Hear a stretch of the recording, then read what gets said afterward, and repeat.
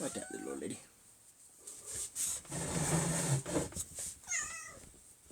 Where's my lady? Yeah. You were sleeping. Socrates was hogging all the attention for a while. Yeah. Boop.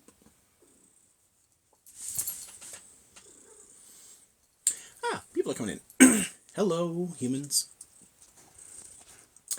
Hello, aquarium. Let's see. Scroll back a little bit. Someone says more tech issues. John, I'm not sure what you mean there. I only turned it on with, if you mean the streaming elsewhere, I only turned it on with the the phone, because it's sort of like a little impromptu just to relax a little bit after a horrifying drive today. So, I didn't feel like setting up the computers or anything else. I'm not sure what else that could mean. Let's see. Oh, King Leonidas says, here's a question for a historian. So, yeah, go ahead and shoot. Someone, let's see. Dobil said, I can't read that well enough. Hello, are you pro-Palestinian? Yes. I mean, I'm pro-human and anti-nationalist. So, sort of by default, in a Zionist-Palestinian conflict, I'm obviously pro-Palestinian. Hello, SoulSpeak. Let's see. John says, one last one you were working on. Yeah. There was John was doing tons of streaming stuff, setting it all up, to try and do this regularly, but that'll be for the Fridays. I just spent the last 6 some hours in the car, so I just burnt out. I don't feel like doing any serious work. So I figured I'd pop on here, see if anybody wants to chat about anything, anybody has any fun questions, anything fun coming up there, and just kill a little time, and then crash out, because I have to do a bunch of driving again tomorrow. So, yeah, way too much time in the car today. Let's see.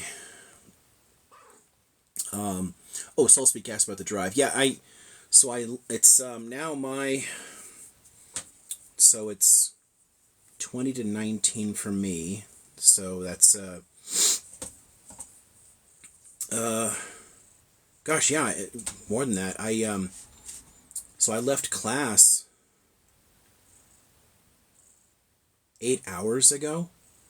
And in that time, I drove to a store to pick up a pre-ordered item. So I was in and out of the store pretty fast. Went through a drive-through and picked up a taco. And the rest of the time was driving. So definitely more than 6. But yeah. Been a terrible drive. Let's see. Why would, Leonidas asks, why would popes and kings of Europe surrender the lucrative operation of usury voluntarily?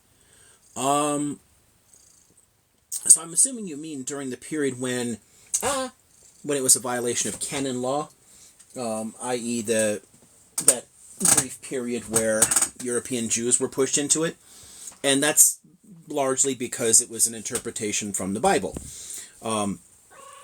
The whole Jesus threw the money changers out of the temple, the idea of trying to profit on religion was controversial. Actually, the church fought for a long time. There were significant elements within the Catholic Church, especially in the High Middle Ages, that were trying to get the church to take vows of poverty and abandon all the, gold on the altars and shit like that.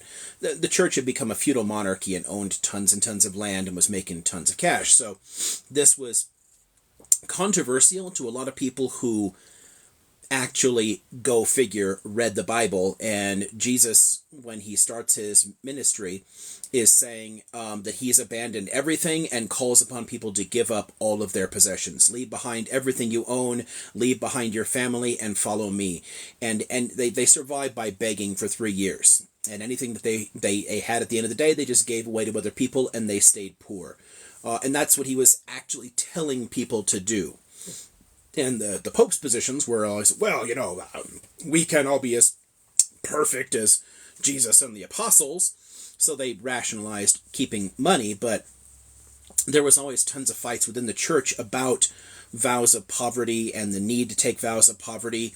And one of the compromise positions for a while was to at least prevent making money on interest, usury, which did make it difficult to give loans out, because people usually don't want to give away money that they could use themselves and not get something back, especially in a pre-modern period where money is harder to come by, and you tended to use what you have and keep that little bit of cash in circulation. So giving it up was harder for people to justify. So that's the main reason there. It's a theological one. And the church had to change its position on that for that to go away as a prohibition in Christianity. Which, of course, makes sense by the time the the Protestants come along, because they were going to interpret it differently anyway. So why would the church? Why would the church want to be left behind on the rush to make money? So, yay. So that covers, I think, Leonidas's question. But if you've got any follow-ups, let me know. Let's see. Traveling to see eclipse. No, I didn't. I couldn't remember if that was... What day was that? When was that? I didn't see it. I don't know. I knew there was one coming, but I honestly can't remember when they said it was. I totally forgot. I'll do like stargazing and stuff up here on the mountain, but I usually won't, chase around to do different things. No, today was errands, and tomorrow I'm going out into the low desert to visit some family. So I've got a long drive in the morning and the evening tomorrow as well, just to run out and say hello. Let's see. Hello. Meow. What else did I miss? Ooh, right to work states. Hello. That's a fun one, aquarium. Let's see if anything else I missed here. Cruise. Oh, somebody asked who's my favorite poet. Wow, that's impossible. I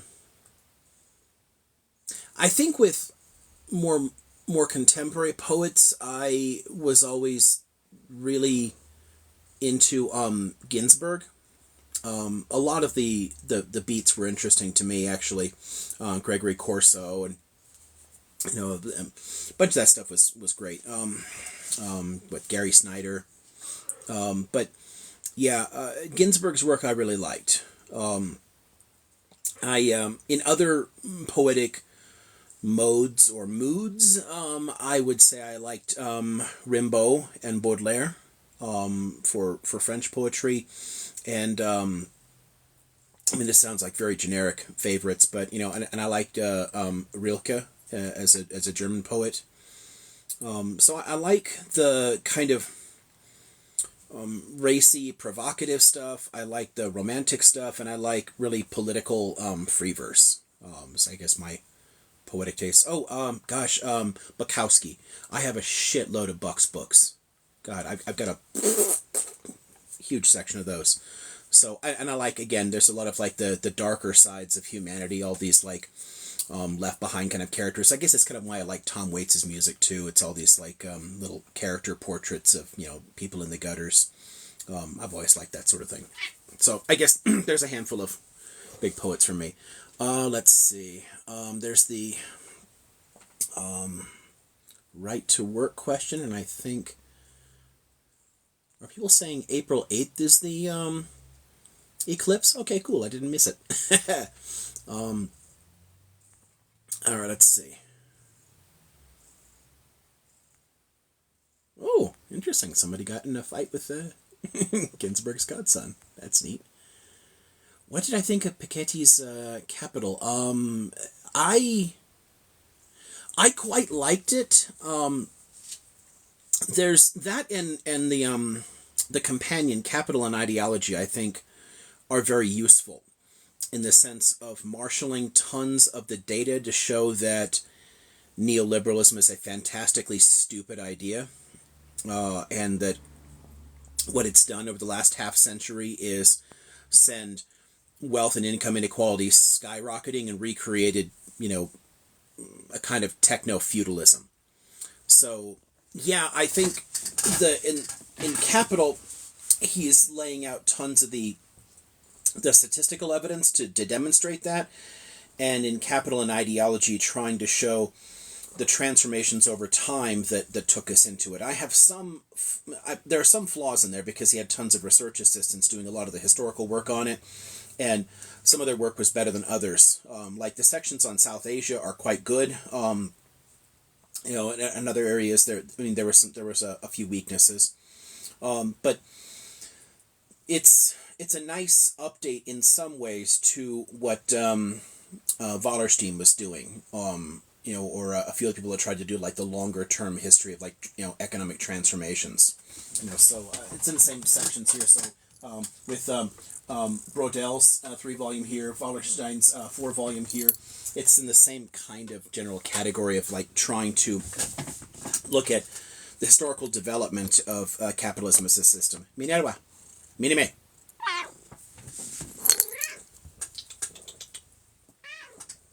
Buona buona.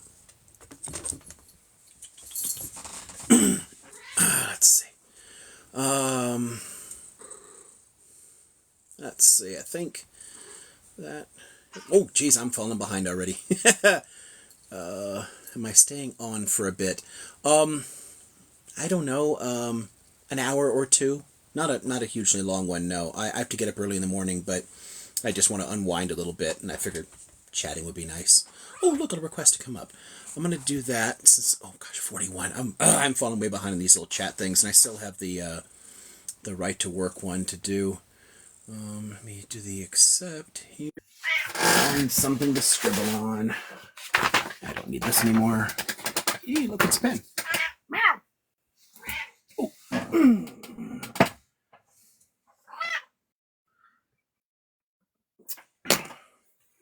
In vino veritas.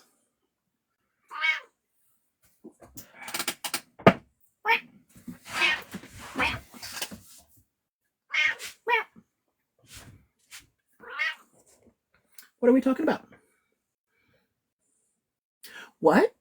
Right to work is bogus and people should all join unions? Well, fuck yeah. Fuck yeah, Comrade Cat. Let's see. There's way too many messages down there. I'm falling behind, and I'm going to fall behind even more if I start talking about right to work. But the short on it is it was an intentional scam, rhetorically, by using terms like the right to work. It makes it sound like you're actually helping workers and telling people that, oh gosh, if you're forced to pay union dues, that's not good, and you should have a choice of whether you want to do it or not, and that all sounds great. But the whole point is to break union bargaining power.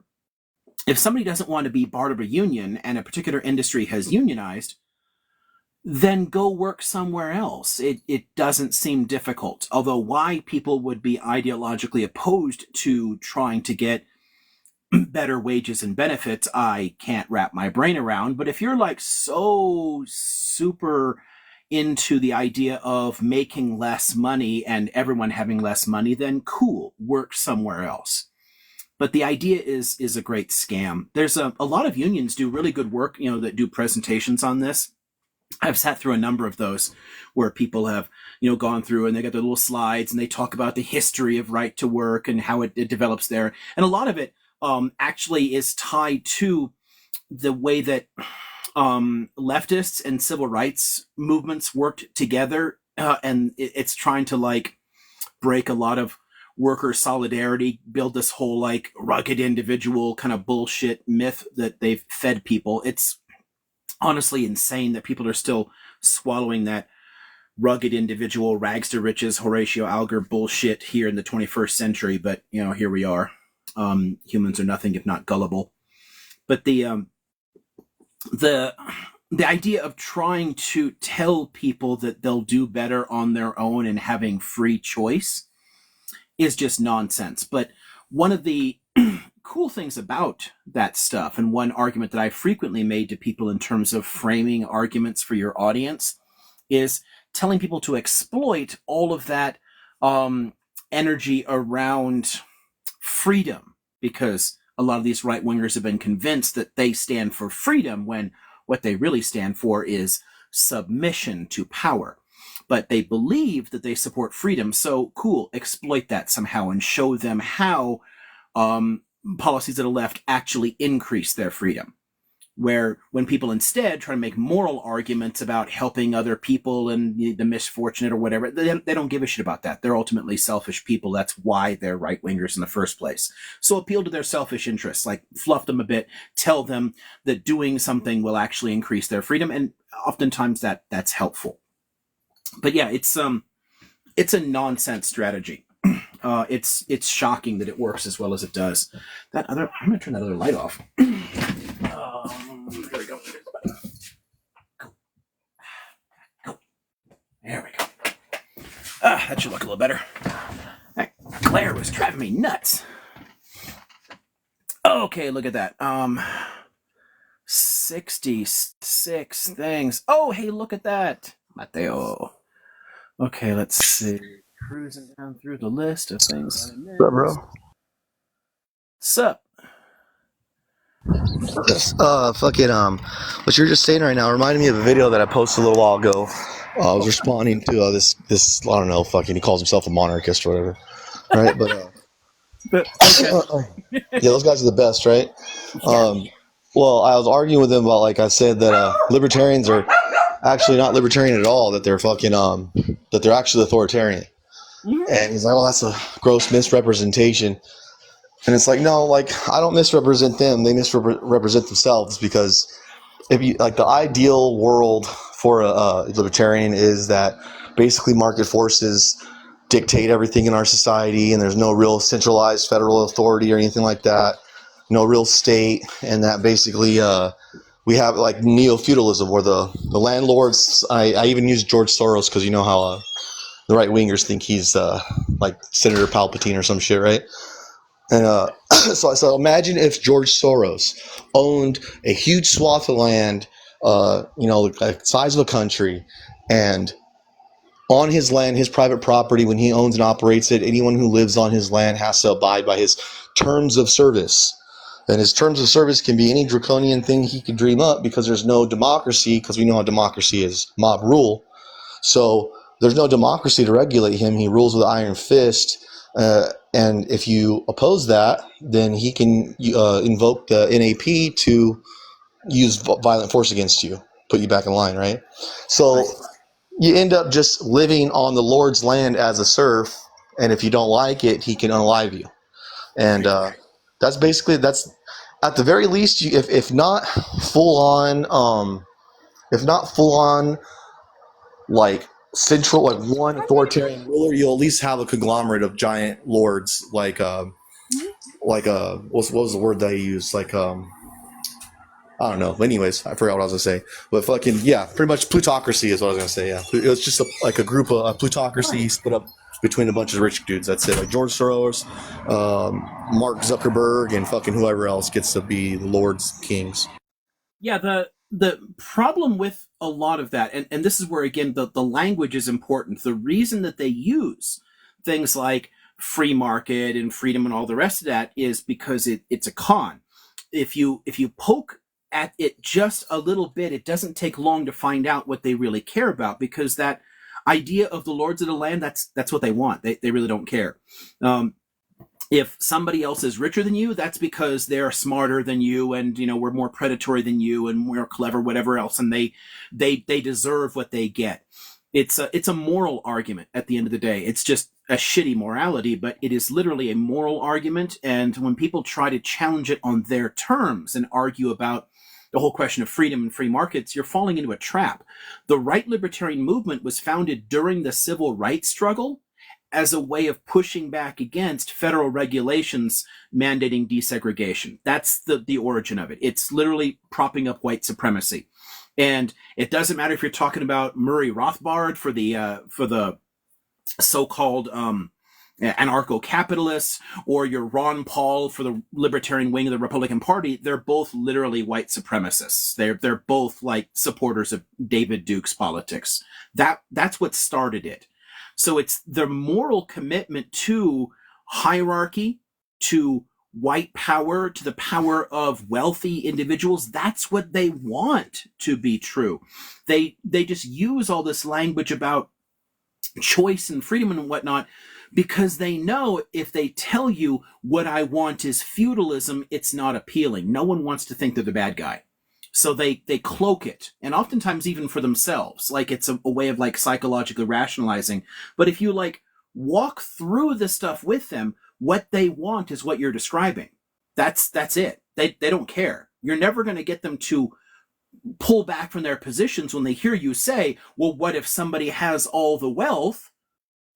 They're like, okay, cool. Then you work for them. And what if you don't like working for them? Well, you work for somebody else. You know, it's all like voluntary. You can choose to work for somebody else. Well, that doesn't work when everyone owns everything. You know, I mean, I saw a disturbing statistic recently that 70%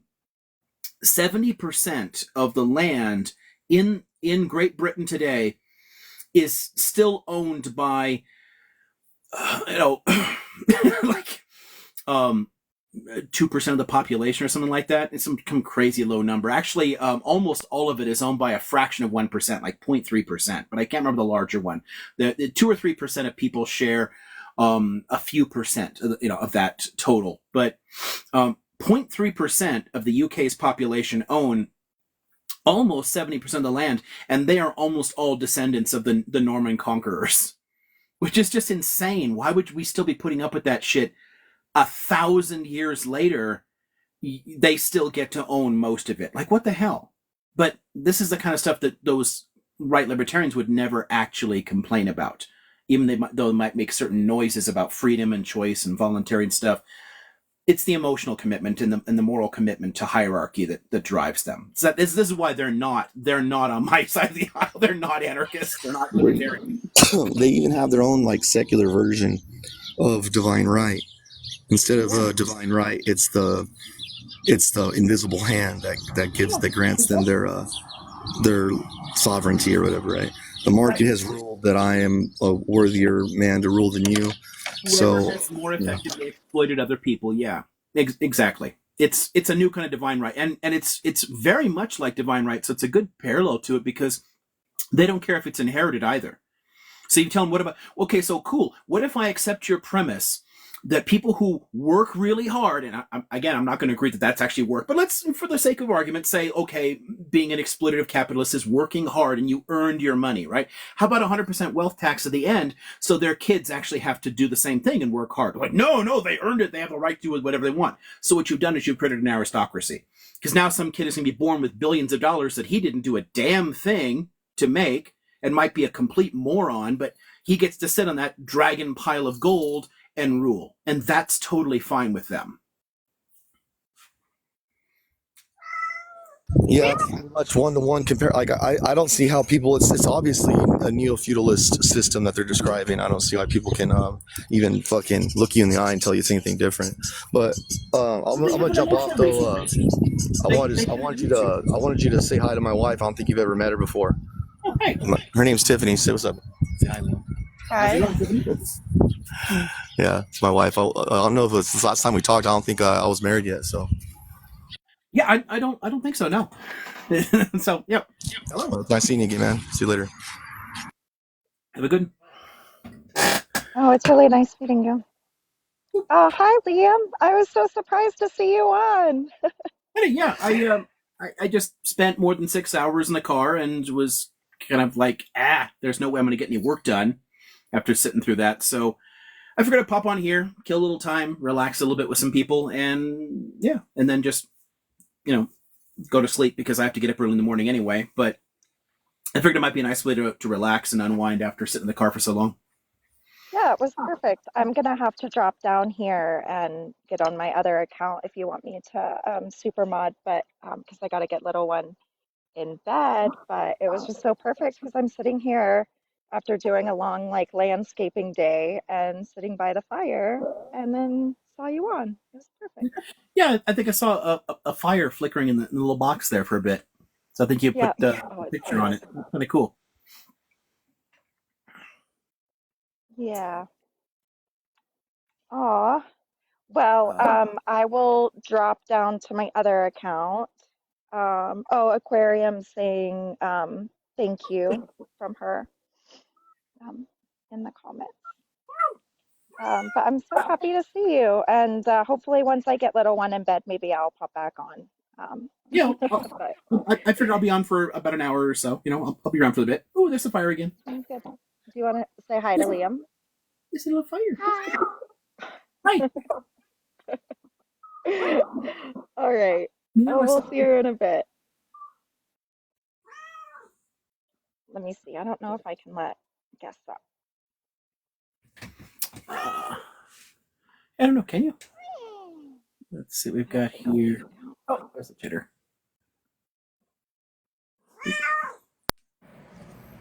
Hey, Liam. I'll keep you company. Howdy. Howdy. How's it going? I'm going all right. Long day of driving, huh? Yep. Yep. So, yeah, you guys are just talking a little bit about some, feudalism and whatnot, and I got about 10 minutes left of reading Anatomy of Fascism, and after listening to something like that, you really understand how not black and white the left-right, dichotomy is. That's Paxton's book. Dang it! Now I gotta look and see. Let me see here. I love having split screen. Yeah, Paxton. Okay, cool. And then I'm gonna start on some Thomas Sowell books. Ooh, after that. Yeah. I don't like him. Oh God, no, not at all. His social analysis is horrifically bad. Is it? His economic work is accurate as a description of the neoliberal consensus, but he tends to argue that it is the only real economics. Like, there's a lot of economists that like to pretend that their way is the only kind of economics and everything else is bullshit. He's one of those. Well, I'll tell you what I got queued up. You His can tell me basic if they're bad. economics is useful for his school, but beyond that, it's terrible. Well, I don't like getting bad information. That's for sure.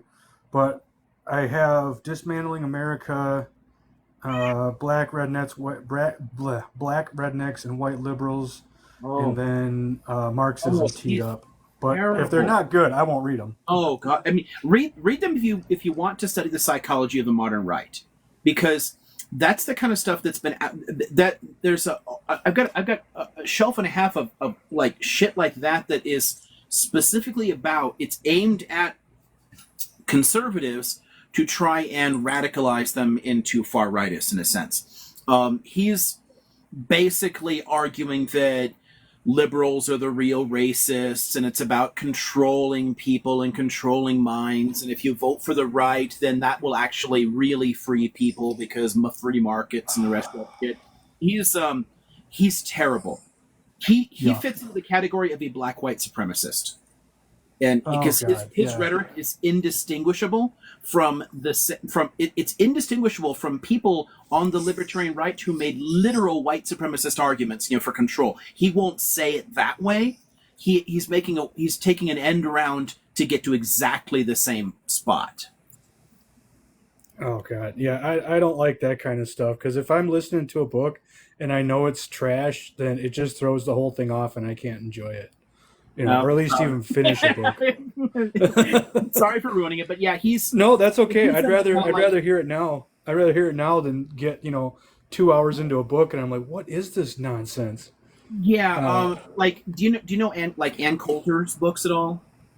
I've seen them. Or like I haven't read any of them. Levin, or I don't know, Ben Shapiro to some extent. I mean, he's in the same basic category. Like that's the audience he's going for. Like it's the same kind of Mark Levin type of the whole race Marxism and the rest of that shit. It's cloaked far right rhetoric. No thanks. Yeah, Sowell is the far right loves him, but anybody with any actual understanding of history is gonna piss all over those books. So I don't mind getting, reading a book from the other perspective, but if it's just nonsense, then I don't want anything to do with it because, I'd rather not give him the satisfaction of actually having read his book if it's junk.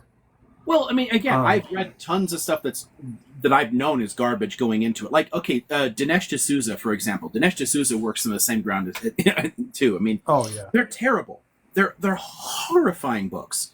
But it's important to understand the kinds of arguments that they're making to people and why they work. Like, how is it sucking people in? Because people are buying this stuff. I mean, these books are bestsellers. So millions of people are following for this shit.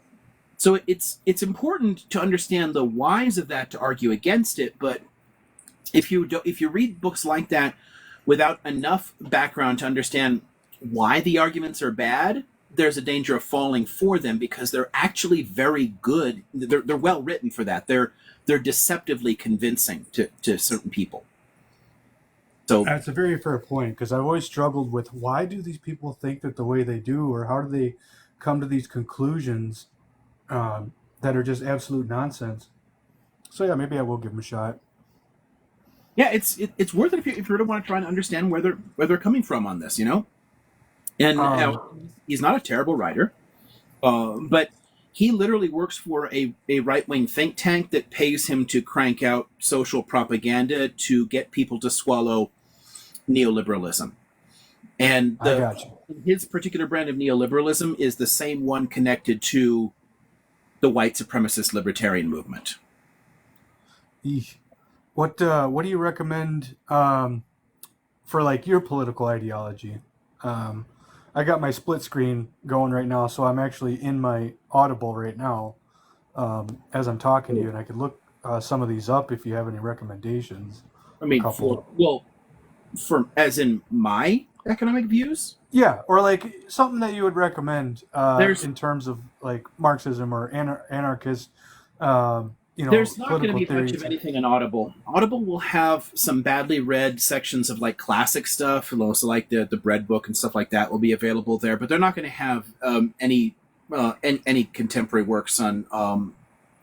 They have relatively little actually good contemporary socialist and anarchist type stuff, but they do have a number of good critiques from still a capitalist perspective of that kind of stuff. So I know you'll find. Let me flip this thing actually. Looks like you got the Red Book, a reader's edition. I know Ha-Joon Chang is on there. Some of his books are on there, and he's unlike a lot of economists. He's actually like, yeah, no single school gets it all right. We have to look at all of them. How did you spell that one? Economics.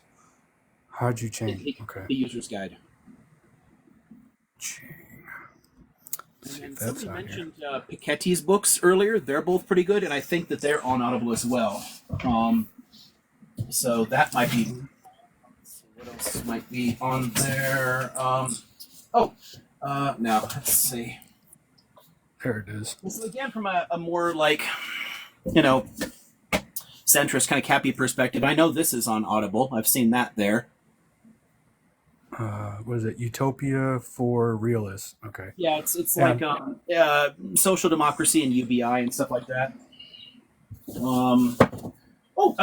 Some of David Graeber's books are on there actually. That's probably the best you can. Let's see. Let me find a few of these. That and what's the let's see. Actually, I have seen all three of these on Audible, and he's actually quite good, and actually is on my anarchist side. So unusually for anarchists, he is there. Bullshit. That's awesome. Great. Debt is great. And then there it is. New History of Humanity with Don't Have Everything here. It's fun because he does this in conjunction with an archaeologist and tries to look at tons of earlier anarchist and socialist experiments going back thousands of years. Okay. That's a fun one, but I know those are on Audible. Adding them to my wish list now. I detail cars bunch of good and critiques of neoliberalism that are on there, but fewer from the actual anarchist or socialist side. Piketty. So these are both on Audible. What's the author?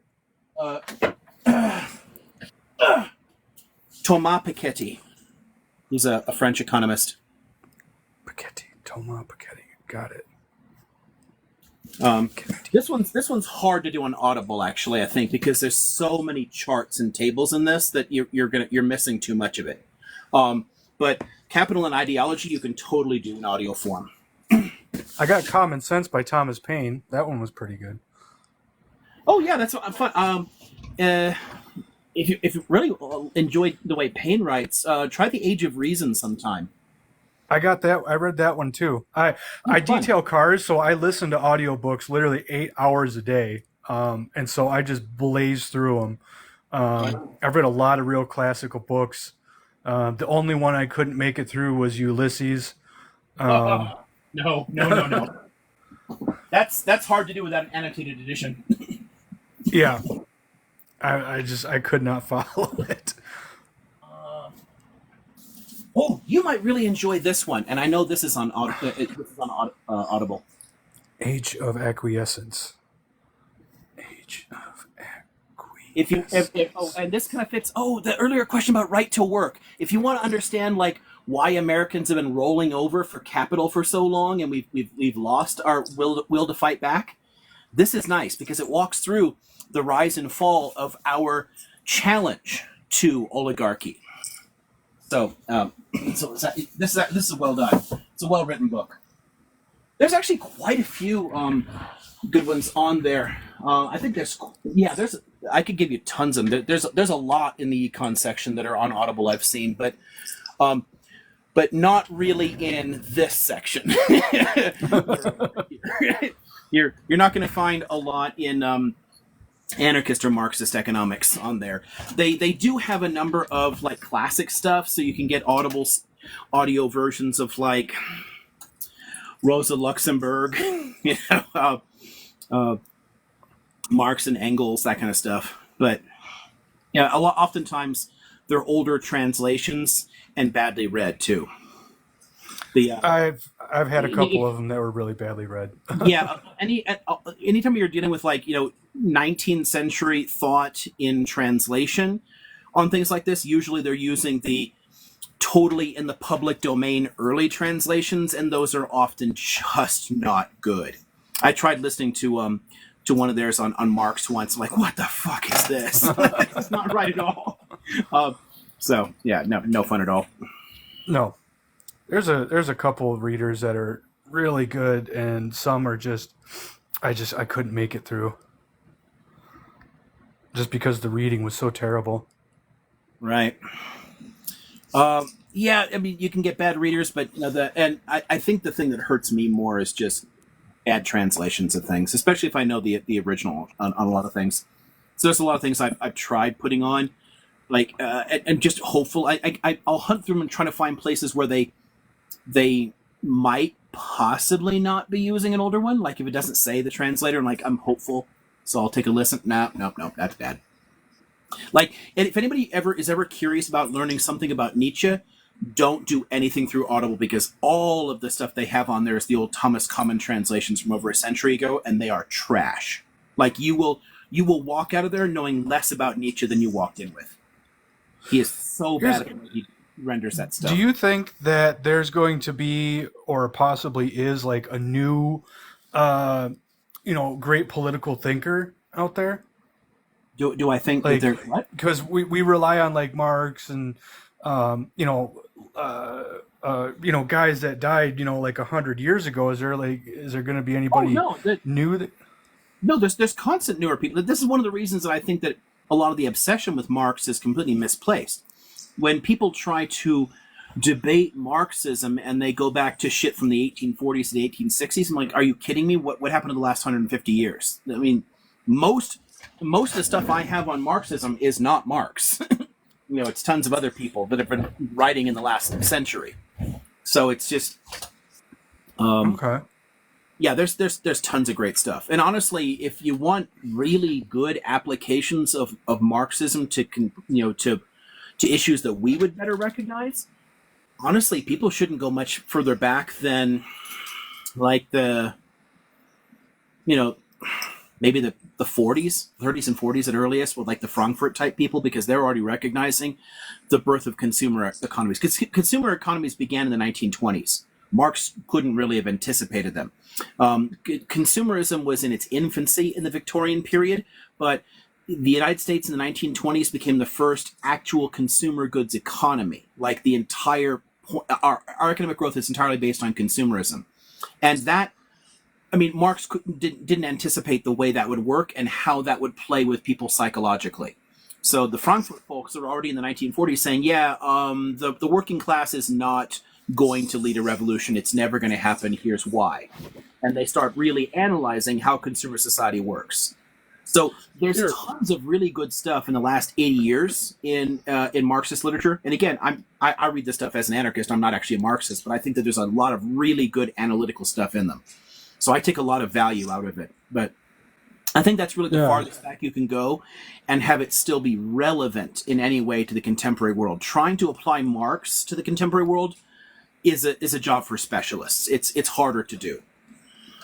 Right, and it seems like you said, with the rise of consumerism and then the post World War II world, strictly adhering to things that were written prior to, like, the rise of fascism and whatnot in the 20s and 30s, it really doesn't take into account everything that's changed since then. So that's why I wonder, what's out there now for it. Right. Yeah. I mean, if you get through more of the good economic stuff, like if you get through things like Piketty and Chang and whatnot, and you want to get into the left, I don't know how much stuff like that would be at all available through Audible, but we can look. And if nothing else, I could always find like some short stuff that you could read that would give you a little exposure to more recent, Marxist or anarchist thought. But there's not a huge amount on Audible. I don't know. Look up James C. Scott on there. I know they have his 2 Cheers for Anarchism, but it's not a great book, so I wouldn't bother with it. But I think some of his other stuff might be on there. So if you see any James C. Scott, like Seeing Like a State or The Art of Not Being Governed, those are really, really good. Is it Scott with 2 T's or 1? 2. 2, got it. I thought I had seen things like this on there at some point, but I don't remember. Let's see. No. There it is. Seeing Like a State. Oh, good. Against the Grain. Well, Against the Grain is pretty good. Against the Grain is a longer term anthropological study, though. So yeah, I'm not sure how relevant that is to what you're. But Seeing Like a State is good.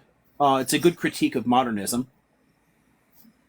I do like lecture series, so I mean, I just recently listened to a 24-part lecture series on how to have conversations with people. So, I wish things like this were on Audible. Yeah, I have what is it? Used to be Scribd, but it's something else now. So I've got 2 different sources where I can get my books. If you did, so you read Paine. So if you do want some older stuff, and again, a lot has changed since the 19th century, but Mutual Aid and The Conquest of Bread are both still valuable. Okay, there's things about them. So I think of the anarchists that are available on Audible, I think Kropotkin's probably the best one you can look at. How do you spell that one?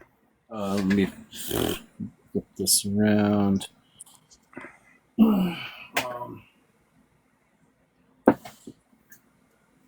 Actually, very well. Yeah, Kropotkin. Kropotkin, got it. Kropotkin. And his name is Piotr. Piotr, but they usually put it as Peter instead. Yeah, people usually Peter. Conquest of Bread. I know I've seen these 2 on there. Mutual Aid, there it is. Yeah, as older books go, honestly, I think Kropotkin and Goldman are probably the most valuable of the really older ones, because there's some elements of their thought that are kind of timeless and disconnected from a lot of these specifics. Kropotkin liked to draw on trends in evolutionary theory and in early anthropology. And while our knowledge has advanced considerably, he actually some of his interpretations are actually more like the contemporary understandings of our evolved human nature than a lot of the stuff that actually followed him in the 20th century that got a lot of it wrong. So it's neat. It holds up better than I would have expected because of that. The science is kind of caught up with his guesses. And Goldman is great because she focuses so much on social issues like women's liberation, reproductive freedom, things like that. There's tons of great stuff there where her thought is still very very topical. Sadly, it's sad that a century later we're still having the same conversations, but whatever. He's still really good on a lot of things like that. That's why I wish they, in public schools they'd make politics a little bit more, a thing. Right. Oh, if you got your Audible Apple, can you take a look and see if they have any David Harvey? I kind of doubt it. He's high enough profile that he might be. And of more contemporary Marxist writers, I think David Harvey is great. I mean, his Postmodernity is a fantastic book. His neoliberalism book is pretty good. His commentaries on Marx are fantastic. I mean, he's done a lot of great stuff. Yeah, it looks like A Brief History of Neoliberalism, Marx Capital and the Madness of Economic Reason, 17 Contradictions in the End of Capitalism, a companion to Marx's Grundrisse. What? And some, yeah. What? Okay. His companion to Marx's Capital is really good. To the Grundrisse, that's hilarious that someone would do an audio version of this. I would never have expected either of these. Don't do this.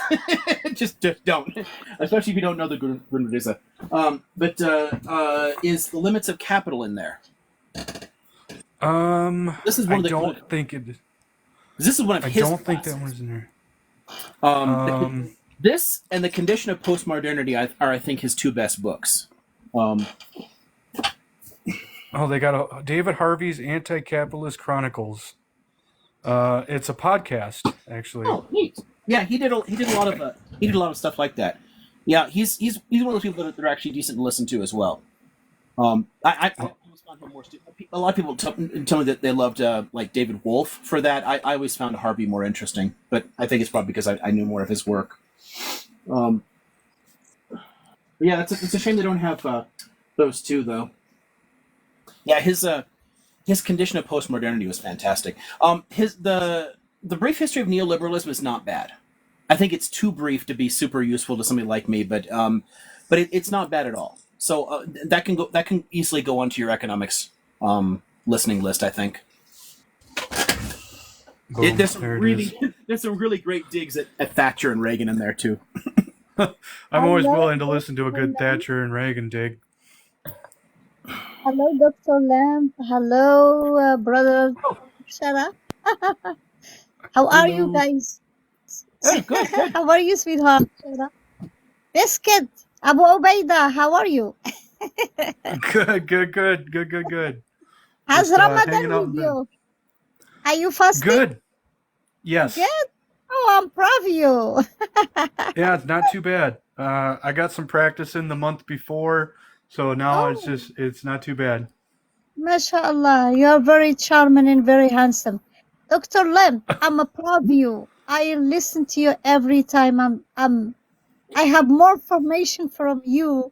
I am more educated more because of you. I love you, sweetheart. I love you. I love your. I wish if I can speak more English, I can tell you my feeling. But really, I'm proud of you. You know, you are doctor. You know, you are very educated. Thanks. I like to help out where I can, and this is honestly kind of fun. So it works out well for me. If it's fun for me, and if it's helpful to you guys, then great. It's It's Yes. perfect. Do you speak Arabic or French or Spanish? I can read Arabic tolerably well, and French slightly less well, but I can definitely get by in French, but not conversationally. Oh, By ear, there aren't many languages that I get because the language center of my brains is funky. Like I have an easier time reading than I have speaking, okay. so I do. I struggle a bit. So Yes, I know. with with For Arabic, me, generally, like if I read newspapers just fine, and if there's words I don't remember, I just I no hit problem. the dictionary. But yeah, it's mostly for reading. No, GPSC, no. Thank you. I'm asking him because I know he's very, very educated and smart man, like as you, GPC, like anybody else here. But you really, I am, I am learning for you a lot because it's a level. You have a high level. I'm hustles. I'm trying, but I do speak a native of Morocco, Amazigh. I speak Arabic. I speak French. I speak Spanish, and English as well. So, Do you speak one of the Volvo. Amazi? Do you speak one of the Amazi languages as well? Yes, yes, I Oh, do nice. because my family. Which one? I don't. I mean, I don't know where you are in the country, and I'm not going to ask that. But which language? Which dialect? Uh, I'm just. I live in New York. Oh, okay. But like where in Morocco was your family from? I'm just. Oh, my family from north. I am from Tanger, Tétouan, Oh, Hoceima. okay, okay. So my family, the second language, it's Spanish, but the native is Amazigh. We are Rifia. I'm Rifia. Yeah, exactly. So, Riffian. Yeah, yeah. so we are speaking. I had But, one but of my me, advisors in graduate school worked on Morocco and spoke several of yes. the Amazi languages. So I got kind of interested in them because of him. Yes, the culture it helped me a lot, but me, I born in Rabat, El Capiro. So my second language is French for me. I grew up with that Makes in sense. school, you know what? So, but I grew up with the culture Spanish. My family they was in an embassy Spain. I work in an American embassy too as well.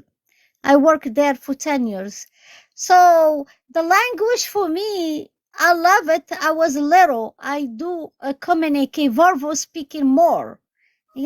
Like I can communicate with any language. Mem Italian a little bit because similar to Spanish, little Right. German. Morocco they speak in verbal language, many language. Upside you go to school, or you go Right. to center to learn other language. But you are amazing. I'm learning a lot for you. Oh, thanks. Thanks. Yeah, I'm just here I have to the listen I have and to tell you hello and I love you. I love my brother Chara. I love everyone here, Hiba, everyone supporting Palestine. But last time you make me so much cry because you cry for the kids, for the Palestine. You really, I can see you how you are humanity and you telling the truth.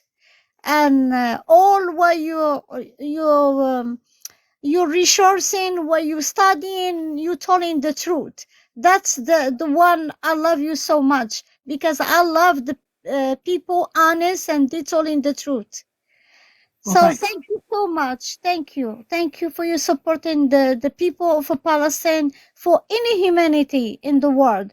They should be not to be like that, to be deserve to have better life. Right, Thank you. exactly. Everyone deserves to live in peace and dignity. Exactly.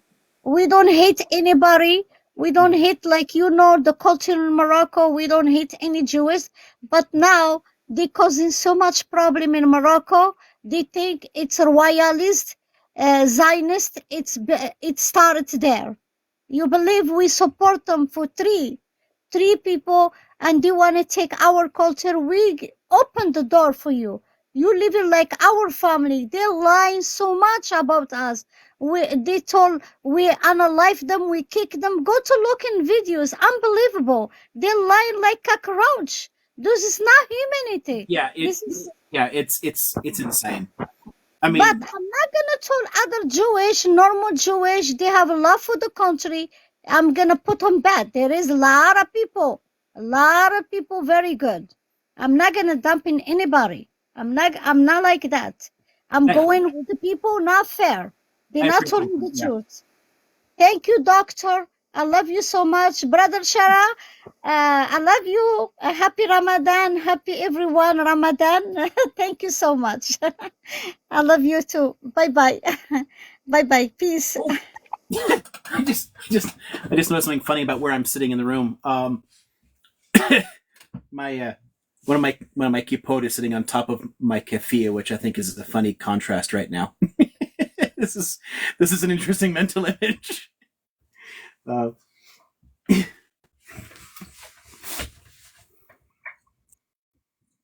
are you doing? What you silly cat? What is a silly cat? What are you doing? Oh, look at you, silly cat. Purr. Hey, Professor, I just had a one uh, somewhat question. I was hoping you can help me understand. Would love to hear your perspective. Um, so I'm trying to figure out if it's true from history that sort of when there was authoritarian regimes and they were sort of destroyed, and that created a vacuum in the leadership, and then in a way that created anarchy and chaos, if you will. And then after, does that necessarily, because of historical examples, result in another authoritarian regime? And I'll give two examples. Like, for instance, in the Roman Empire, used to have dictatorship, and then sort of Julius Caesar rose, and then he created the empire. And then the other example would be French Revolution, when they took down the king, but then that created the French Terror and then anarchy, and then that resulted in an emperor. Because in a way, perhaps the sort of the chaos, you need to restore order, and then somebody comes in that's a strong man, and then restores order, but then effectively becomes what used to be, but in a different fashion. So, what are your sort of thoughts on that? Does one necessarily sort of result in that through the history, or is that, do you have what is your take on Well, that? I wouldn't say that it's that one authoritarian system in decline leads to another authoritarian system, but I think that very rapid change has tended to lead more toward authoritarian solutions, because in revolutionary climates there's a lot of uncertainty, there's lots of confusion, and when people are confused and scared, I mean, this is one of those places where the differences in our evolved neurology really kind of help. You know, about about half the population is more interested in innovation and new ideas, and about half the population is not. Wants like things to be stable and order and that kind of preference, and is more driven by fear. And so it's that amygdala response. And when you put people in a revolutionary environment, for those people, their response to that confusion is to look for somebody to give them a solution, somebody to say, I will fix it for you. And that tends to, if the conditions are right and there's somebody to exploit that, it can lead to an authoritarian solution. It doesn't have to, but it has tended to, because usually someone will step into that void. The the French Revolution is a good example of that in a way, because and this is sort of a fun one, because we have three great 18th century revolutions. The first of them is the least revolutionary, and that's the American. People tend to forget that American freedoms actually went down after the revolution rather than up, because the founders of this country were problematic in many ways. They were interested in clamping down on the free expression of ordinary people, the mixing of the races, the sexual freedoms, things like that. They were trying to impose a much more conservative political culture here. The French and Haitian revolutions are much more radical, and they tried to do a lot more much faster, because they set out to genuinely transform society in ways that increased human liberty rather than decreased it, which is what the Americans tried to do. And because of that, it put them at odds with a lot of traditional power structures, and that led to a lot of the chaos. And out of that chaos, people started looking for a dictator to solve problems. Not everyone. There's a lot of people who are very disappointed that it didn't continue in that revolutionary direction, but enough of the population leans naturally in that direction that, you know, a Napoleon could take advantage of that kind of crap and consolidate power.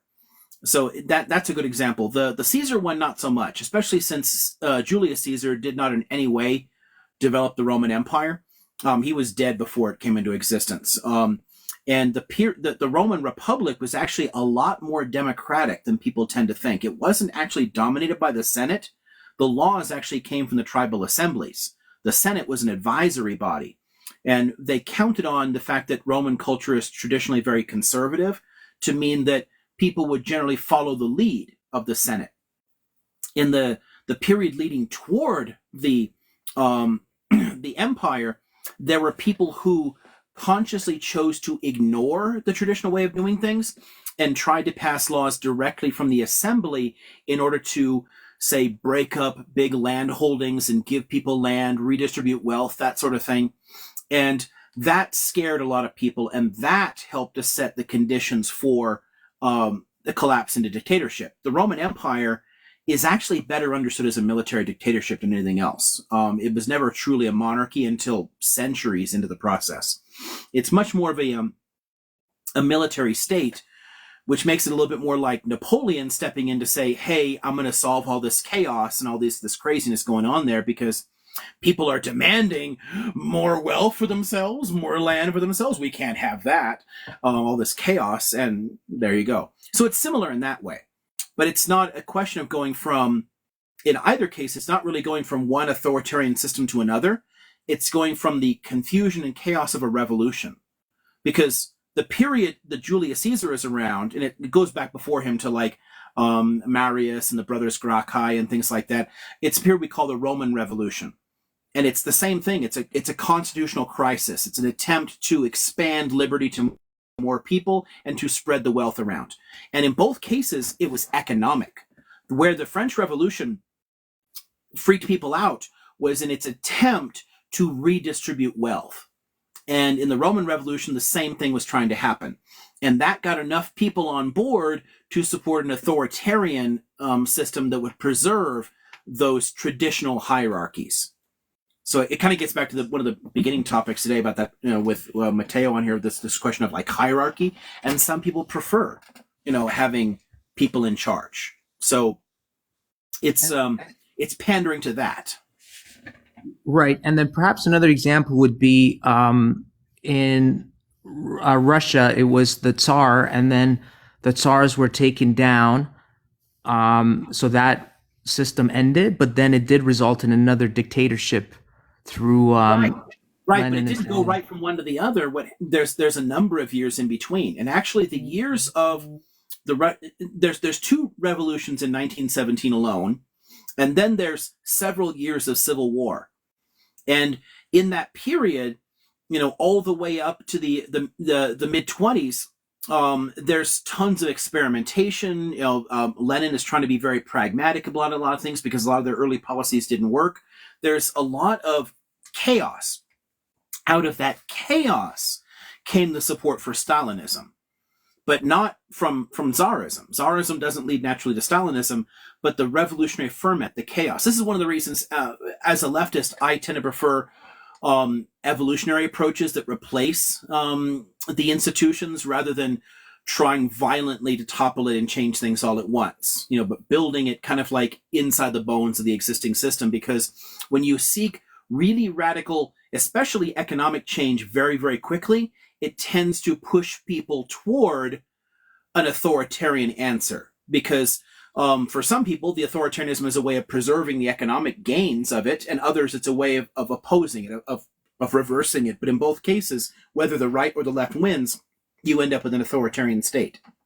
And that's not what I want. Revolutions are what tends to violent revolutions are what tends to do that. Right. Nice. I do understand that. I think what I learned from that is it depends on how quickly the change is happening, how Mhm. significant changes, and you're saying Right. also anarchistic or chaotic way. There are a lot of people that want to go back to sort of an order, even if Chaos. that means. Yeah, I wouldn't use the word anarchy there. That's because it gets confusing because anarchy as a political philosophy and anarchy as in chaos are completely different things. So it creates confusion. But chaos, yes, that's people are responding to the chaos. I see. What is the difference then between anarchy, the system, and chaos? Because I see it as maybe in my mind it overlaps, but perhaps there Yeah, is a difference. anarchy actually opposes chaos completely. Anarchists don't have any problem with order at all. Anarchists oppose hierarchy. So they oppose unnatural hierarchies, i.e., I was born rich, or I have all this structural power. I know I have companies that give me power. I have a state that gives me power over you. They oppose power relations. That's the key. Not order. We can organize our societies. We can come up with how to do things. We can work together, come up with different institutions. Anarchists have no problem at all with that. So it's not remotely about chaos. The reason that it gets problematic is that people often use the chaos meaning of anarchy as a dig against anarchists, and it stops people from even looking at it. But anarchism is really about trying to prevent chaos. Wow. Okay. I see that now. Great. Well, thanks for that. And just to let you know as well, last time I asked you a question and I read about it, and that was another thing that I think a lot of people confuse some of these terms. That time I asked you about the difference between nations, states, and I think it was perhaps countries, or I think it was one of those. But I did learn from that, and that was very useful. And I learned quite a bit from you as well. And I'll keep thinking about it more. So thank you very much. Yeah, right on. Happy to help where I can.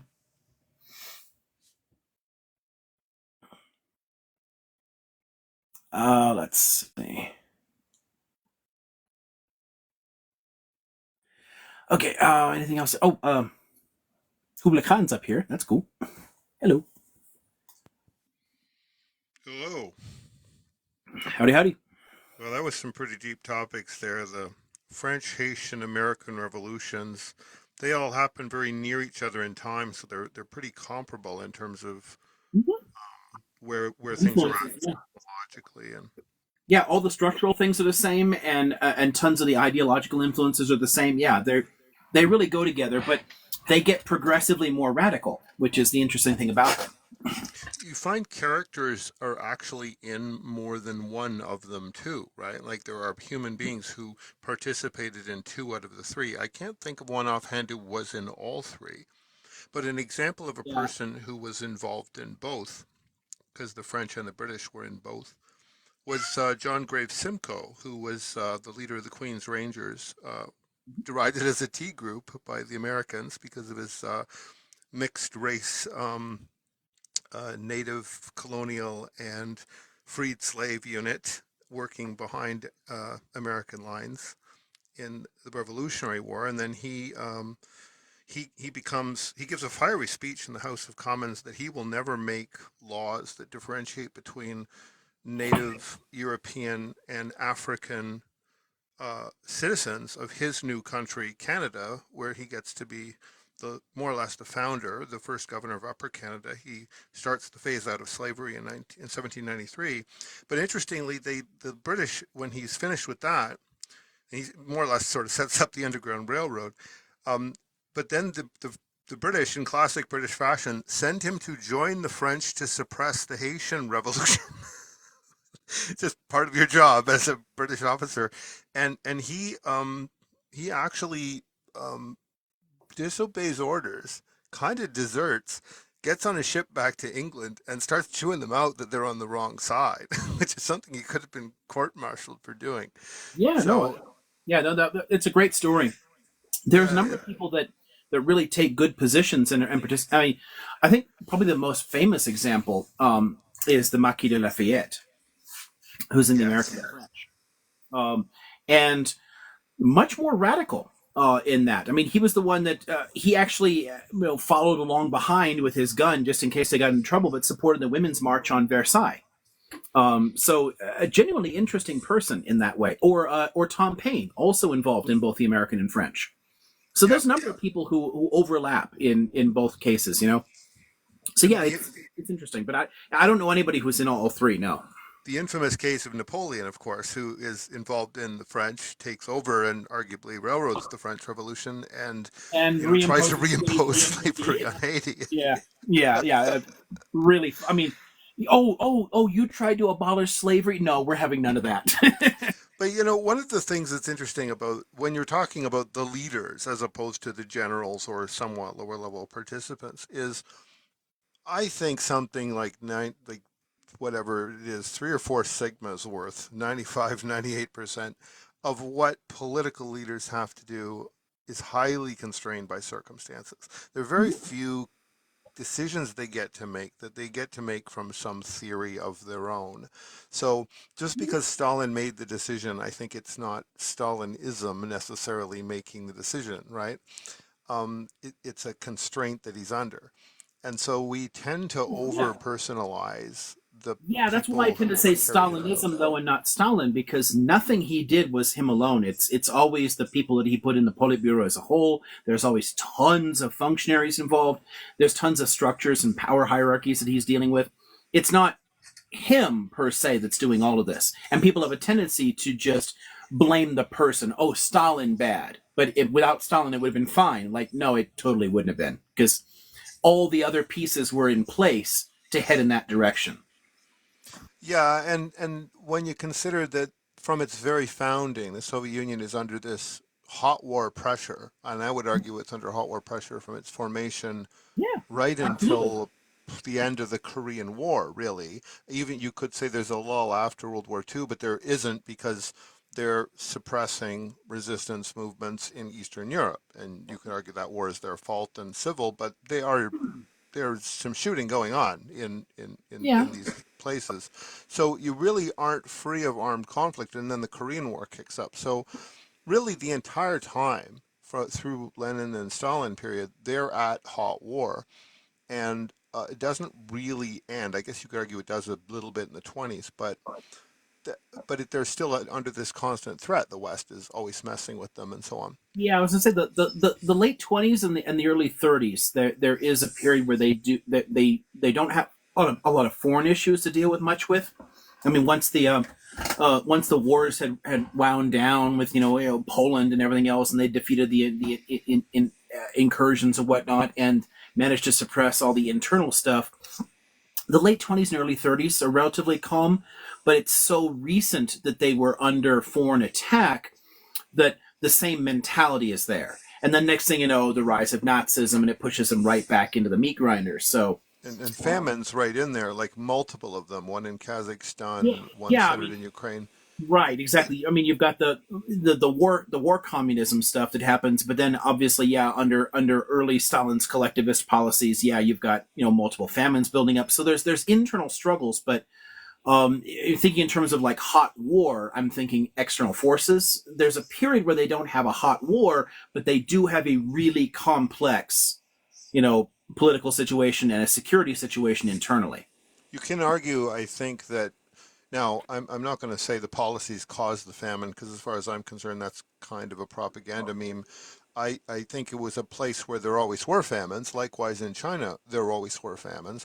And under the USSR and under Mao, they have their last ones. They don't have any more, right? So, whatever it was, combination of industrialism policy, but also a genuine, just sort of bad crop year. There was a famine in America too. There was the Dust Bowl. So we often forget these things in historical context that France and Britain in Yeah, the 19th centuries had industrialization famines as well. yeah, yeah. And the one in Ireland, in my opinion, is much more imposed by policy than the one in Ukraine in 32, in Ukraine and Russia. Yeah, I don't So know. That one's I'm kind of on the fence on because there are parts where yeah, it's entirely natural and famines do happen regularly there, but there's also places where they did. There are some deliberate choices the administration makes because the Ukrainians had fought so hard to gain independence, and they had lost so many other territories. They lost the 3 Baltic states, they lost Finland, they lost Poland, and they didn't want to lose anything else. And they fought really hard to retain Ukraine. So there was a bit of the fuck it, let them go. It's not that they caused the famine, but there's a kind of deliberate neglect that kind of parallels the Liberal government in London during the Irish one. There Where was the a part of exhaustion, I think, with the but made problems of the worse. region. I mean, that was the most difficult thing. Like people don't remember that World War One goes on for another 6 years in the East, right? Like it doesn't stop in. Because of the Civil War. Yeah. Yeah, well, but we call it the Civil War today, but it wasn't at all clear what states would emerge from it then. Mm-hmm. When you Right. see the Ottoman Empire, the Because Russian Poland was fighting Empire, for independence, and yeah, exactly. yeah, There were armed struggles. The Transcaucasian Republic, Ukraine, Poland. I mean, they were literally fighting, to preserve, that territory. So yeah, yeah, it's a direct and continuation of that war from their perspective. and the Ottoman situation also. I mean, the West wants to take the Bosporus. It wants to set up a very large Armenia and a small Kurdistan, and it ends up being fighting Ataturk, who creates what we call now Turkey. That war continues on also. They basically have a giant population swap with Greece The Greco-Turkish ejecting. War, yeah. So basically, pretty much from the whole Mid East, really, all the way up. Um, to the Baltics, pretty much, you have got this continuous war for another 5, 6 years. The Ukraine one is very similar. It's not just a case of the Soviets attacking, some uniform blob that looks anything like the Ukraine SSR that's trying to be independent, right? There's actually 5 different states there briefly, and the Poles conquer the one based in Lviv, and the Tsarists conquer the one based in Kiev, and then the Reds and ally with the anarchist one, and then take them all, uh, leaving in Poland what is the 6 oblasts in the northwest, which was never actually part of the Russian Empire, that then gets incorporated into the USSR in '39 as part of the Molotov-Ribbentrop deal, which of course Stalin gets blamed for, but it's the 20th deal made between, Hitler and somebody else, right? So this is really his fault for making the Right. 20th deal to defend himself. This is the really fascinating historical argument. When people try to blame Stalin for that, and this is very big in the Baltics and very big in West Ukraine, obviously, Mhm. and somewhat in Romania, where they took over what is now Moldova.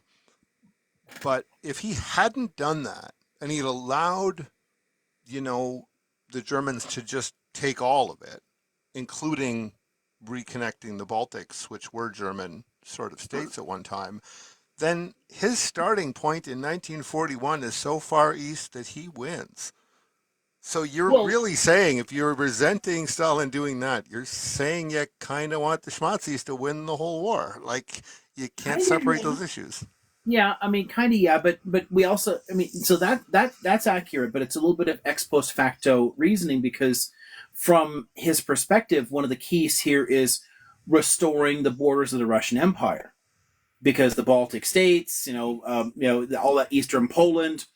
I mean, they invaded Finland. I mean, why Finland? Why the Winter War and the Continuation War? That was because it's an opportunity to restore those borders I and kind stop. of disagree about that because that revanchism explanation has some merit, but the evidence, and I think Stanley, Stephen, is it, or Stanley Kropkin? He writes and talks a lot about this. He studies Stalin as his specialty. He says Oh, that the Kotkin. Kotkin. Kropkin, yeah, Yeah, yeah. he what he says about it is that Stalin personally attended like 5 meetings with the Finns. All they really wanted was this buffer zone around uh, So that's this one. Leningrad. He tried, yeah, that one, and he tried quite hard to actually settle it. And it was more Churchill's basically urging of the Finns not to give up an inch that ended up causing that war. And even when the war Well, happened, yeah, it happened with limited objectives. but why? But why give anything up at all? Like why? Why? It's always the larger powers always want to bully smaller powers. That's the key there. And while the Soviet Union is arguably less imperialistic than most large powers, it does still treat its neighborhood the way an empire would. It still does bully Yeah. smaller players. Yeah, So, but so I'm not sure you have it's as not important a city as St. Petersburg slash Leningrad in such a vulnerable position anywhere else in Europe with like literally nothing. Because remember, the yeah, British but had actually again, tried to invade it in why is it 23. vulnerable? And again, since since it was no longer a capital, Yeah, the idea here is if you're friendly with your neighbors, it doesn't matter if a country if a yeah, so sure. look at like Bratislava, the capital of Slovakia. It's Hmm. right on the frickin' border. I mean, Yeah, true, true. there are countries with like capitals right next to other countries. As long as you're friendly with your neighbors, who cares? Um, so it's that place where if you're pushing people around and making them angry, then you have to worry about and defend territory, and you want to create a buffer. But Sure. the population around and actually still today, there are still speakers there. The population all around that region actually spoke Finnic languages. It doesn't make sense to incorporate them into Russia in that sense. They still speak Finnic languages in There basically a good there are chunk of Russia back, right. another Yeah, ways. they're fading rapidly. Linguistic assimilation has been happening, but it's taken quite a while. But a lot of those Finnic languages are dying. Like Ingrian is gone entirely. There's a Yeah. handful of those languages that are gone, and others are slowly fading. But that area is all historically, traditionally Finnic, and if you're going to be friendly to those people there, there's no reason to be worried about it. But they chose to be, Well, and well, that's wait a minute. Remember, the British are literally there with a fleet at the very end of the Civil War, providing naval support to a large white army, which yeah, is sitting in for sure. Estonia. And Yeah, the people who settle that are not the British. It's the Estonians who say, we're going to stop this. You've either got to join the Estonian army or you're going to prison camps. And the Estonians had good relations with the Soviets after that for quite a while, which is yeah. one reason they were so upset legitimately when they were treated brutally when they were annexed. Right. Right? Yeah, for sure. No, exactly. There's it's always more complicated because of the imperialist politics. The British were a Yeah. deciding factor in this entire process and made a lot of things worse. The French to a lesser extent, but they also did, and the Americans too. We all fucked with them, but it's I'm possible good to with somebody acknowledge saying that that it's, shit and still acknowledge that the Russians weren't complete angels too. And that's all I'm trying to say is that yeah, while it's understandable a lot of their decisions, there still are some power politics involved in here. It's not as simple as like a lot of the pro-West narratives, like, oh, they just wanted to take everything. But there's a little bit of that as well. And some of it is driven by Western imperialism, yes, but it still does lead them to push other powers and try to control them. It's the same thing you got in more contemporary issues where Russia opposes the expansion of NATO, yeah. rightly so, because it's deliberately provocative, but then they push their neighbors around because of that fear.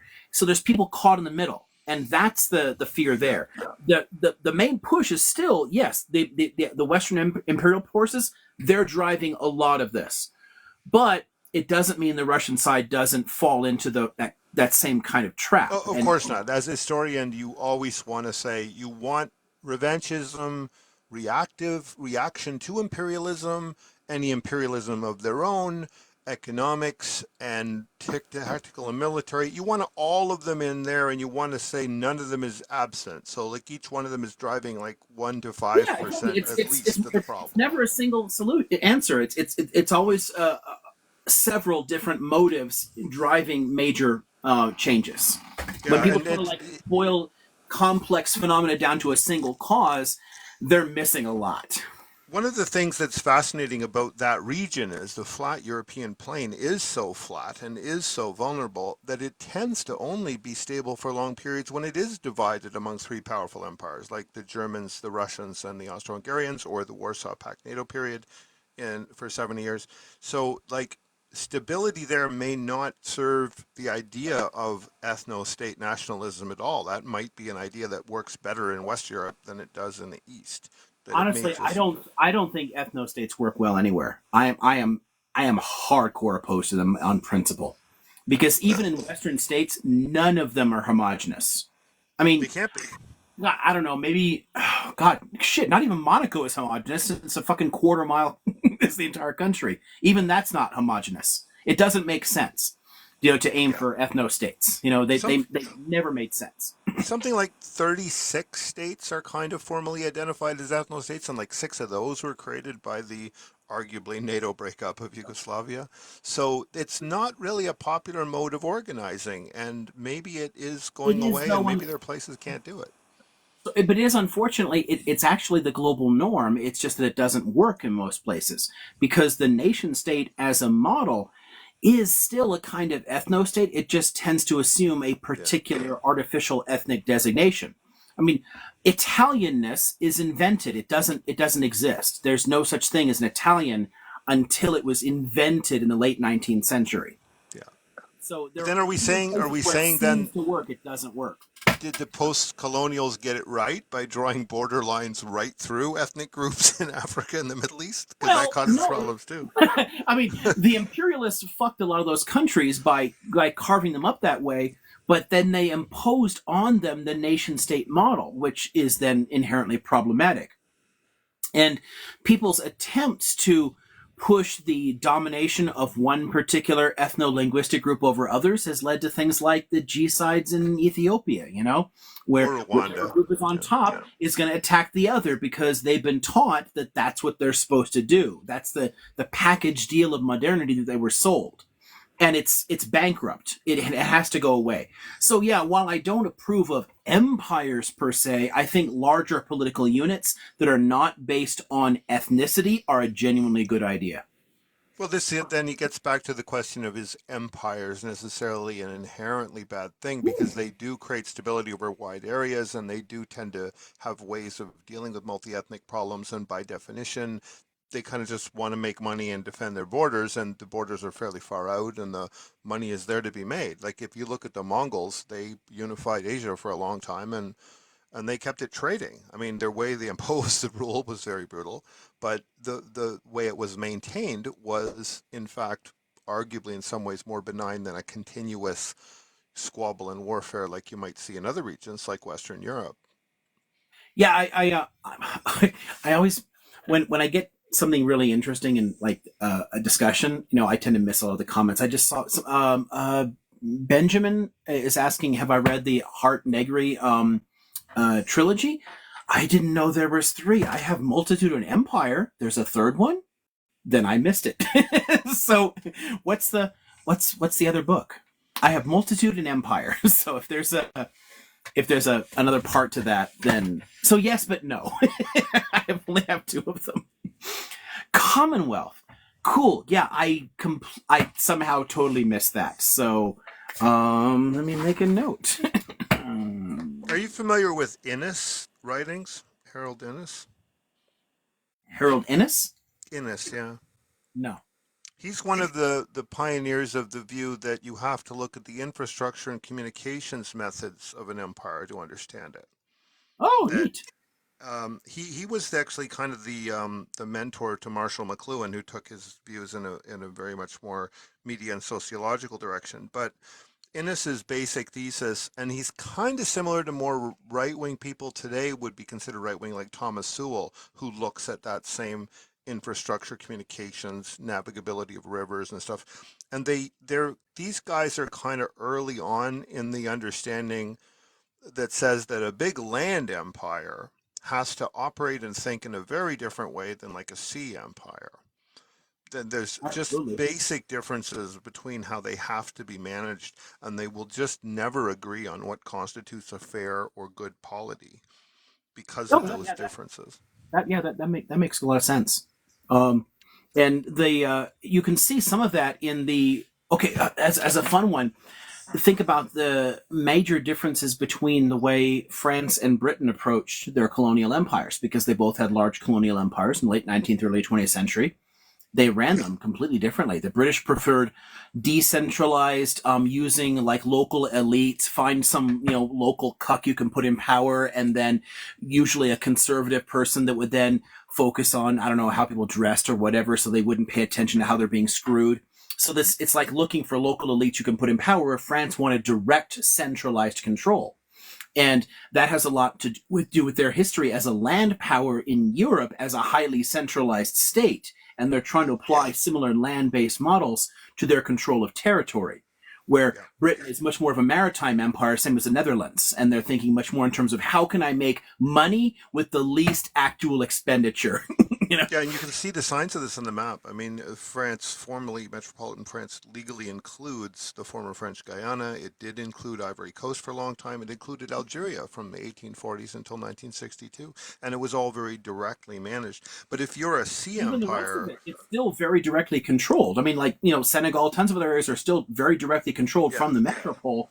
yeah, With tons of, instead of appointing local elites, they sent colonial administrators and their families to run different areas, yeah, where and Britain tended to try to find local people that they could, mind fuck into supporting the empire. I mean, they South Asia, for anybody who doesn't know because the Mercator projection is so bad, for anybody who doesn't know their world geography very well, South Asia is the same size as Europe. It's fucking humongous. And Britain ran the entire thing with a few thousand bureaucrats. I think it was like a total of 10,000 Brits were present in the entire country.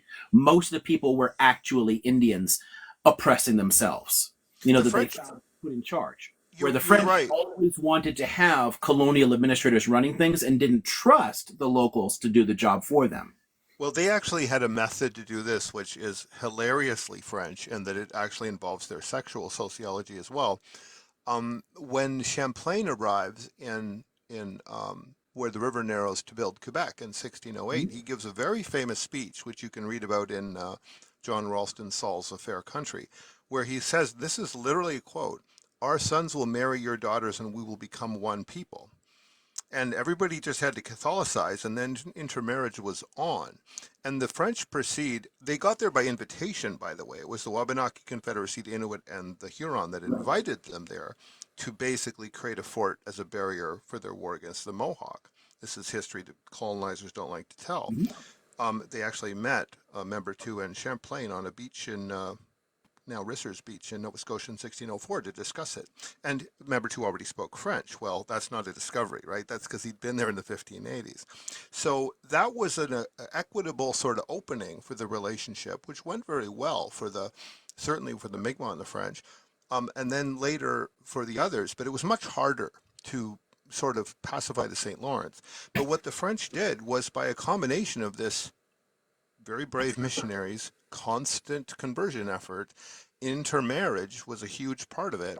By 1701, 100 years or less than 100 years later, they have the Treaty of Montreal, the Grand Pays de Montreal, and it's like 130 native leaders signing on to a peace. The actual peace only lasts about 17 years, but it really shows that the French are trying very, very hard to use their power to create some kind of harmonious spiral there, and they're not trying to replace the locals at all in the Right. sense that British colonizing was doing. Yeah, there is a significant difference between that early colonization and the period of high imperialism, though. But you can make the immediate contrast there that the French preferred intermarriage and working with people, same as like the Dutch and the Swedes did during their brief periods of North American colonization, whereas the English aimed for a G-side, just wipe people out and take the land and do what they want. Absolutely. But in the period of high imperialism, it creates certain tensions in the French approach because they wanted to hold to some of the ethos of that earlier period, but they were following a different economic logic. So what they were doing, so think about the associational agreements they were making. They would make promises to a lot of the West African territories. Hey, if you adopt our culture, same as you're offering earlier on there in North America, and you become more French, then we'll give you all of your political rights because this is a civilizational issue for us, not a racial one. And people in Senegal are like, cool. Fine, I'll learn French and become Catholic, and they ran with it, and they said, "Hi, can we have rights now?" And they're like, "Oh, ooh, no." And That'll create a problem for commerce. Yeah, actually, so because they wanted to maintain that kind of hierarchical economic relationship, and at that point also the white supremacism had taken root, which it didn't really exist at the time of Champlain. It was a brand new idea being pioneered in a few areas that had nothing to do with France. But by the time you get to the late 19th, early 20th century, very different world. So it's totally yeah. constructed in the 17th century. Racism we see from Shakespeare can write Othello and really never explicitly mention racism at all. There's religious bigotry in The Merchant of Venice, obviously, but not racism as we understand it. Right. And then 100 years later, they've imposed in America this, Sons of Ham reading of the Bible and Right. the Yeah. slave codes, and all of that happens only in the Very 17th true. century. Exactly. I mean, I deal with this a lot in courses on this because realistically, actual racism is a consequence of the slave trade and how much money there was to be made in it. Before Yeah, that, the absolutely. concept was But nonsensical. there There's was a always little more. various levels of bigotry. There's always like, oh, you're different from me, but not dividing people up into these hard set groups that just cannot mix, that have fundamental rights. That was entirely invented in the 17th. Yeah, there's a little more to the emergence of racism than that. One of them is that the Europeans are encountering genuinely disadvantaged indigenous populations that have been wiped out by European diseases, and they consider themselves to be innately inferior, and part of that is racialized. Another reason is that the way it works in the North is just they, certain cultural practices, including some genocidal ones, are being observed among like North American natives in the way they conduct wars and so on, and that's Um, being viewed, looked down on. But what happens, in I'm my not opinion, honestly. I need to take a second here because I'm not sure.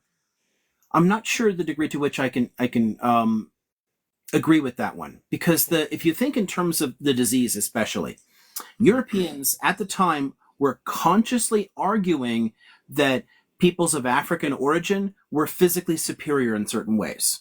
Like that's why we wanted them working in the plantations because they could handle the heat and they could handle the yeah, tropical diseases. They're like, look, Europeans are being felled by all these tropical diseases in the Chesapeake Valley, but look how well the Africans do it. They were clearly biologically better suited in some ways, but that did not lead them to be Afrocentric. They yeah. instead were hardcore racist against them. So, susceptibility to or resistance to disease, I don't think is a viable But basis I think you for it. can look at somebody like as having cold resistance or disease resistance, and that is a kind of an animal characteristic, doesn't necessarily make you respect them more as people. The point I was kind of looping Yeah, around to here. but the population fell all within the first 30 years. Most of that die off was before most Europeans were even present in the land. Yeah, By but the that time you means get they saw civilizations that were so weakened and degraded that they concluded that they had always been weak like that. So that kind of played into their well, yeah, sociological explanation of I still think superiority. that's problematic if you look at like Spanish sources and the way that they're actually describing places like Teotihuacan and Tenochtitlan, because they're describing cities that are larger Yeah, than any Christian city in the world. There's there literally no, they knew there. Yeah, they're yeah. much larger. Um, But they never so see Cahokia, right, at its height, or any no, of no, the northern that's gone. ones. But as far as like Mesoamerican sites that the Spanish got to early on, they're considerably larger and better built than European cities were at the time, or Christian cities were at the time. I mean, the only Absolutely true. European city that was larger was Istanbul. Yeah, it's a great So tragedy actually that Tenochtitlan sort of doesn't, in a sense, continue and thrive in some no, more they equitable way. dismantled it and built churches out of the stone. So Yeah, yeah, but fucked now up. to loop it back to the American Revolution thing and to agree really strongly on a point you made there, the British approach when they take over, especially in North America, they actually are on the cusp because in the 13 colonies in America, they have practiced exactly as you've said. They've, essentially genocided and replaced. And they think they can apply European methods there. It's a little harder further north where you kind of still need native skills to survive and you're mostly doing things like extracting furs. So it takes a little longer there. And as a result, they don't really succeed at imposing it there. And again, I'm kind of quoting John Ralston Saul on this, that Right. by the time you get to the American so-called revolution, they want to continue that George the First, George the Second genocide, replace Church of England, everybody, and bring in the slaves. But the British Empire as a whole has already shifted to a different mode under George the Third, looking at how profitable it is to deal with things like in India. Why should we wipe them out? They already know how to Right. make money here.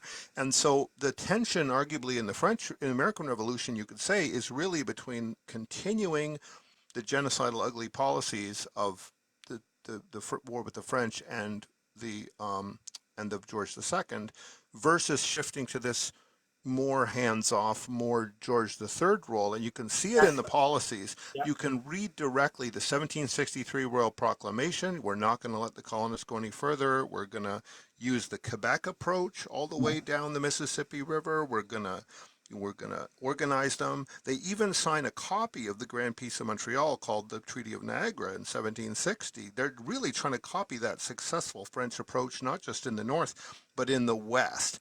And that's where they fall into trouble with the colonists who say, nope, genociding and replacing is how we're going to keep doing it. You can also see the tension in the courts, because in England itself, the Holt Agreement in 1700, or the Holt ruling in 1701, and Somerset and Stewart in 1772, both say you cannot retrieve human beings as property in England.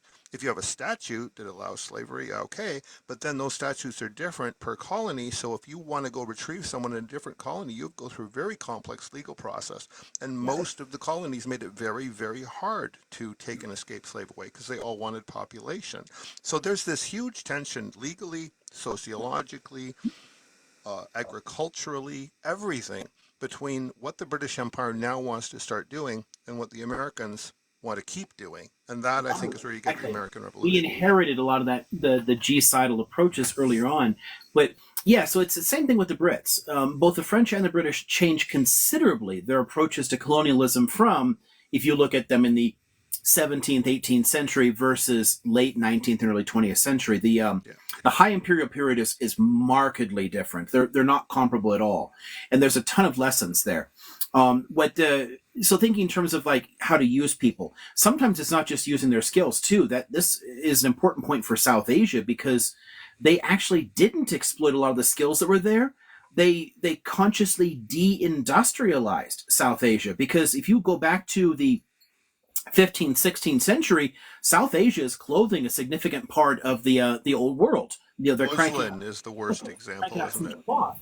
And Britain wants them to only grow the cotton, and they'll make the cloth. So they have to break all of those procedures, but they're not replacing the people. They break the thumbs, is what they do. In terms of capitalism, they want to shift them into a particular mode of production that's beneficial to them, and then convince them to do it that way. Yeah, they literally do break even, I think it's the thumbs of the weavers in India. They are brutal about imposing that. Really, you are a resource camp. It's funny how many while they're going around there spreading civilization and technology, it's funny how many places they consciously deindustrialized. Something you said a minute ago reminded me of Cheddar's questions earlier. Cheddar, if you're still here, one of the things I found most surprising as a thing that they covered in Dawn of Everything was the influence of a lot of indigenous cultures on the Enlightenment. Because I'm still here. I'm listening. Yeah, so many things were being taken from there's so many people talking to them, and they're taking down ideas, and they're looking at this like, really? You do what? And then running with those ideas, and then Europeans take credit for them. It's like, oh, cool, look, we brought all this Enlightenment stuff. But there's actually a significant amount of influence from a lot of those indigenous cultures of North America. Once you stop going around wiping people out and actually start talking to them, you can learn all kinds of things. So anyway, I was like, really? Like, it was a really interesting chapter in it for me. Well, that seems to be a big problem with European colonization, is they just literally whitewash every culture out there and expect, homogeneity.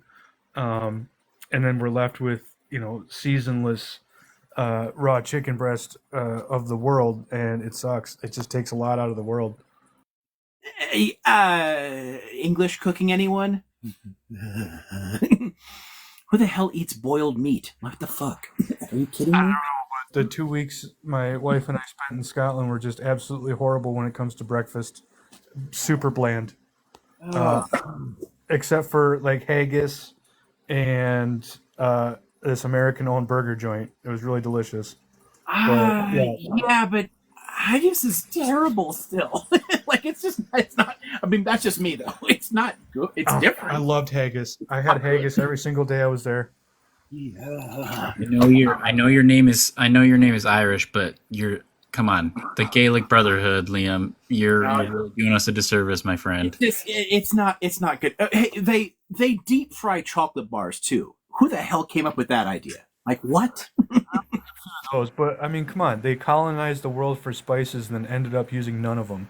Right. The worst Indian food I've ever had was in London. Like the straight up worst. Like it was. What the hell is this? I mean, I'm used to walking into Indian restaurants and they say how hot, and I say hurt me because I'll take anything. But like you tell people in London that, and they're like, "What? We can't." Like their hottest was like, "This is mild as fuck. This is terrible. This is not good at all." So yeah, they We just also have the Great British the Mexican food episode of Great British Bake Off, and how embarrassing it was. Did everybody watch that one? yeah, anything you can bring in, they'll find a way to ruin. I mean, God, like peas are fine, but what the hell is mushy peas? It's just like squished up, overcooked garbage. It's bland as hell. Like English pub food is terrible. I love watching the British guys come to America and have Southern barbecue, and it's like a life-changing experience for them. Like, how is this not everywhere over there? Well, because the tastes of most people are just never caught up. Yeah. I mean, hopefully it changes over time. Hopefully, but one of the things that bothered me, there's been so much immigration in the last century into the UK. I would have hoped that a lot of those Pakistani restaurants would have actually had genuinely good food, but no, they've toned the shit so far down for the English palate. I mean, I was like consciously trying to find immigrant neighborhoods to try and find the food, and like they just know they can't actually spice the stuff up anymore. Well, and the irony is that much of the UK Isles was colonized by Danish Vikings. So, how garbage was their food that they went to the UK Isles to go get food? I mean, rotted fish. I mean, have you had Danish food? I mean, literally rotting fish in a barrel is a delicacy. Holy shit! My ex is of Hong Kong origin, so like they have a similar like fish thing. So she was like, we would go to like there's a German import market that I used to like to go to and get good East European beers or whatever. And we went there. She's like, oh, fish paste, and she's getting all this like horrible imported like Scandinavian fish stuff. I'm like, oh, are you kidding me? You're gonna eat that? Oh, just the smell of it alone. I just. Yeah, no. Scandinavian food is not any better for me. I'm picky. I'm not one of those like I'm gonna explore the world to taste all the food. I'm not a foodie. I mean, I can be a snot here and be like, I live in New Orleans, so nowhere in the world can even compete. But yeah, everyone. Yeah, yes, right. I think a lot of people tend to just get used to the local food. So anyway, and this is one of the reasons that the English are still stuck with their shitty food. This is what we eat. if we had ethanol states, New Orleans food is just a combination of 4 continents, right? And so it's just like it's the perfect.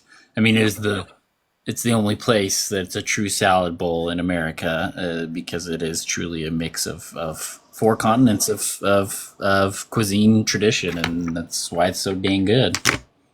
Yeah, for sure. I definitely like hybridization. It's one fun with California. It's all more recent levels of migration where you've had the long term steeping of these different cultures in New Orleans because it's so much older. But there's so many different ethnic communities here that people are borrowing ideas from each other. I grew up in the Long Beach area, and I could just walk a block in any direction into a completely different ethnic neighborhood, and just the way everyone's food was influencing each other was fascinating. It's the sad thing is that in more recent years the homogenization because of all the chains taking over, and a lot of that is just like focus tested kind of crap. That's not real food. But a lot of the independent restaurants, from like the first generation migrants from different parts of the world were Erica just mentioned Ethiopian food, right? I went not too long ago with some friends up into LA to an Ethiopian restaurant, and I had gone. I'd been up there ages before, and I remember it being much better.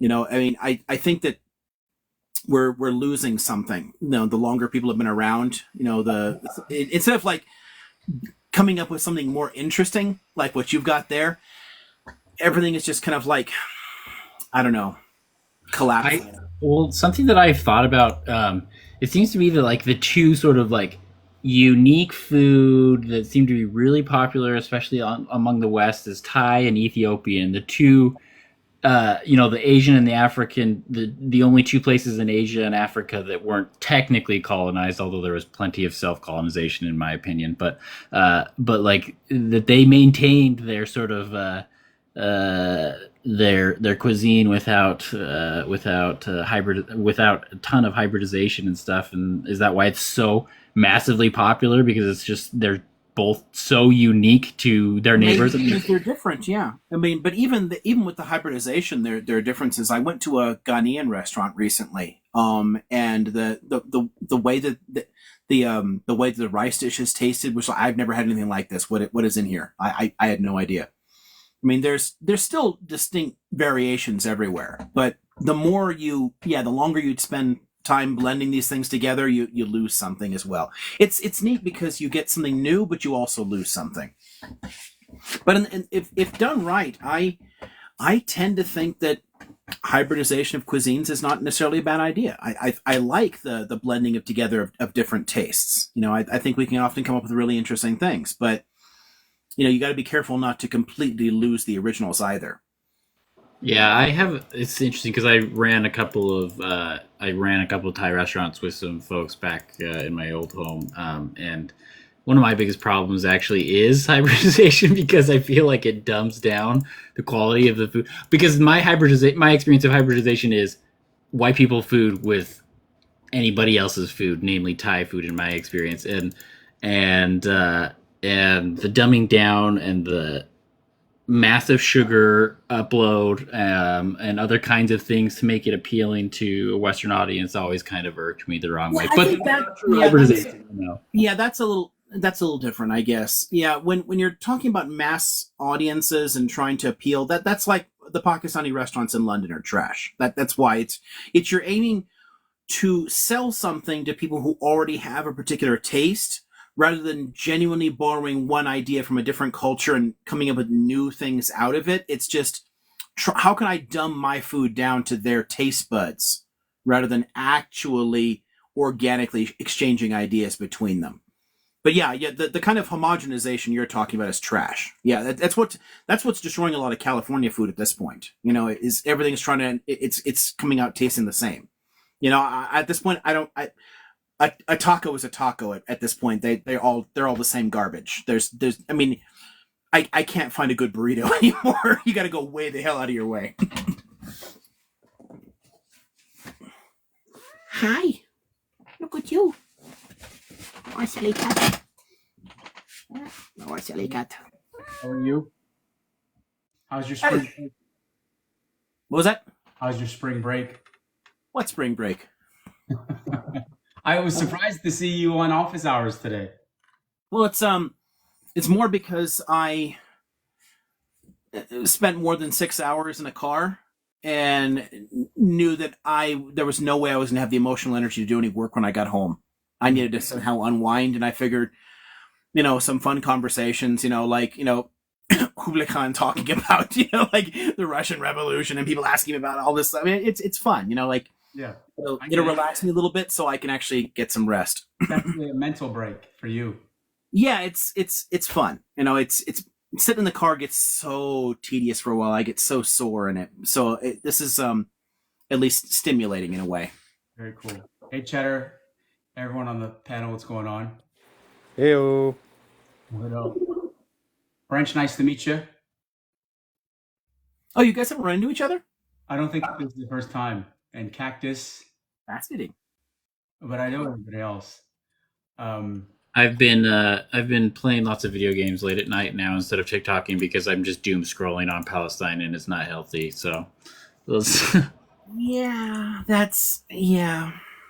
Yeah, you've got to take a break. There's a lot of burnout, and it's one of the things that I'm most worried about. Asshole thing to say. I fully acknowledge that's like the most dickish thing in the world to be like, oh, I'm taking a break from the genocide, like G-side. People have to do self-care wherever you are. It doesn't matter if you're like directly under that or here. I mean, you got to find some kind of break from it wherever, because And for people here too, I want people to maintain their energy and awareness. Mhm. And if we burn out from just how horrifying this is, I mean, who's going to be here for Palestine next year? Right. Because I mean, there's a lot of years I've gone by where I'm just like screaming in the closet, who the hell's going to talk to me about this stuff? Nobody cares. Like, and I mean, it just, there's such long stretches where no one gives a shit about this issue. So please, everybody who is into this issue, take care of yourself so that you can stay in the fight. Because we need you. That's right.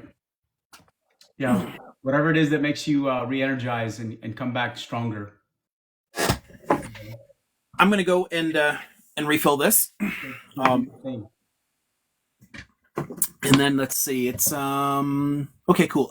Yeah, I'm gonna go refill these things, and then but I'll stick around for a little while longer. I'm not in a huge hurry, but I'm not gonna say anything tonight. And those that are watching the 79, let's go ahead and join Liam's team. He's got 11. So if you just click on the yellow heart, tap his face as much as you can. He's not there now. By the time he gets back, it'll be great. If you all can get us to at least 35,000. Who else is going to JBS Book Club? Oh, yeah, that's right. Yeah, so thank you for the shout out, Nikki. I appreciate it. Hopefully, a lot of people can join tomorrow. We're finishing we're going to continue reading from JBS. We're going to continue our reading from After Zionism. We're halfway through that book. And so for those of you that would like to join, feel free to do so. And if you have not caught up with us, in the past couple of weeks as we started this book, all the reads are in the podcast. So you all can go check it out at conversewithjbs.com and you can catch up and join us tomorrow. Liam didn't join yesterday, but hopefully he joins tomorrow. I don't put pressure on him to join. I know he's got a lot on his plate. The book is called After Zionism. It's edited by Anthony Lowenstein and Ahmed Moore. And it's a compilation of various essays from different writers and then some of their perspective. We missed you yesterday on the book club. Oh yeah, I get caught up with a bunch of work. So I'm sorry. Yeah, I thought about trying to pull the thing up just to say hello and let you know, but I then got sucked into something and lost track of the time. Oh, good. And for some reason I really did think you didn't have anything to do this week. So I'm like, I'm going to give him the space so he can do his thing. Yeah, on the Tuesday, Thursday, I don't have the classes, but my spring breaks never line up because I've been at two universities for a long time, and they have completely different breaks. So what tends to happen is that during spring break for one campus, I'm catching up the work for the other. So there's a ton of stuff I'm doing for right now for the class that my Tuesday, Thursday classes that are out. I'm doing a bunch of stuff to catch up for those classes, but I still have my Monday, Wednesday, Friday classes. Work never ends, my friend. Yeah, it is what it is. The only actual break that shows up in the year is the winter one. Yeah, so those last 2 weeks of December, that's true everywhere. But every other break that they have during the year, they never line up properly. And so is it just 2 weeks you get then during the year? Those 2 weeks are clear, yeah, but that's unless I consciously take time off or something, like if I don't take any summer classes or something. I've always done in the actually this will be interesting. Next January will be interesting because I've always done an intercession class in January, but that's the university that's cutting all the part-timers. So I'll have 5 or so weeks next year. Hopefully that'll be interesting. Well, hopefully the podcast blows up. That's the goal. Yeah, exactly. We've got time during the summer to start building something up. See what we can do there, and if that can help replace some of that work, and I don't take the other one in. So yeah, that'd be great. But yeah, I've only had those 2 weeks, unless I've taken time off in the summer and not taken summer courses, which I used to do. I stopped taking my summers off because I used to spend them traveling and doing research, but especially since I'm not really welcome in Israel, I haven't gone back for a while. So I've just taken extra summer classes and kept busy the whole time. There are plenty of other countries you can visit. Can I ask, is that a Yeah, real thing? Because like I've worried because I've been involved in this issue since I was a teenager, and like I always joked with people like I would love, I would love. So again, I grew up Mormon. BYU has a big Jerusalem center there and stuff. Like I would love to go someday, but like, am I on a watch list where I would not be allowed in?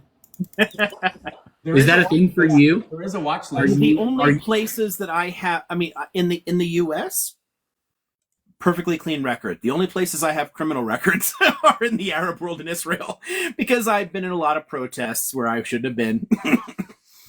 So, oh well. You're not going to please the entire world, so. Right. Yeah, exactly. Yeah, authoritarian states tend to dislike people who, bash them constantly. Go figure. Things that make you say, remember that? I think that was a commercial. Yeah, that takes you back, yeah. Hey, I started a new book on my own. Have you read this one yet?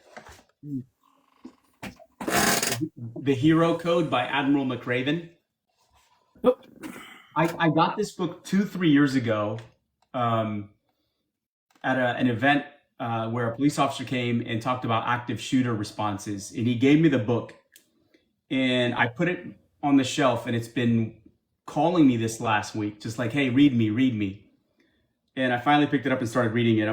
It's a pretty good read. If you haven't checked it out yet, it's called The Hero Code, and it talks about the qualities of a hero, starting from courage, humility, and various other qualities. So if you haven't checked it out, I'm not sure if you know Admiral McRaven, right? I think. Yeah, I don't know them at all.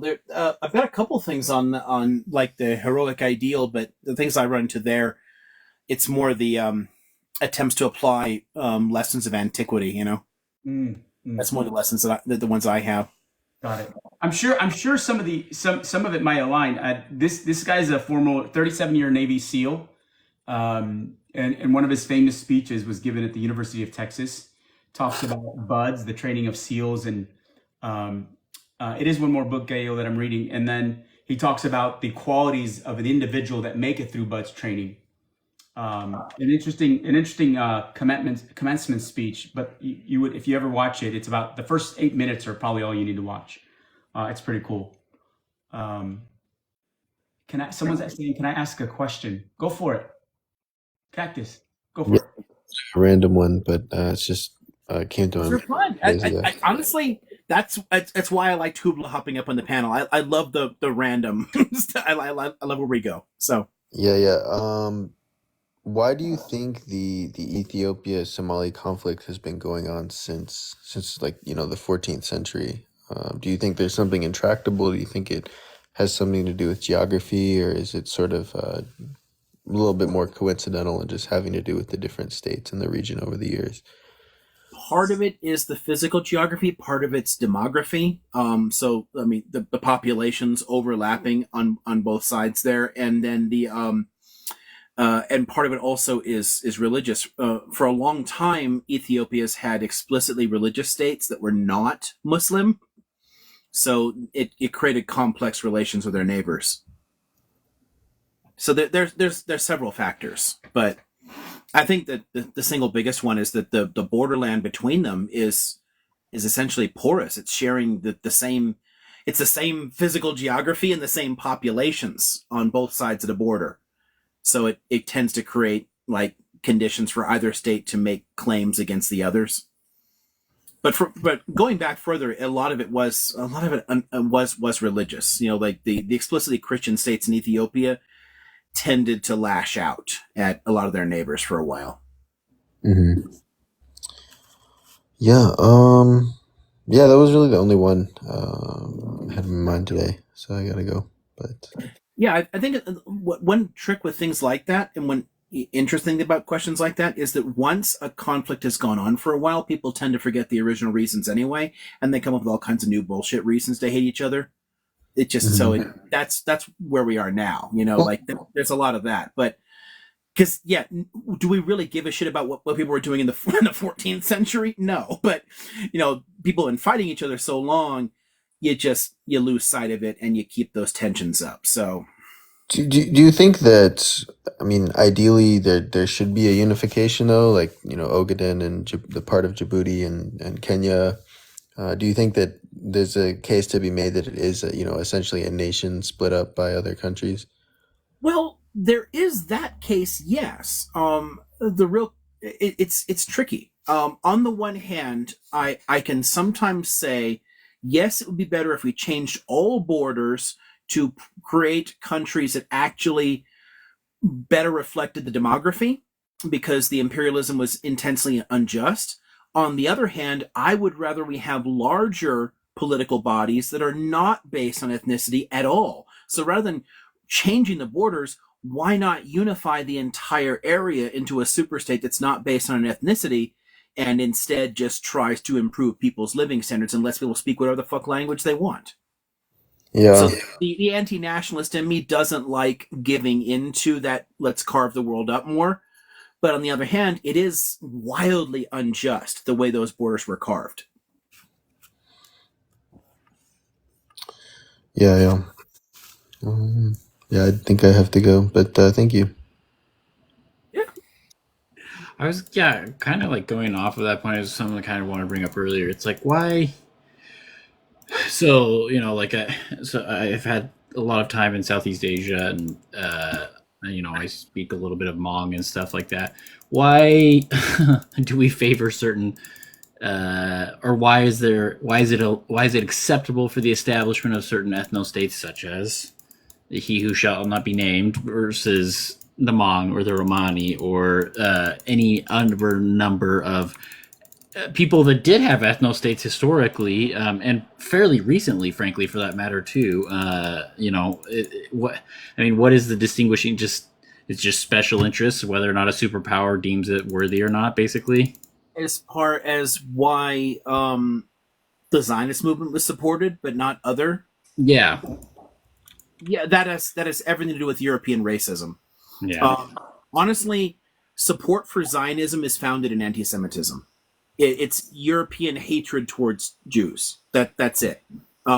It was a way to get rid of people, to pass the problem on to somebody else, and then by supporting the states now, it's a way of pretending that they're not anti-Semites anymore, that they've gotten over the problem, because, oh, look, we support Israel, so clearly we're not anti-Semites, and yeah, I see all these, like, neo-Yazis marching in your streets. Hello, bro. Like, you've not gotten over this shit. It's a trick. It's just their racism that leads them to do it. For other issues, it doesn't matter as much because that racism towards Jews was present for a long time in Europe, and until relatively recently, no one in Europe had heard of them all.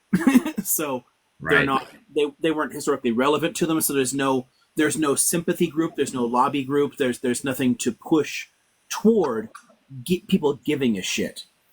But Israel isn't the only ethno state that the West is technically. I mean, obviously it's the greatest example, but like Kurdistan, to an extent, is still supported by the West in terms of its creation. Not like the West actively opposes the creation of a Kurdistan. Bill, what they're doing is they support autonomous movements to varying degrees to weaken the states in the area, because those states have policies that we don't like. We're trying to weaken the Syrian government and the Iraqi government, but there's no active support for Kurdish for them to actually establish statehood. Yeah.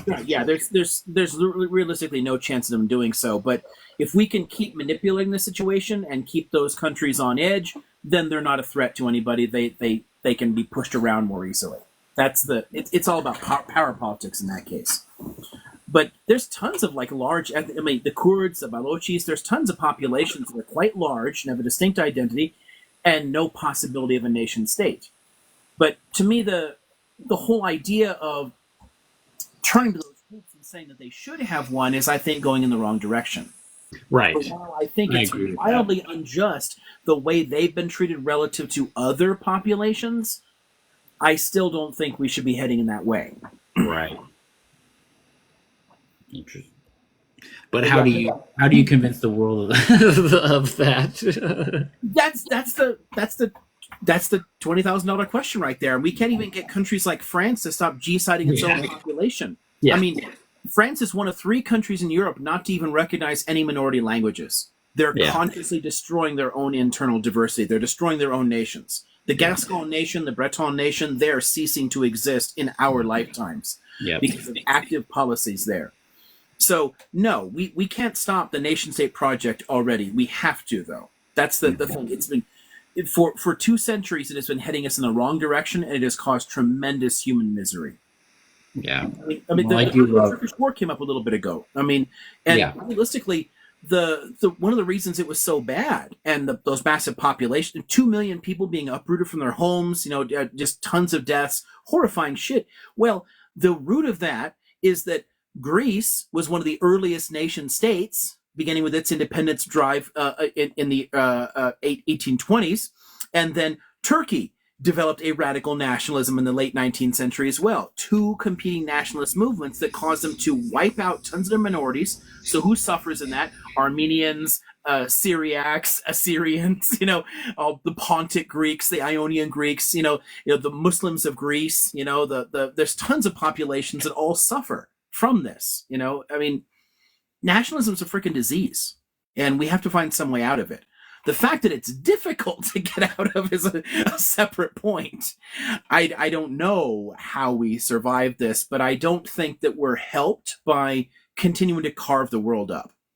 One thing that I was hoping would happen is that if we could develop more effective supranational organizations, if things like the EU and the AU and things like that had become larger entities and taken on more political roles, then, hey, if the EU had proceeded the way that Monet and Schuman had envisioned and become a United States of Europe, then great, I'd be all for Catalonia and Scotland seceding, because they'd still be in this larger area, but it's more a matter of decentralizing power to local autonomy. And that's great, as long as it's within a larger body that doesn't then create this sense of conflict with your neighbors, But the more we balkanize each other, the more we're just feeding into conflicts and violence that have been playing out for 2 centuries. It doesn't help. So until we get to viable superstate models that can, link together different things, I'm not really a fan of carving countries up or changing borders. I am in the case of Scotland because screw the UK. And English, sure, yeah. I mean, I'm. But no, I know, I feel you. But I grew up with enough of that Irish nationalism to get the fuck the English thing. But exactly. Still, at the same time, I don't think that anybody's really served by a separate independent Scotland or Wales, because they'd be dirt frickin' poor. If they're not allowed into the EU right off the bat, yeah, I agree with you. Yeah, Scotland has almost no natural resources, a tiny population, a terrible climate. It's dependent upon EU money already for its development. Right. So, yeah, on its own, it's weak as hell. So, yeah, if immediate EU membership is possible, and if greater integration keeps building up with the EU, great. I am 1,000% behind. Which I think the EU is in favor of that, just to give a giant middle finger back to the UK, don't you? Yes, no, and there's no question they've been saying it. They're perfectly fine with that if it happens. But there's a lot of internal politics there. I was really hoping they'd get another independence referendum, but Sturgeon bungled that, and they didn't manage to get it through. So well, and not to mention they put Alex Salmon back in after all of his Me Too stuff. I mean, come on, SNP, what are you thinking? Yeah, come on, yeah, but I'm hopeful if they get their shit together in the next few years, that they put enough pressure on Whitehall and they get another referendum, I think it might pass this time. Brexit has been bungled badly enough, and it's going to hurt the Scottish economy a lot more than most of Europe, because Scotland has taken a lot of money from the EU, and they've got none of it now. Well, I always, in my mind, it always seemed like Scottish independence was the first nail in the coffin to Ireland reunification and stuff. But honestly, recent developments in Ireland may beat them to the post. Who knows? Having a Sinn Féin member as first minister in Northern Ireland, I never thought I'd live to see the day. I was just, are you kidding me? I was like, wow. So yeah, who knows? I think that in the long run, the basic structure of the UK needs to be dismembered. But at the same time, I'd also love to see Italy, France, and Spain carved up. I don't think it makes sense. I mean, in the longer that we go without it, the more of those cultures disappears. I mean, the Asturian and Galician cultures are in decline. The Basque is in decline. Well, no, living. You were talking about Brittany earlier. Like, so I lived in Paris for a number of years as a little boy, and then I also lived up in Brittany for a number of years, and then I went back recently, and I'm like, oh my shit! Like, it's within my lifetime, it's dying. Like this culture is dying right before our eyes. Like, and I know and I live here in southern Louisiana, and of course, Creole, Cajun. I mean, how many cultures are literally on the brink of destruction within my lifetime down here too? I mean, literally like hundreds of very unique societal cultural setups here in South Louisiana. But yeah, it is sad. It's tragic. You don't have to go back very far to find 24 major languages in France. And today, nearly all of them are facing extinction. And to me, that's hella fucked up. I think if we had managed to push the EU to tighter integration decades ago and then carve that shit up, I'd have been very happy with that. Because at that point, it's not separate competing nation states. It's recognizing the local autonomy and the distinct culture within a larger political framework that says we can all get along. That I like.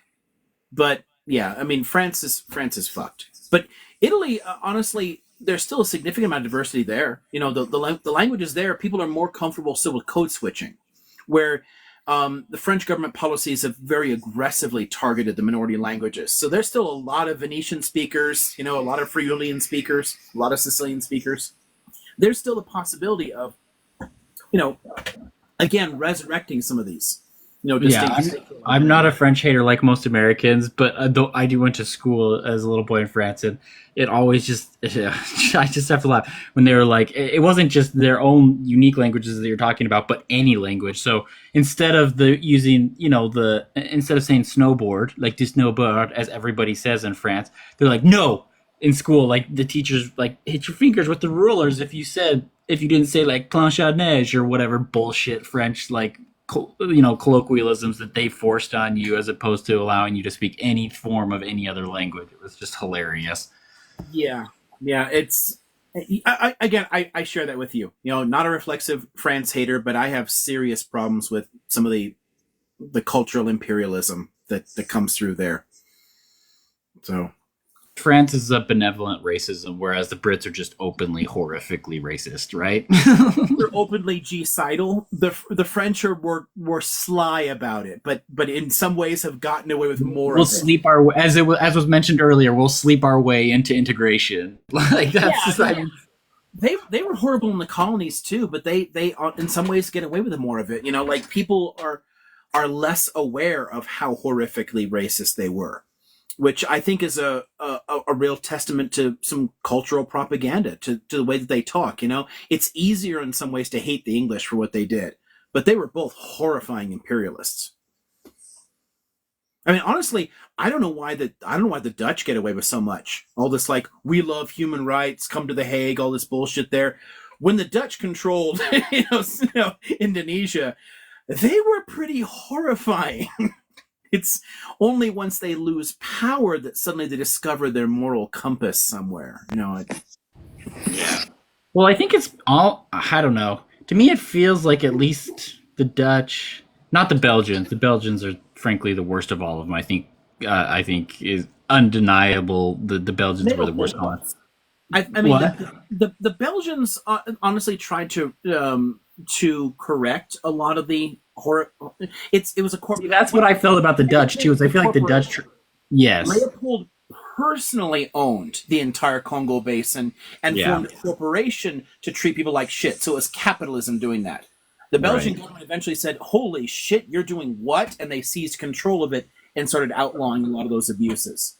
So I don't hate on them as much, even though some Belgian people were terrible. It's much more like completely unrestrained capitalism that caused that. But it was the Dutch government that directly controlled the Indonesia for a lot longer, and they were pretty bad about it. They were. But I feel like at least unlike especially the British, but also the French to an extent, I feel like you said, the other ones are at least.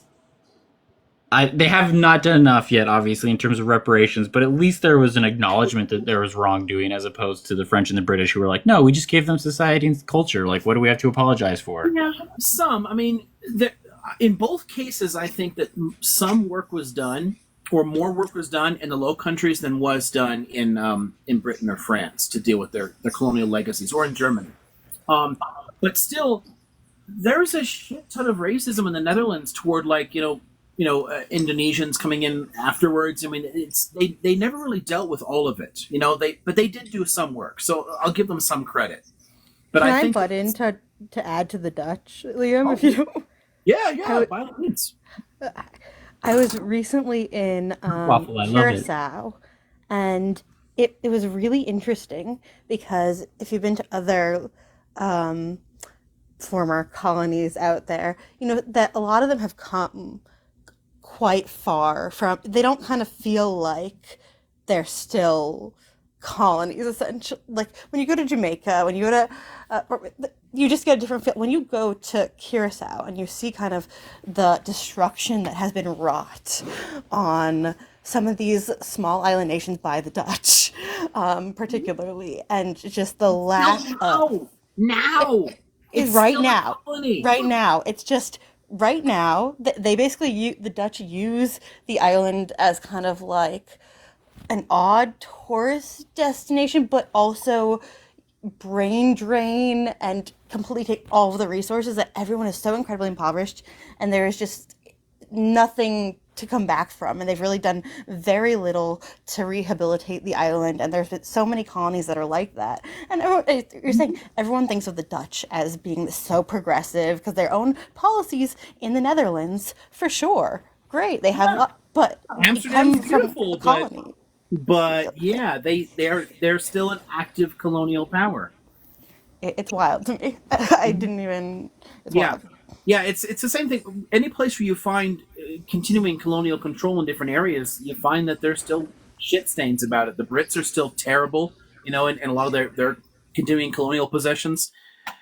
It hasn't changed. So yeah, I think the Dutch people are too nice to them because they do so much good work in the Netherlands, and they spend so much time talking about human rights abroad, but they've never really dealt with who they are as colonizers either. In the same way that the Germans haven't dealt with their anti-Semitism, and the French and British haven't dealt with their colonial. I mean, no one's really dealt with this shit.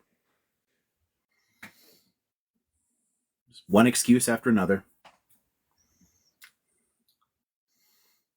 What do you think would make these nations kind of have to deal with it? Like, is there any sort of like body that could or has any interest really in making these nations kind of deal with how they treat people? I mean, I feel like this is like this utopian kind of question, but no, it's interesting. Yeah, it's a tough question because there's two main forces that can do it.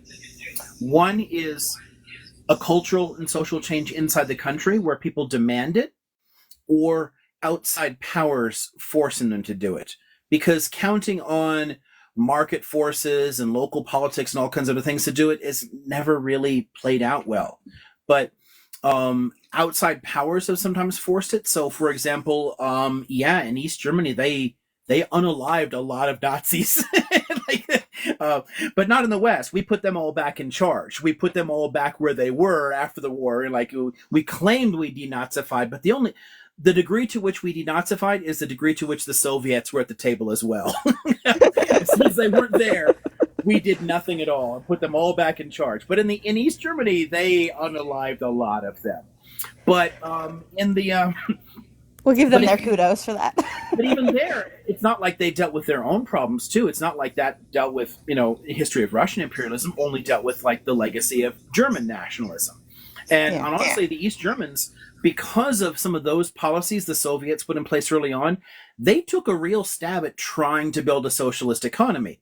They also created an extreme police state. So I'm not saying it's a great, but they tried to do something different at least.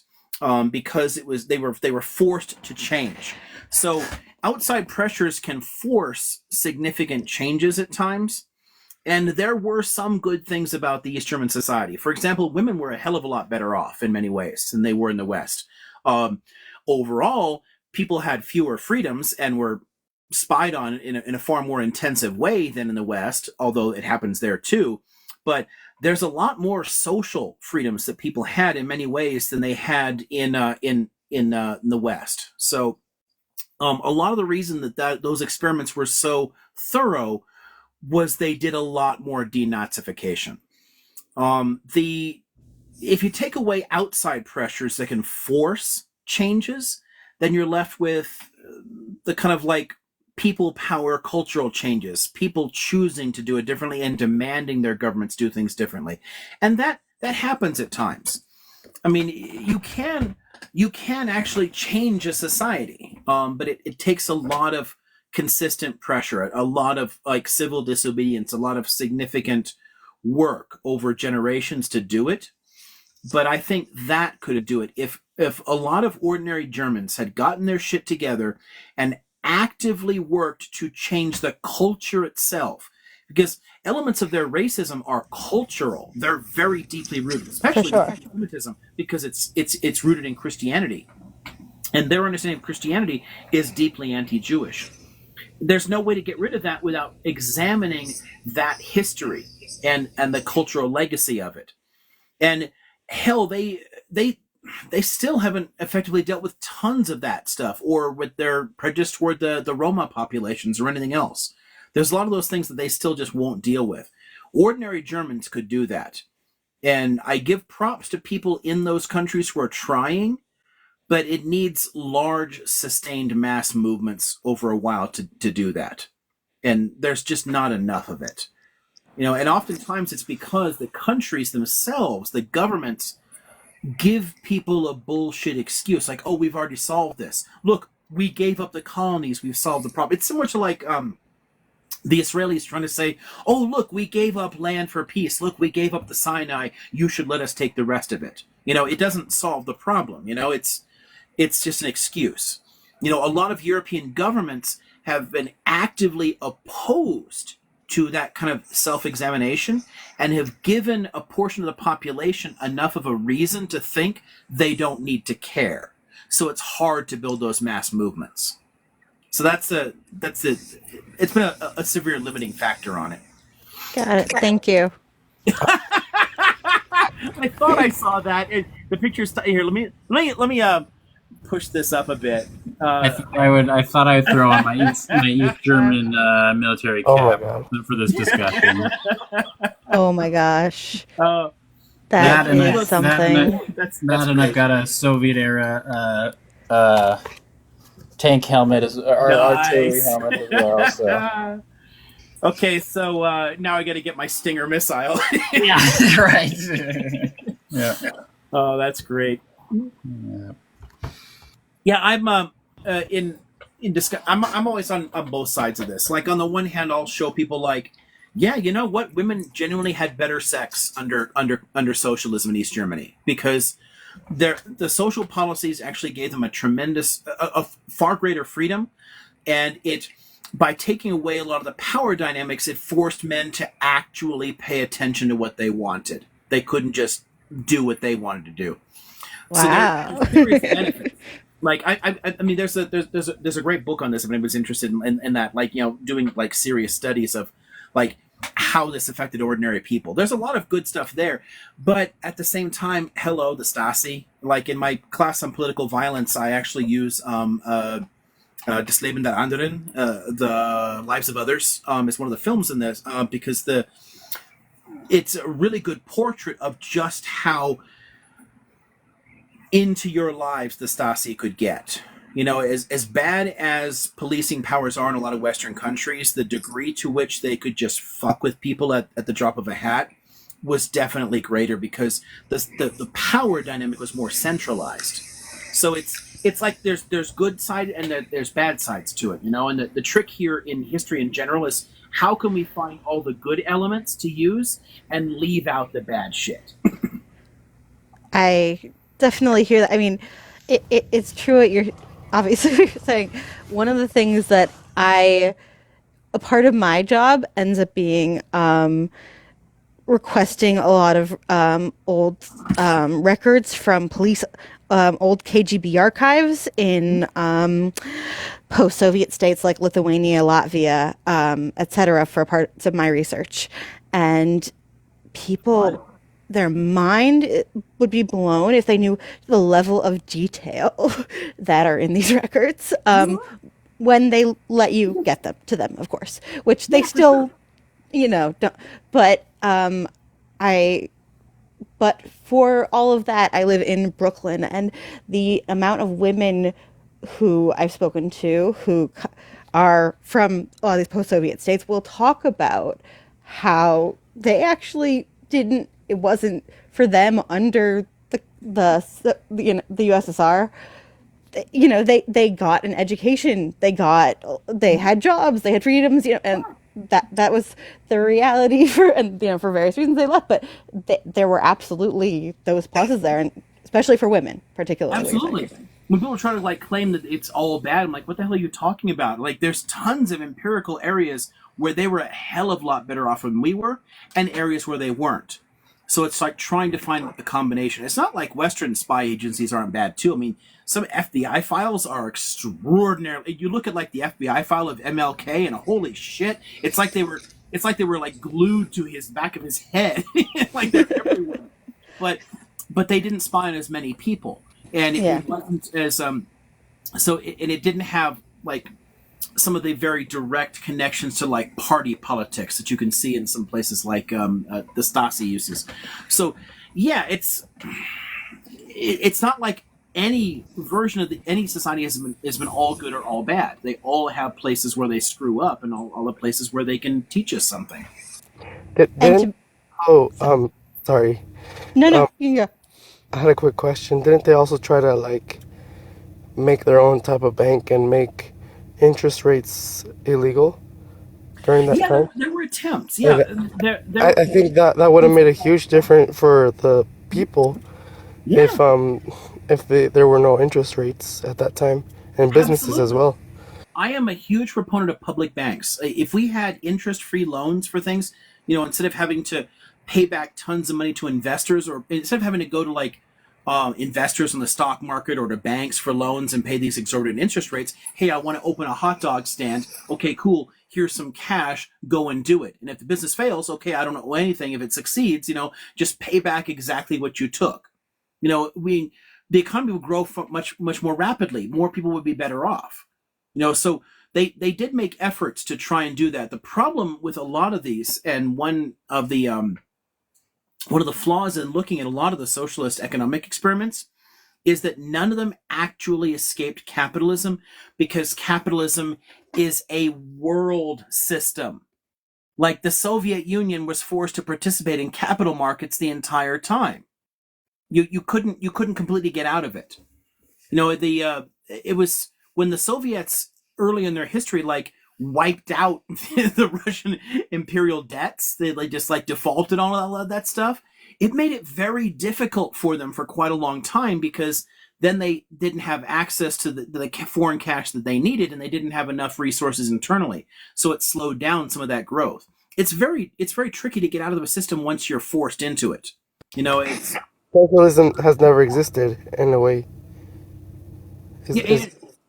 Communism hasn't, for sure. Well, actually, yeah, socialism has, but not completely independent socialism. Socialism always within a capitalist world system, and actual communism has never existed. But the Soviet Union is definitely a socialist economy, but it's a socialist economy that is part of a capitalist world system. In like every respect, the Soviets kicked our ass when it came to where they were coming from post-war versus where we were coming from post-war, in terms of catching back up financially, in terms of the space race. Yeah, sure, we got the first men on the moon, but they kicked our ass from where they came from, technologically speaking and economically speaking. And pre-war too. Look at how rapidly they industrialized in the 20s and 30s. I mean, it actually has some serious benefits, but this is one of the reasons for the Cold War struggle there, because we forced them to spend 20% of GNP on the military to keep up with us. They were always, as an economy, they were a tenth the size of the U.S. economy.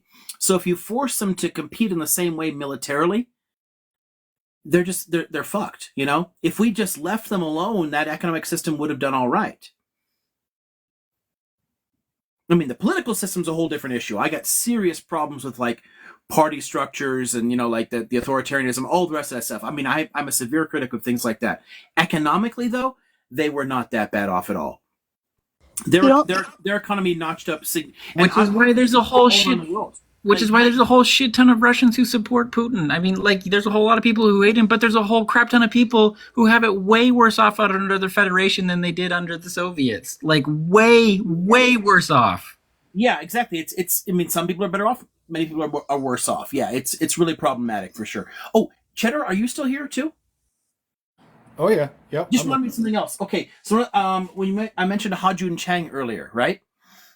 It's really rare for a Western economist, well, Westernish. I mean, he's South Korean, but he works in the UK, so he's at a Western university. But it's really rare to see a Western economist actually point out the places where the socialist economies did well, because he will show you in the statistics that in the 1960s and 70s, the sub-Saharan African economies that were socialistic grew much, much more rapidly than they did in the 80s and 90s once they adopted neoliberalism. So all this like shock therapy, let's adopt all this like Western capitalist stuff. You'll do better. Trust us. Trust me, bro. Their growth rates plummeted. So I mean, it's a place where, again, economically, it makes sense to look at a broad toolkit. People like Sowell are problematically because they say that there's one tool that solves everything. And so he's just as dumb as like the most doctrinaire Marxist that says there's only one way. And it's like you have to look at the different tools to see what they can tell you about different circumstances. You know, I mean, economics is not a science at all. But I like that he specifically addresses that issue, because as a historian, I see that stuff and like, why aren't people talking about this? Why are people talking about these economic miracles after the Thatcher Reagan revolutions and all this other bullshit?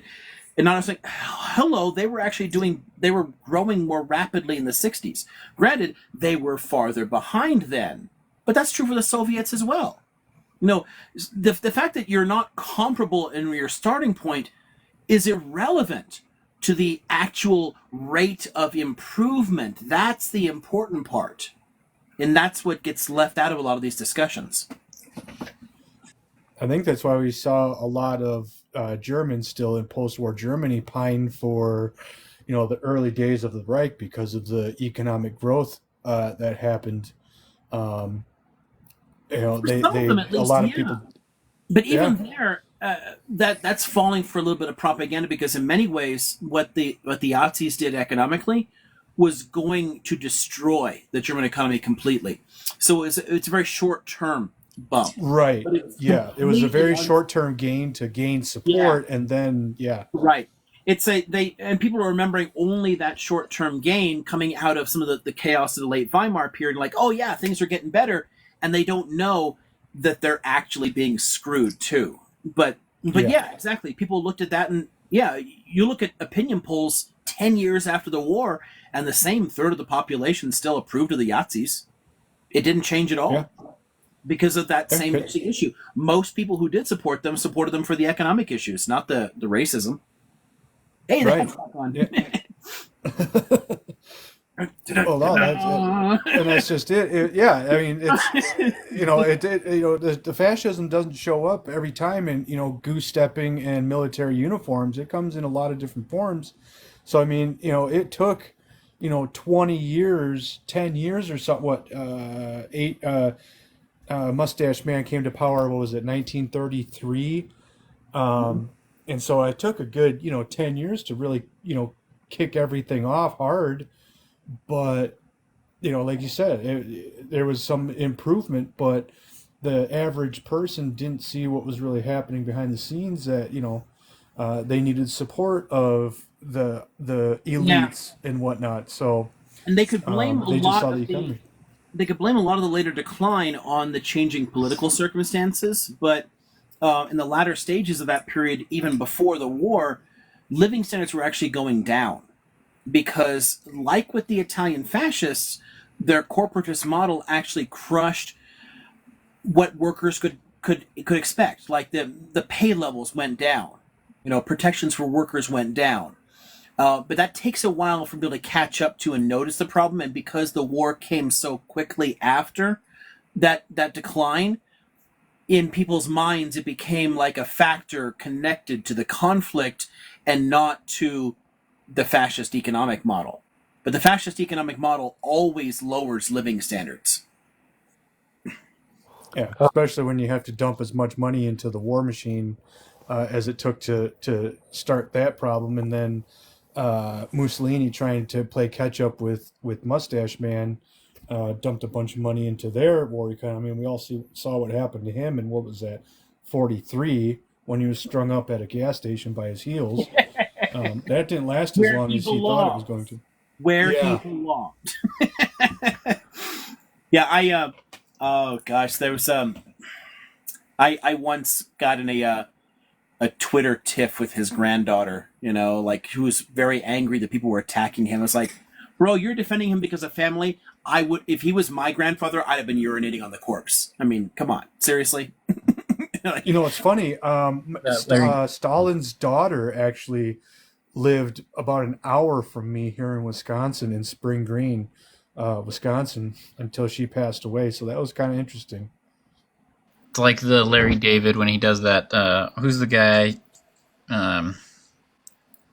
The American Black commentator who does the ancestral show, the Gene. Where he, Gates, Louis Gates. Yeah, where he does the one with Larry David, and he finds, of course, like a slave owner or something like that, and then he goes on to say that like one of his ancestors like beat to death his like master or something, and he's like, "Do you think he deserved it?" And he's like, "Yeah, he deserved it." Like that's the kind of reaction you should have to shitty ancestors. Yes, exactly. Yeah, people are always like, I support my Confederate ancestors. Okay, cool. That just tells me you're trash. Like you're trash now. Like you can't say it's just in the past when you are endorsing trash views now. Like, hello. Yeah. So what I said before. I think politics needs honestly, to come back into school. I don't know why Mussolini we all point out Mustache Man's G-sides, but like, did anybody pay attention to what happened in Ethiopia under the Italians when he used poison gas against people? Hello? Or what the Japanese did to the Korean Chinese. Yeah, exactly. The Japanese and Italians, like, we don't pay as much attention to their war crimes. It doesn't make any damn sense. The Holocaust Memorial. The Japanese still pretend like racist regimes. Yeah, at least the Germans have a Holocaust Memorial in downtown Berlin. The Japanese still don't even acknowledge the fact that they committed horrific crimes against humanity against the Koreans. The U.S. just hired them. Multiple modern prime ministers who go to like the Yasukuni shrine. Like what? Granted, like Reagan and Cole went to like that SS cemetery, but it's not the same thing. It's not as often, Like the Japanese are like way over the top in refusing to acknowledge any of the crimes of nationalism. But again, that gets back to the question of like, how do you address these problems? Because these countries have gone so out of their way to avoid really dealing with the causes of this. And the key there really lies in a nation-state world order. Like the entire globe is structured around nation-states now, and nationalism is the reason for the problem. We want to say, oh no, it's just because Mustache Man or whatever. No, it's nationalism. Nationalism will get out of control and will fuck your shit up every time. And if we don't deal with that crap, then we can't ever get over all the rest of these problems. It's just there under the surface, waiting to come back up in the right circumstances, which is why you're seeing Le Pen and Trump and Orban and the AfD and all this other bullshit. Like, it's all there because we never dealt with the problem. I feel the same way about nationalism, the way you're talking about it. what I'm curious is if there's other nations that experiment with currency, like maybe made a state banking system or try to get rid of interest, something that didn't let people steal or cause inflation in their currency. You really can't. Like even Islamic banks have found bullshit ways around the prohibitions against usury because a capitalist global system depends upon it. And no, use of Bitcoin does. I mean, Bitcoin. Nearly all Bitcoin is owned by a tiny share of the pop. You know, it's even more concentrated than any other form of wealth in the world. It I doesn't actually solve anything at all. So, but the fact that we're tied into a single global capitalist economy makes it very difficult to get out of a system like that. You're forced to participate to some degree, and that's so. We have two different problems here: is the economic transformation as well as the political one that gets rid of nationalism. They're both problems, but they're deep problems precisely because they're global in their dimensions.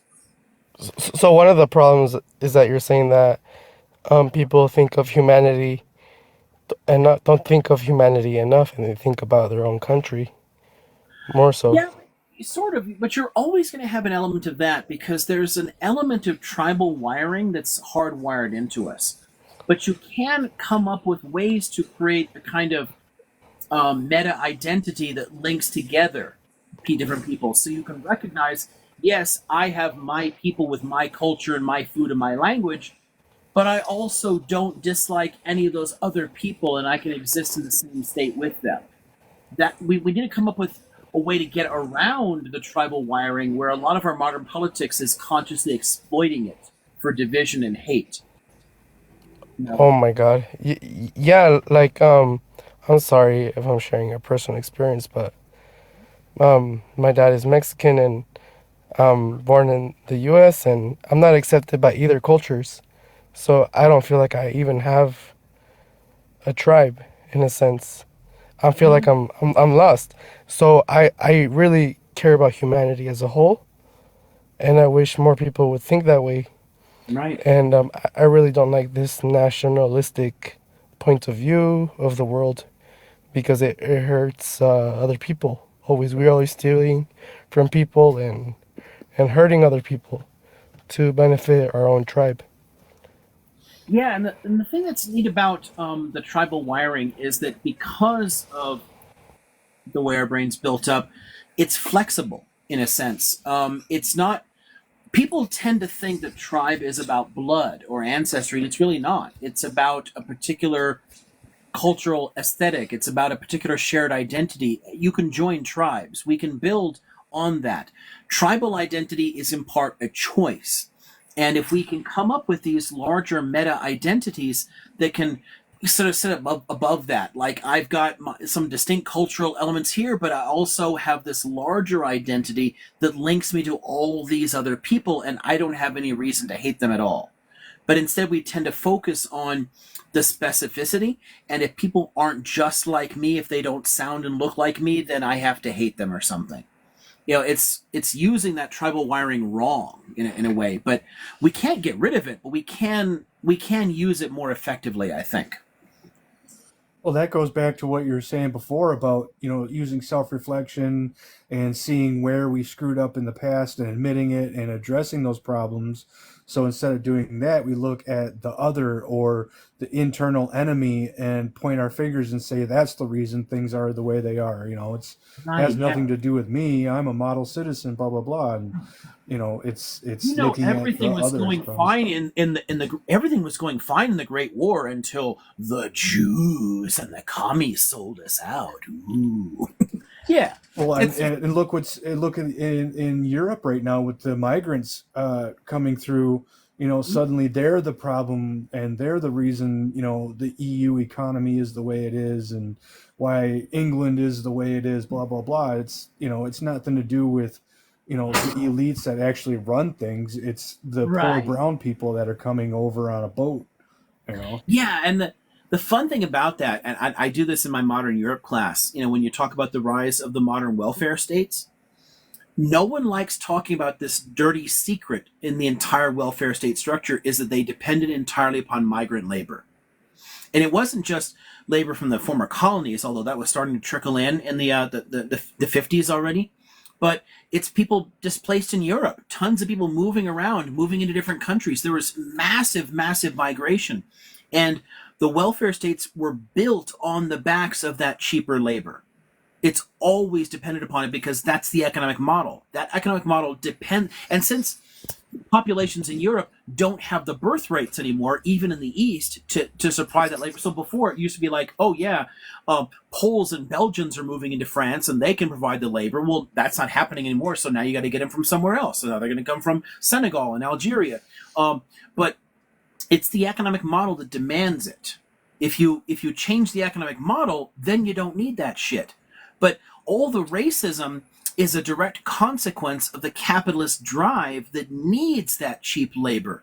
But that's why they cultivate the racism, because it deflects blame from the economic system onto those other people.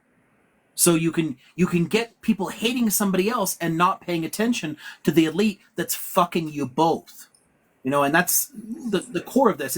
It's harder to see the real causes when people can find very clever ways to deflect.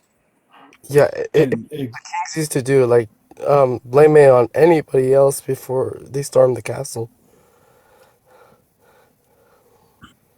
Yeah, this is honestly, people get caught up sometimes in looking at just modern systems and politics and whatnot, but one of the fun things about, in my research, straddling a line between the ancient world and the modern world is you can see how often the same basic power dynamics exist, across societies thousands of years apart. There's always people on top that need to get people further down hating each other and fighting over something that has nothing to do with the real problems in order to guarantee their own continued control. Because if people ever get a clue over who's really screwing them and the fact that it's always the people on top, then they fall. And that's actually one of the lessons of the Neolithic.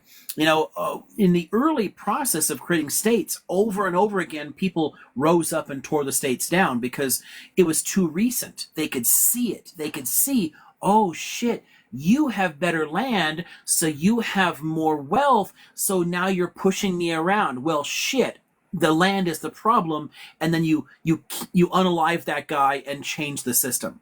Go back to pastoralism or whatever. But once a system is entrenched, it's a lot harder to recognize the sources of power. Where does the wealth come from? Where does the power come from? It's too abstract for a lot of people's brains to wrap around. You don't have the time to think this through, so it's easy to believe the much simpler answers that people give you, that it's religion or migrants or this or that. There's always some excuse you can push it off to, and you miss who's really pulling the strings.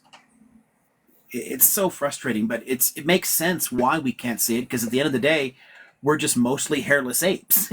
It's harder to think in terms of like these big systems. One of the things that, sorry,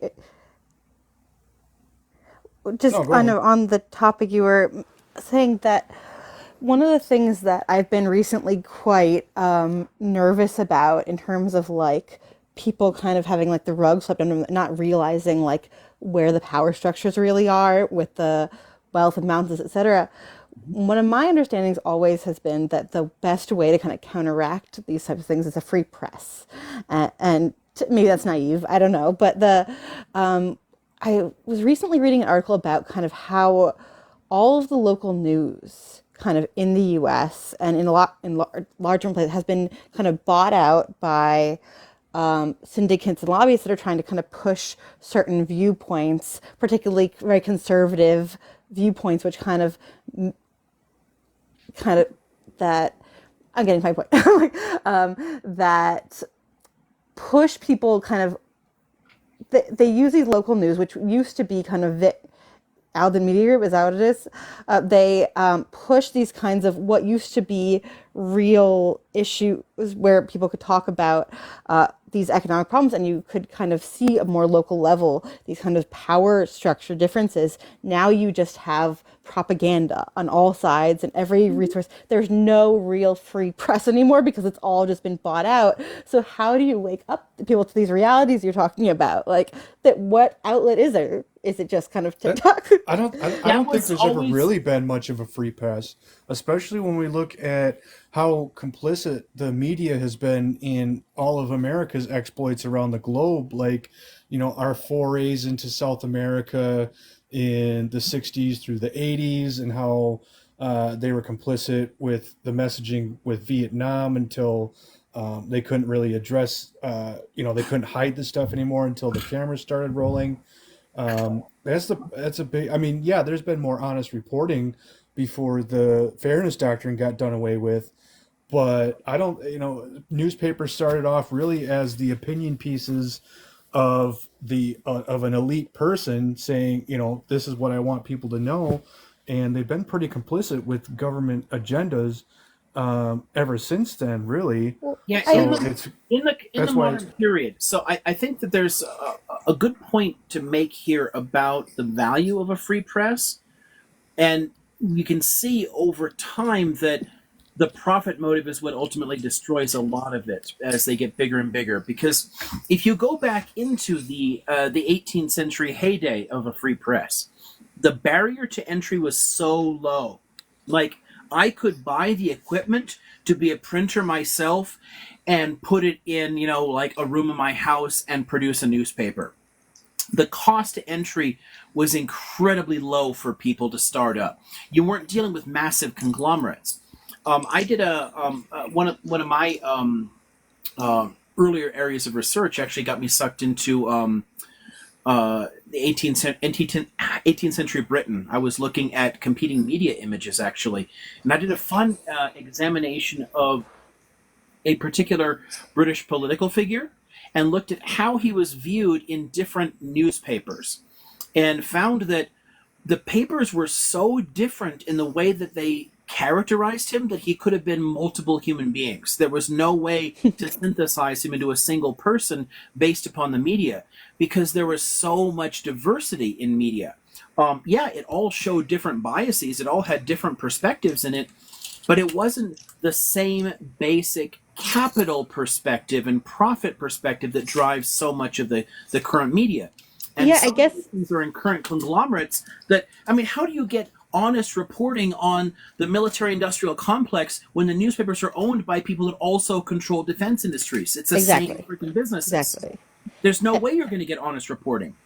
It's like when the barriers for entry were low in the 18th century, that's why the free press is protected in the Constitution. It's the only industry protected in the U.S. Constitution because it was vital to, and they understood a free press was vital to the preservation of a republic. As soon as we allowed corporations to form and to take over elements of media in the 19th century, we were fucked.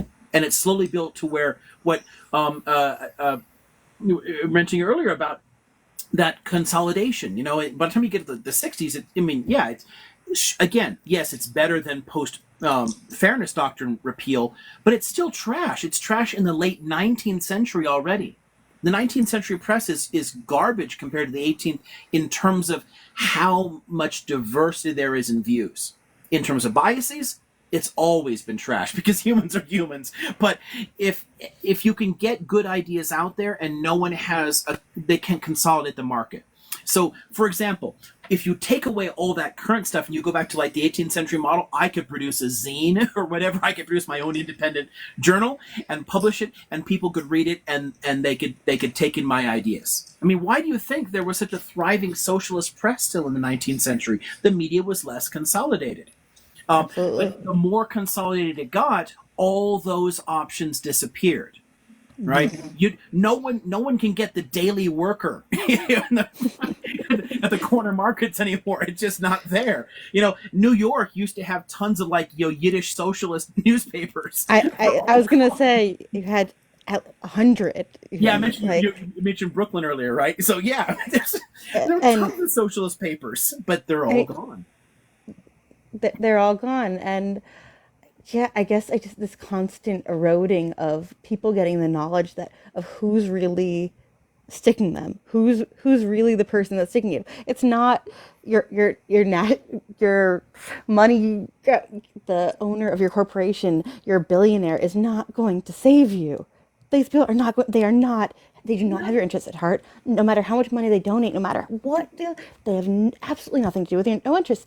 And how are people going to get those messages now? Yeah, it's almost the same problem with. I mean, somebody mentioned in the chat a second ago. I saw, now we have YouTube. Yeah, sure, we have YouTube, but who owns YouTube? Google. Google is a huge corporation with tons of ties into other areas. If you start putting things on there that they don't like, what are they going to do? If you get if you amass a following, pushing an idea that they don't like, what are they going to do? They're going to remove you from it because they have no obligation to maintain you there. Their obligation is to profit, and anything that threatens the profit is going to be stopped at some point. True. So That's why I see social the media economic as the model that final. ruined it. So you're right about newspapers. Free presses are great. Sunlight is the best disinfectant. If we had a truly free press, we wouldn't have a lot of the problems we have today. But capitalism has made it impossible to have a free press. And that's why I see social media as like one of the last bastions of real free press. But as you just said, it's about the profit motive. So Right. if So they're it's not not getting free. engagement, It's all yep. about, can Zuck make money off of advertising? Can Britain make money off of advertising? That's all that matters at the end of the day. And if they can't, then they're going to get rid of you if you're a problem, And if they can make money off of advertising for a while you're being a troublemaker, that's one thing. But if you start to have a significant effect politically, if you actually threaten the foundations of their profit, they'll remove you like that. Because they control the platform. It's not really free. It's not the same as like I'm running a newspaper press in my basement. It's not a free press in that way. It's still dependent on massive corporations, and they have their interests, and their interests are not the same as ours. And that's how we end up with these algorithms that only show us, quote unquote, what we want to see. But that's the problem. No, we only see what we want to see. We don't see the other Right. viewpoints. So if they Exactly. if they open up the algorithm, that'd be great. But you don't see that happening because, as Because you it's said, not profitable. exactly. Because if people saw a range of views and it made them more thoughtful, that's very different from if I see a whole bunch of stuff that reinforces me and then that encourages me to go buy products that align with that. It's playing on us psychologically. Yeah, adding to that idea, I want you guys to shoot this down as hard as you can, but I've been dreaming about this crypto that you can't buy with money. Because I see like cryptocurrency being ruined by money mostly, and people like people buy up Bitcoin and only the 1% own Bitcoin, really. But what if you couldn't buy it with money? You just can get it because you're a human. Some kind of other alternative that would be great, but the trick is that how do you afford it? Like the costs to produce things are always the difficulty. It's the same reason why we don't have any significant leftist media. There are financial barriers to getting in there in the first place. So it's hard to produce an actual alternative. It's not that it's impossible in any technical sense. We can come up with much better currency models than currently exist. But how do you actually get the money to build something up and get it to people? That's the harder part. I'd love a much more decentralized currency system, but I don't see a way to do it. And the crypto ones, the biggest problem with them is, how much they cost in terms of and how much they waste in terms of energy. The whole crypto mining stuff is just a disaster environmentally. There has to be better ways to do this. It's not even the environmental stuff. It's more about the money. Like, if you live in Africa, you can't buy any crypto. It's more about like, are you rich? Then you can have crypto. Yes. Of course. Right. The And people who can build a massive server farm, they're going to that's control it all. yeah. Like I worked for those people that build a massive server farm, like 100 GPUs, 20,000 GPUs. Mhm. Like I don't like them, and I don't want to work for them. I want people to have like equal opportunity in this, and it seems impossible sometimes because people don't care. But if people can understand things Hmm? and and if we can build the right system Yeah. that you can't even buy, like I don't care if you're a billionaire, you cannot have more than this other guy. I don't care how many billions you have, you cannot have more. There's That would seem more equal the people that than are what we interested in have. those decentralized currencies. I think we need to have more conversations with them and find ways to interact here, because it gets back to a point that I try to make a lot about how we can fight back against the current world order, because trying to take out a system that is global in nature, when we've seen these revolutions failing consistently for 2 centuries because they're part of a much larger system, it suggests finding a different way to do that. And one alternative is to try and build new institutions inside the old ones and then gradually shift people away from the old ones to the new ones while it's still there. You kind of demonstrate the model in practice without forcing people to give up what they already have to start with. If we can come up with new ways to do a lot of this stuff, yeah, coming up with a new currency model would be great if we can find a way to make it practically work. All the crypto models have just turned into more get-rich-quick schemes for a new 1%. It doesn't help ordinary people.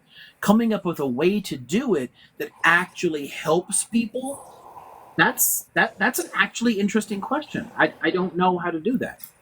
100% what you just said. Um, like I've been with the crypto millionaires before, and all they care about is how to scam people into buying their crypto, and it makes me mad. You Yeah. don't help in the world.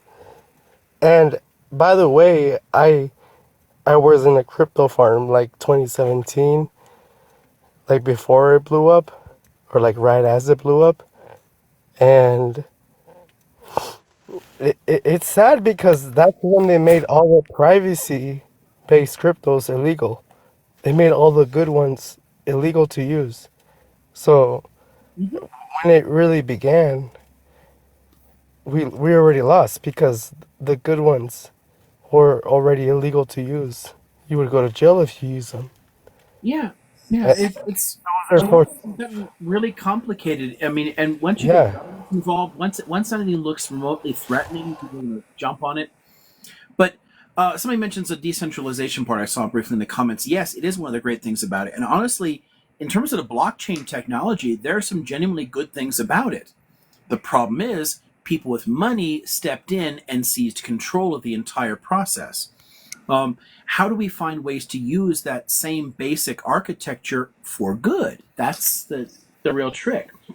It's one thing that I've noticed. See, I don't have a huge exposure to like the crypto markets, but it's only like a little bit from the outside. But I know a lot about the free software movement, and that ends up being hijacked by a lot of corporations trying to exploit open source for their own particular ends. They get to steal community produced code, add their own proprietary spin to it, and try to make money off it. And instead of actually, honestly, I was really hopeful that by this point people wouldn't be running Windows anymore, that they would have realized that you can get all the same shit exactly like in a Windows system for free with Linux.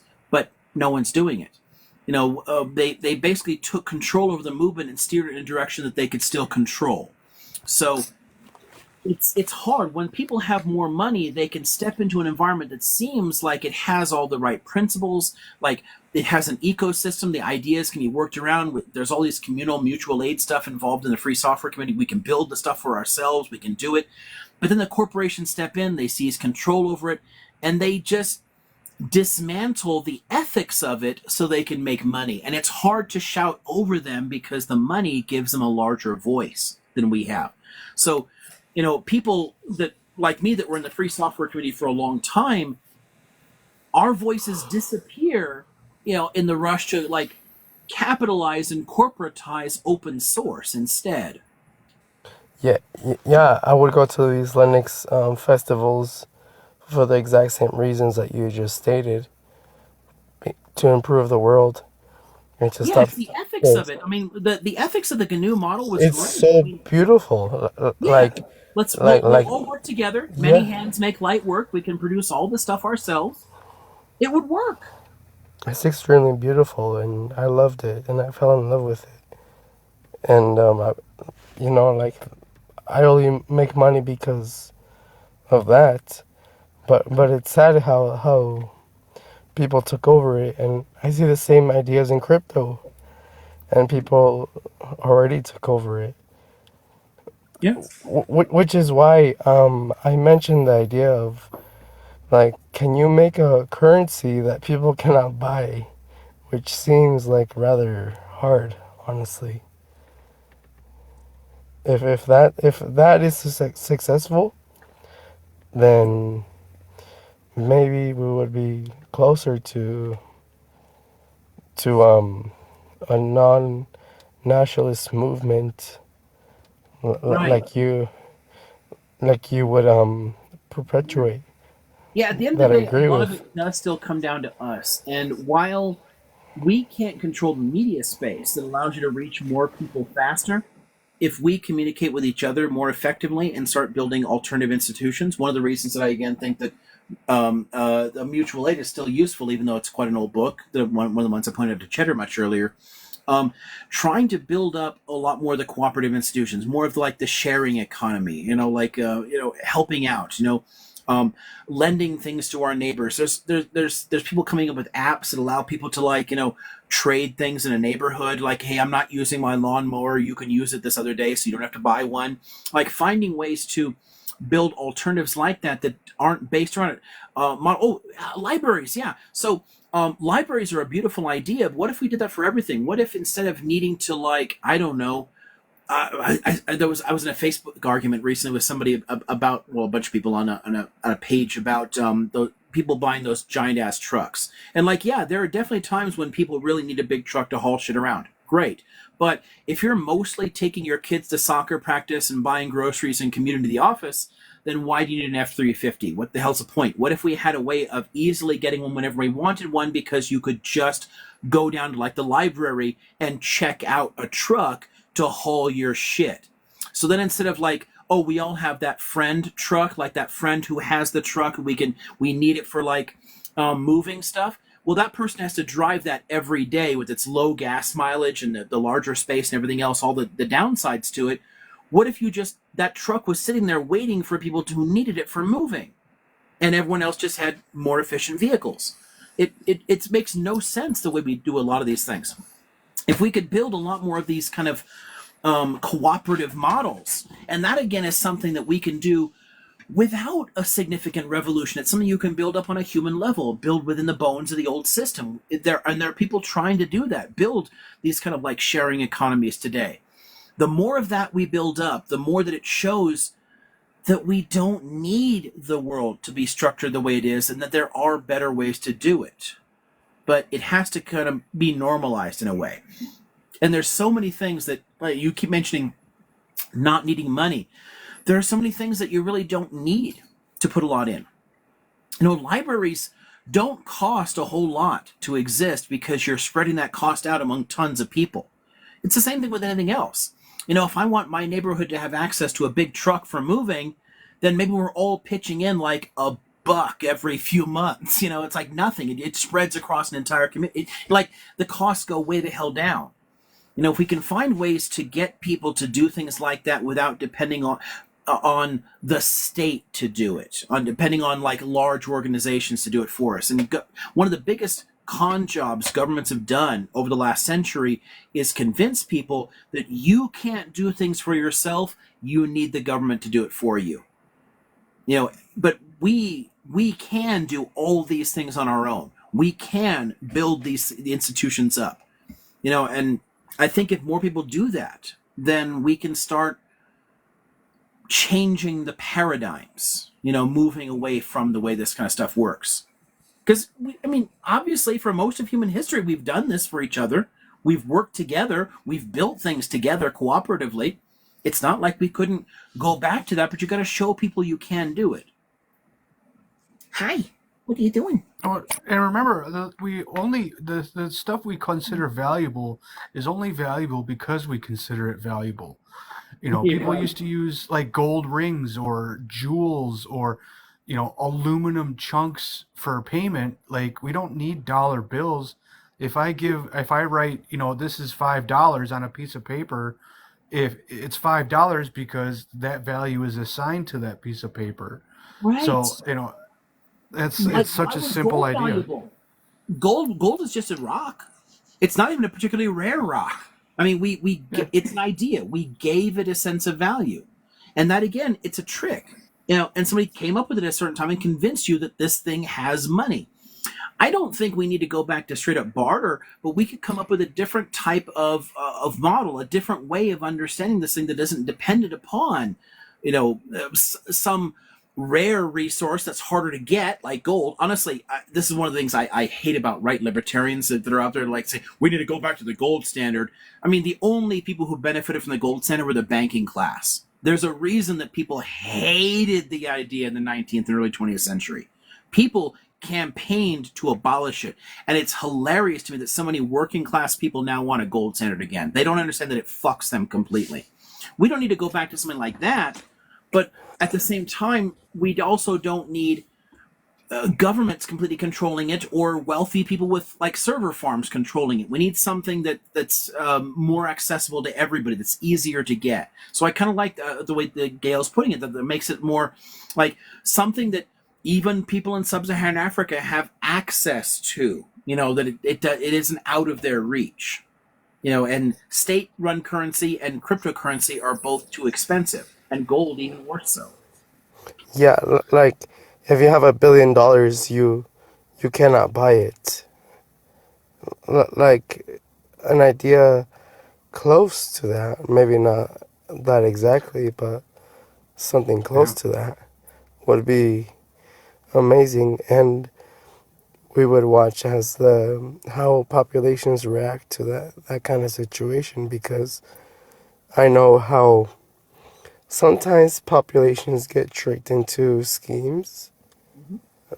Like maybe I can sell them snake oil and they all give me that money, and then I use that money to sell them more snake oil, and it's some kind of perpetual loop. Right. But at least we can like try to stop it. Yeah, for sure. And I think a lot of this really just depends upon coming up with alternatives. People trying to replace the currency system first honestly doesn't make a great deal of sense to me, because the entire economic system is still problematic, which is why a few well-off people cornered the entire crypto market and destroyed it. If you instead build the alternative institutions first, start building an alternative economy inside the existing one, more of a mutual aid economy, more of a sharing economy, things like this, then if institutions like that start to build up, then some kind of currency alternative within them, coming up with some kind of useful script within that could make sense. But trying to go to a currency system first, I think all it does is it plays into the existing economic problems. Somebody else is going to exploit it. You need to replace the existing economic model first, and then come up with a new way to do money within it, I think. You make an extremely excellent point. I'm sorry, guys. I'm like extremely sick right now, so my voice is cracked. But Thank you for coming up though and sharing though. I'm so happy I found you guys. Like honestly, you guys are my people. But you're saying that the currency comes second to the economic model of what you call I would capitalism. change a lot of the economic model first. Yeah. Okay. So someone working faster than another person, it makes sense that that first person should make more money or have more value in a sense. And that honestly sounds like capitalism to me.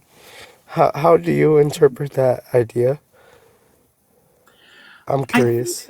I think on some level we are always going to deal with the fact that people are different and are differently motivated, and some people will on the individual level want to put in more time.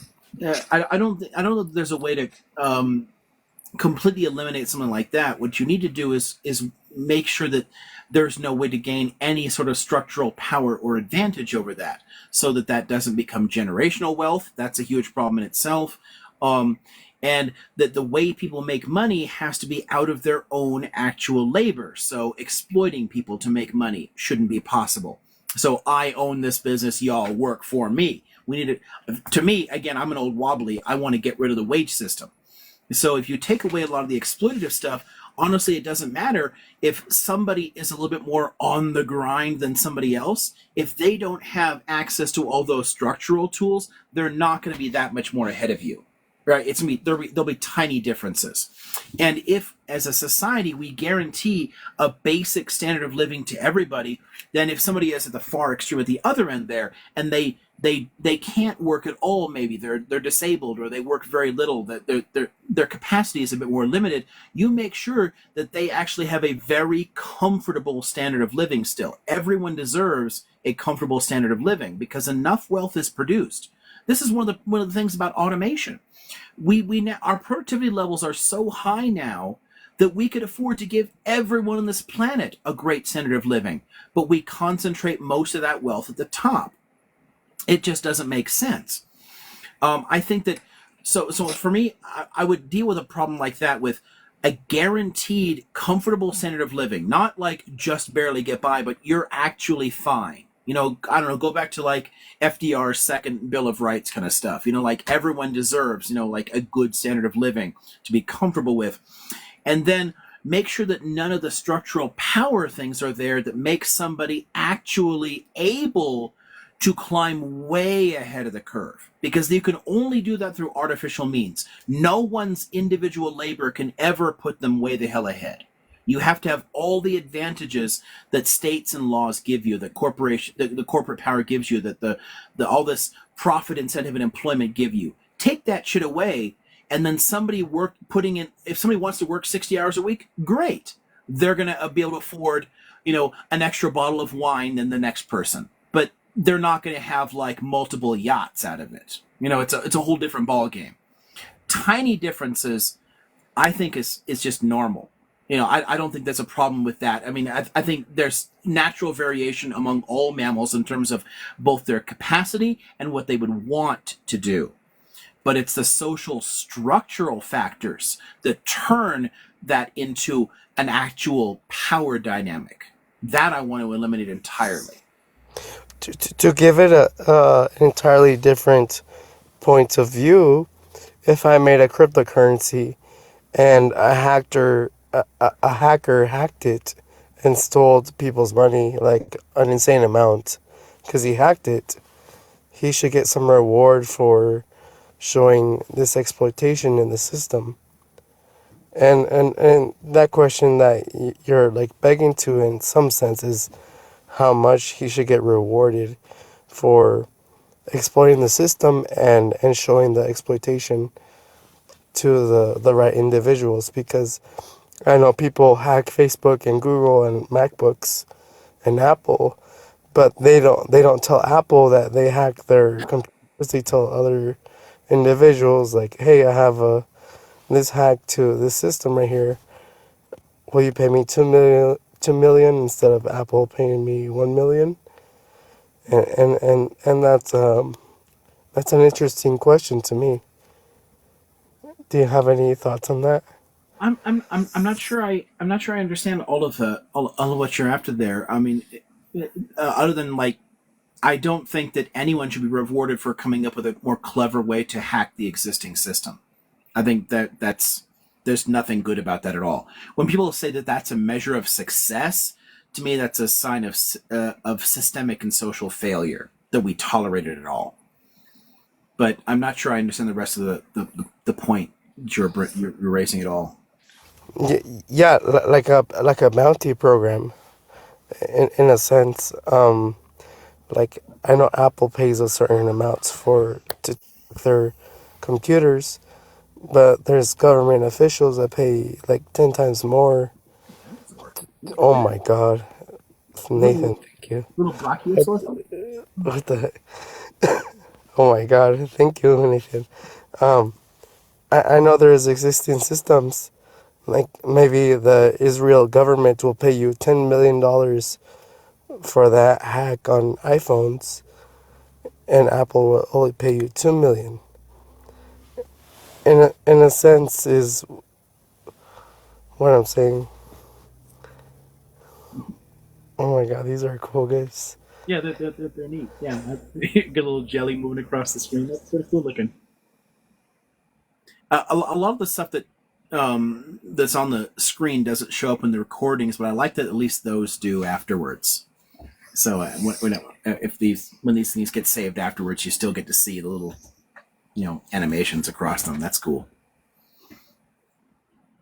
Oh yeah, somebody mentioned crime. Yeah, again, crime rate. Crime is a function of poverty for the most part. So yeah, a lot of these problems are tied to it.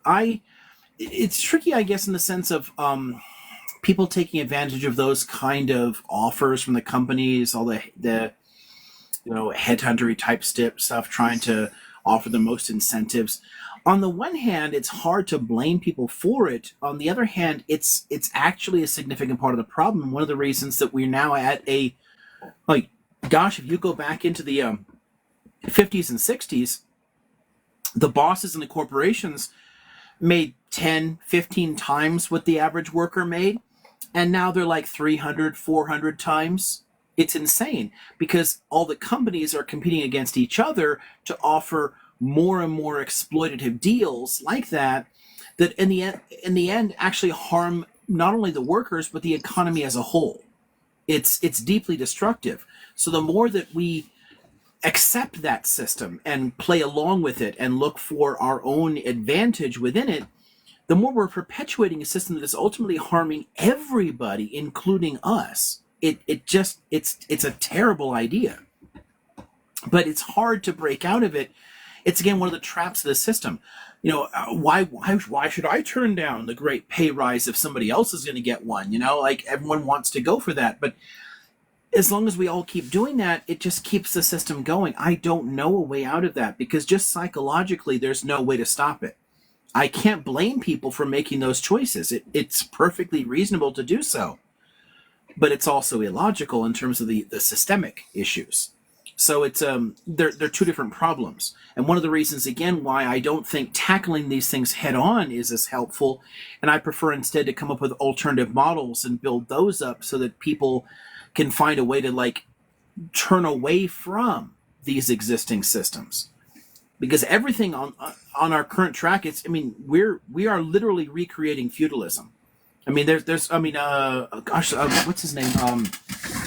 Varoufakis' newer book actually is techno feudalism. I don't know where I put that, but we've created a new feudal economy already, and it's going to keep getting worse and worse because everything about the current system is feeding it, and I don't know any way to tackle that head on to change it other than to try and build alternatives and undermine it in some way. That's all I've ever been able to come up with. I think a good way to do it would be to start really pushing the notion or start dismantling the myth that, hard work is what makes you rich. Yeah. Nobody's gonna lie to my face and tell me, looking in my eyeballs, that Jeff Bezos works, 3,000 times harder than the guy who's peeing in a bottle in the warehouse, or that Musk works 2,000 times Right. as hard as the guy slapping together his crappy trucks. Like, hard work only gets you so far. The trick there is It's the mythology, exploitation. though. It plays on our psychology in a pretty primitive level. Yeah.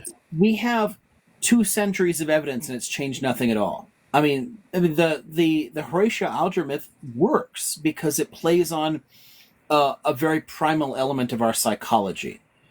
So I don't know that just trying to get rid of that idea is going to help overall, because it's so easy for people to fall for it in the first place. It's a real trick there. It's a good one, because that is a core part of the problem. You got tons of working class people identifying with the rich and think, well, someday I'll be the one wearing the boot, But I don't know how to get out of that, because it's very tempting to a significant number of people. Yeah. They say, hard work makes you rich. Like, well, if that was the case, then Mexican migrants would be the billionaires around the globe. It's smart work that, like it was in the comments, it's smart work and exploitation. And they say, exploitation and having certain structural advantages. Not necessarily being smart, because plenty of people are super smart, but they don't have the advantages. They don't have the resources to build up. Yes, like not everybody can go to Wharton, or Harvard or Yale, and make those connections. Not everybody has somebody that they can just ring up and get a jet on a good price or something like that. Like the difference between the average person and the wealthy is Grand Canyon size. Yeah, it's magnificent, and people don't understand that it's an entirely different world once you have a couple commas in your bank account. But like you said, they're just temporarily distressed millionaires. That's how they feel about it, and it's like, you are never going to be one of that 0.1% that ruins everything. And another thing they don't understand is money is a finite resource. You can't just keep giving more and more to the top and expecting that you're going to make a commensurate standard, or have a commensurate standard of living as their money goes up. Like, you can't just keep that funnel flowing up and expect a better standard of living for yourself. It trickles up, not down. Wealth always trickles up. Exactly. I would like to say that I think only maybe God can answer these questions, and I feel like you are so smart that you can maybe give insight to these kinds of answers. Because these are extremely complicated questions that people struggle on or don't even think about. But if one person is smarter than another person, how much more should they get if they work more hours, or if they're smarter and they do like 10 times more efficiency, like with machinery and automation? I think there's some justification for small differences. I think, for example, so let's assume a thoroughly socialist economy. Somebody chooses to spend an extra 10 years in school in order to become like a physician or something, and somebody else isn't interested in that. Then the person choosing to be the physician should get a little bit more, but never much more. It should always be a small difference. Those differences, I think, give you enough of a psychological motivation. And I think there's actually really good research on this. I've seen studies of this showing that there is a psychological benefit to very small differences that motivates people. It gives them a sense of reward. It makes them work harder. But beyond a certain point, there's no benefit at all. So if you say, oh, the physicians should all be making like much more than anybody else, that's completely pointless. Only a small part of it is actually psychologically beneficial, a really small bit. So some small differences I think are fine, as long as you have mechanisms that, again, prevent it from turning into generational wealth. But I think we should probably use the numbers that come out of that research. I'd have to pull stuff up. I don't know the numbers off the top of my head. I read some studies in this a number of years ago, looking at the actual impact on people of varying levels of compensation. And after a certain point, all these people that are taking these massive ass compensation package, I'll take $400 million or whatever, it has no benefit whatsoever on their productivity. Nothing at all. But a small difference up actually does. So I think we should probably base our metrics on what should be like the maximum type wages, maximum differentials, on what actually has some beneficial effect socially, rather than anything arbitrary per se. Yeah, it's completely based on human psychology, and I completely agree with you actually. Um, I'm putting a random example and a very extreme example out there. If I make a system that can drive cars and I put truckers out of work, like I should only get minimum compensation for being some kind of genius, or someone like Albert Einstein, or someone you refer to as a genius in a way. They You should should, if somebody minimal. comes up with a really good development, really good innovation, Yeah. like a good idea, then they should get some compensation for that. Should they get all the reward from all the wealth from all those lost truckers? No, that's capitalism. You know, one of the this is it goes back to like the discussions earlier with like Hubla and others about like the Soviet type model. People forget that engineers definitely did better there than factory workers. It wasn't a huge difference, but it was a difference. So it rewarded the years of education that you spent studying to do something, because and it paid attention to the actual social effects. So this particular innovation is going to save us tons of money. It's going to improve people's living standards. Great. So you reward that innovation.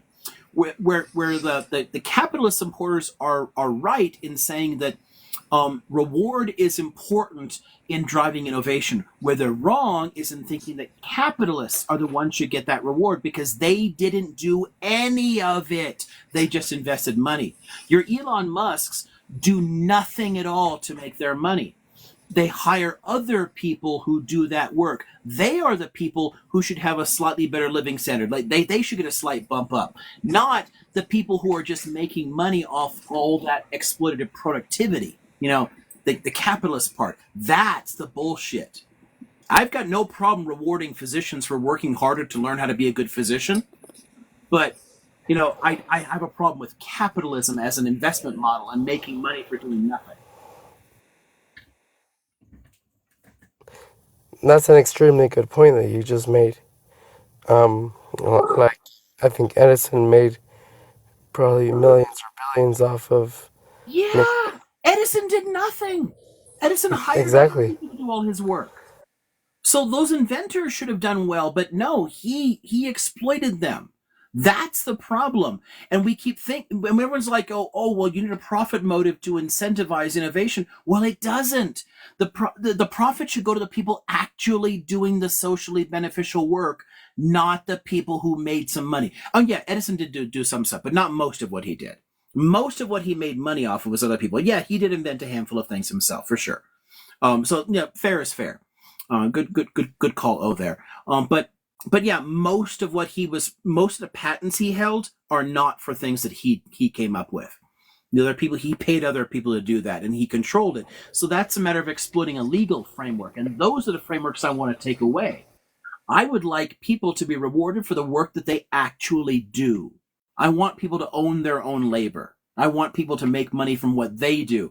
If you want to do the minimal work, cool, great. I celebrate your laziness. I mean, there's a great Bertrand Russell book in praise of idleness, saying like, yeah, we shouldn't have to be on the grind all the time. Great. I'll celebrate your laziness, but you should have a good minimal standard of living that should make you comfortable and fine, right? That's great. If somebody wants to work a little harder, wants to come up with the cool things that benefit other people, cool. I'm comfortable with them being a little bit better off. I don't want this. It should never have the possibility of getting to that. And that doesn't require laws that set maximum wages or anything else. It requires taking away all the structural factors that allow people to accumulate that much power and wealth. If you remove all that stuff, then yeah, people, that this kind of natural variation, that's always been present with people, just like it is with all other animals. There's natural variations in how all other mammals will work too. Okay, I have two questions. What structural systems allow people to take that much gain off their innovations? Would you say like exponential gains, like Elon Musk, for example? Well, it's again the capitalist. He's not Again, benefiting I'm asking extremely difficult questions, and I understand if like you don't know, because no one asks these questions, and this is a very new sort of topic, and like I admire you so much. Like, I'm really Oh, happy well, I found you. thanks. That one part of it though is actually pretty easy, because that one there, it's a matter of we have a propertarian political system, a propertarian economic system. So owning the intellectual property gives him some of the benefits there, and the rest of it is the way that it works in the markets. It's a market capitalization that makes him rich. So it's the capitalism part. Those two things together both contribute to him making money disproportionately. He owns an idea, and he owns the bullshit concept of like the markets, like the way they exploit the people buying the stock and whatnot. So yeah, it's nothing to do with his labor at all. Elon Musk was the example Eddie is asking. But it's true. I mean, it's fun to pick on the individuals there, but it's the capitalist system as a whole. So as long as somebody else is able to hire somebody else to work for them, so on one part, and again, this is me being an old wobbly here, the wage system is part of the problem. As long as I can hire somebody else to come up with a cool idea, and then I get to own that idea and profit from that, from other people who use this idea. Oh, you like my idea, you have to license my idea and pay me for my idea, but I didn't come up with the idea. I just bought it from somebody else. Controlling ideas that way is deeply problematic. The greater source of his wealth is the fact that the stock market is just a giant fucking casino. 90% of it is speculation that has nothing to do with the economy at all. Like about 10% of transactions on the stock market are actually reflected in the real economy, the actual exchange of wealth and resources. Most of it is just, financial masturbation, people making money for nothing at all. And that is nonsense. That has to go entirely. So those two things set a lot of people apart. And they can, in both cases, they have access to that source of wealth because they already have some wealth. Because it costs money to hire people and to own that shit. And it costs money to build up, things in the market in the first place. Once you're in that club, it's hard to get out of it, but it's very hard to get it in the first place. Both of those are legal and structural advantages that I think have to go away. They're essentially big parts of the problem of capitalism as an economic model. The idea of making money based on an investment. I already had money. I'm going to put a little bit of money out here so you can start building a business there. And if your business is successful, I get to make free money for the rest of my life for no labor at all. That's nonsense. We could have a public banking system that completely replaces capitalism entirely. Like, you don't need it because capitalism was created. We thought that stock markets would be ways for people to pool their resources and be able to afford to do something very expensive.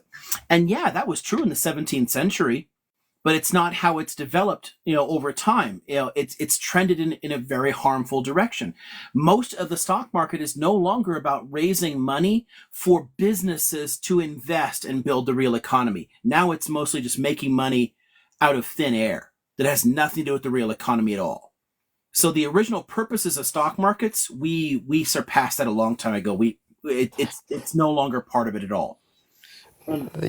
Yeah, that's exactly how I see cryptocurrencies right now. Um, I would would want to ask if there's a system I can look at because I'm having a really hard time to imagine the system you're describing where people do not exponentially gain from their innovations. Um, uh, like capitalism sets forth. But is there a system I can look Well, at to try technically, to imagine no. Almost what no you're one. saying? Almost no one gained from their innovations. Not under capitalism, anyway. It's the people who own the innovations that gain, and the people who invest in the innovations. Those two people are the ones who make money in capitalism, not the actual innovators. So realistically, in that sense, again, for all of its manifold political flaws, it's one of the places where the Soviet economy comes out a little bit of ahead because the investments were coming out of central public banks instead of an investor class. And the people who actually did the innovating, who did the actual work, they got paid a bit more. So the engineers did all right. The engineers had a better standard of living, not the owner class, not the investor class. If you take that system, something like that, scale it up a bit, and remove the political class, the party elites that manipulated things for their own benefit, and just let the economics grow, then I think that works. You have to have some kind of central repository where the money comes from, like some kind of public banking system, some kind of way that the investments can start. But the investments out of a public bank don't have to be for profit at all. They don't need interest. They're not taking money back. It's just, here is the startup capital to get things going. And then the business takes off. And the people who built the business up, they're going to do all right, not the people who provided that startup capital. It's our banking system and the stock markets and the owner system, that's where all the flaws come in. So there have been experiments that have at least come close to some elements of this. Some of the socialist economics have done some elements of it. The problem for me with them is the state control, and I don't want that. I'm an anarchist and a market socialist. I don't want governments controlling things any more than I want corporations controlling things. I want to free ordinary people to build things up. But you can borrow from some existing attempts to do that. And one of the reasons that the socialist economies grew so much faster was that they took away that the vulture capitalists. Because realistically, the fact that they're sponging money off the top slows the growth down. It's taking money out of the economy. If you take away that profit motive in the initial investment, then it's just the business itself growing up. So the growth rates are much faster. The people doing the work do much better. I have two very difficult questions. One is how much faster. If they're too difficult, I'm already past my bedtime. So I'm sorry. Depends on how difficult. Okay. How much faster does a growth rate happen if there's no vultures taking the profits? And well, yeah, I'll leave it at that right now. Even on, again, our existing flawed experiments and data on there, it is a marked, it is a noticeable difference. I don't know the numbers off the top of my head. That's where I'd have to pull things from people who do that kind of stuff. I teach more the theory and history behind economics. I don't teach the maths around it. So I'm not really good at remembering numbers. But it is a noticeable difference. And that's even with a lot of the existing problems with the way that it's been implemented. So yeah, I think the evidence all says we need to experiment more in this direction.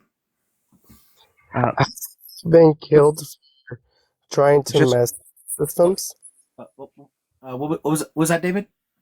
Sorry, just on this, just thinking about this. So we're talking about people manipulating it. We're talking about the various systems. My question is, how does various systems such as anarchy or socialism, or let's say communism and capitalism, as far as financial crimes, because there are some people that manipulate it through various financial crimes, and so I'm just wondering how that is there an interplay between financial crimes and these various systems, such as I would. It's honestly one of the reasons that I'm an anti-statist as well as an anti-capitalist, because while you take away some types of financial crimes by moving toward the state socialist models, you introduce a whole new layer of corruption and a whole new class of people who can sponge off the top and manipulate the system. The trick there is removing those power hierarchies in the first place. If you take away their structural advantages, if someone doesn't have the ability to engage in that kind of manipulation, then it doesn't happen. It's all a matter of, like, exploiting the existing capacity for crime. If you change the system so much that it's not possible for somebody to game it, and that's the trick there, then it goes away. This is one of the problems I have with a lot of people who are always arguing that, oh, socialism requires people to be truly altruistic or something. Bullshit. Capitalism requires you to be altruistic or to be a complete asshole. Socialism takes into account the fact that people are selfish assholes. It expects that some people will manipulate the system, so it takes away their ability to hurt other people. That's the key. It's all a matter of the power dynamics. And one of the reasons that the more anti-statist socialists appeal more to me than the statist ones is that there still is a power hierarchy, so someone is still going to manipulate the system. The party bosses are still going to screw you. They're less exploitative as a whole than capitalists would be, but they're still exploitative because they can do it. So if you take away the ability of somebody to control other people, to manipulate people for their own benefit, it doesn't happen. You remove the ability to do it. Right. That'd be the key for me, I guess. It's a matter of changing the game. Right, that makes a lot of sense. And what about how does it work as far as just the criminal justice system in the anarchistic system? How would it work? Well, pretty much the way that humans have managed our affairs for countless thousands of years. If somebody is clearly harming other people, then we turn on him. We address it. And that can take any number of forms. Hey, I notice you're doing this, that, or the other thing to some, and this is a problem with us. Like, oh, you're right, I shouldn't do that. Okay, cool. Oh, hey, we've noticed you've done this particular problem, and we don't want you in our community anymore. You are exiled, right? Or, oh, hey, I noticed you're like, I don't know, diddling your daughter or something, and I'm going to deal with that. Like, there's any number of ways you can deal with it, on a human level, but it depends very much on the types of systems you develop. Like, because again, anarchy isn't opposed to order; it's opposed to power. So at the end of the day, the people enforcing it have to be accountable. So instead of like, hey, I've got a badge the government gave me, and that's why I'm allowed to unalive you. No, you don't have anything like that. We have people that the community elects to police us, to watch out for us. And they are elected by the community. And if the community loses faith in them because they're being abusive dicks, then they lose that ability to do that. But it's always democratically controlled by the people as a whole. So it depends very much on how the community itself wants to organize itself, what systems it wants to put in place. But as long as it's always accountable to people and there are no structural hierarchies, police are not accountable to me at all. I have no ability to affect them in any possible way. If police were community policing, if they were elected in my neighborhood from people in my neighborhood who policed my neighborhood, they are accountable to us. And if the person walking the beat here in my neighborhood turns out to be a bit of a dick, then we just fire him and we get somebody else to do it because we're in charge. That's the key ultimately to avoiding a lot of those kind of abuses, I think. Right. I guess I'm just thinking I'm just looking at history, and typically when it was, things could become a police state, and then in a way police have power, police is a power in a way. But I think what you're saying is that you also have to have a little bit of a checks and balance, perhaps, from the community on the police. Yeah. That's the thing. The police shouldn't be a distinct class employed by the state. They should be individuals that I have delegated to give a certain job. Think of it this way. Look on like the factory level, right? Within a given factory that's making pens, right? Somebody is going to work in the office and plan the business strategy. Somebody else is going to manufacture the pens, right? Not everyone wants to be making those decisions. Some people just want to screw the pieces on and make the pens. So we as workers are going to elect among the people who have that skill set and interest, somebody who wants to sit in the office. And if they steer the company in the wrong direction, it seems like it's not being very profitable, then we vote him out and somebody else goes into that position. The workers as a whole would always have control over it. And that same model should be applied to everything else about our social order. So if the police are abusing their privileges, then we, the people of this neighborhood, can remove them. Because it's not the state that employs them and empowers them, it's our choices that employ them and empower them. We are delegating responsibility. Somebody has to make sure that somebody isn't breaking into somebody else's cars and keep an eye out. I don't have time to do that all the time, so I'm going to ask somebody else to do that for me. If it turns out they're also breaking into the cars, well, he was a terrible choice, and we're going to make sure that he goes away, and we put somebody else in power. I want decentralized direct democratic control over these kind of things. That's your ultimate check and balance. When people keep relying on government's checks and balances, that doesn't work because it's all part of a power hierarchy that's unaccountable to us. I want ultimate accountability to ordinary people. I completely agree that government checks and balances do not agree with what the people want.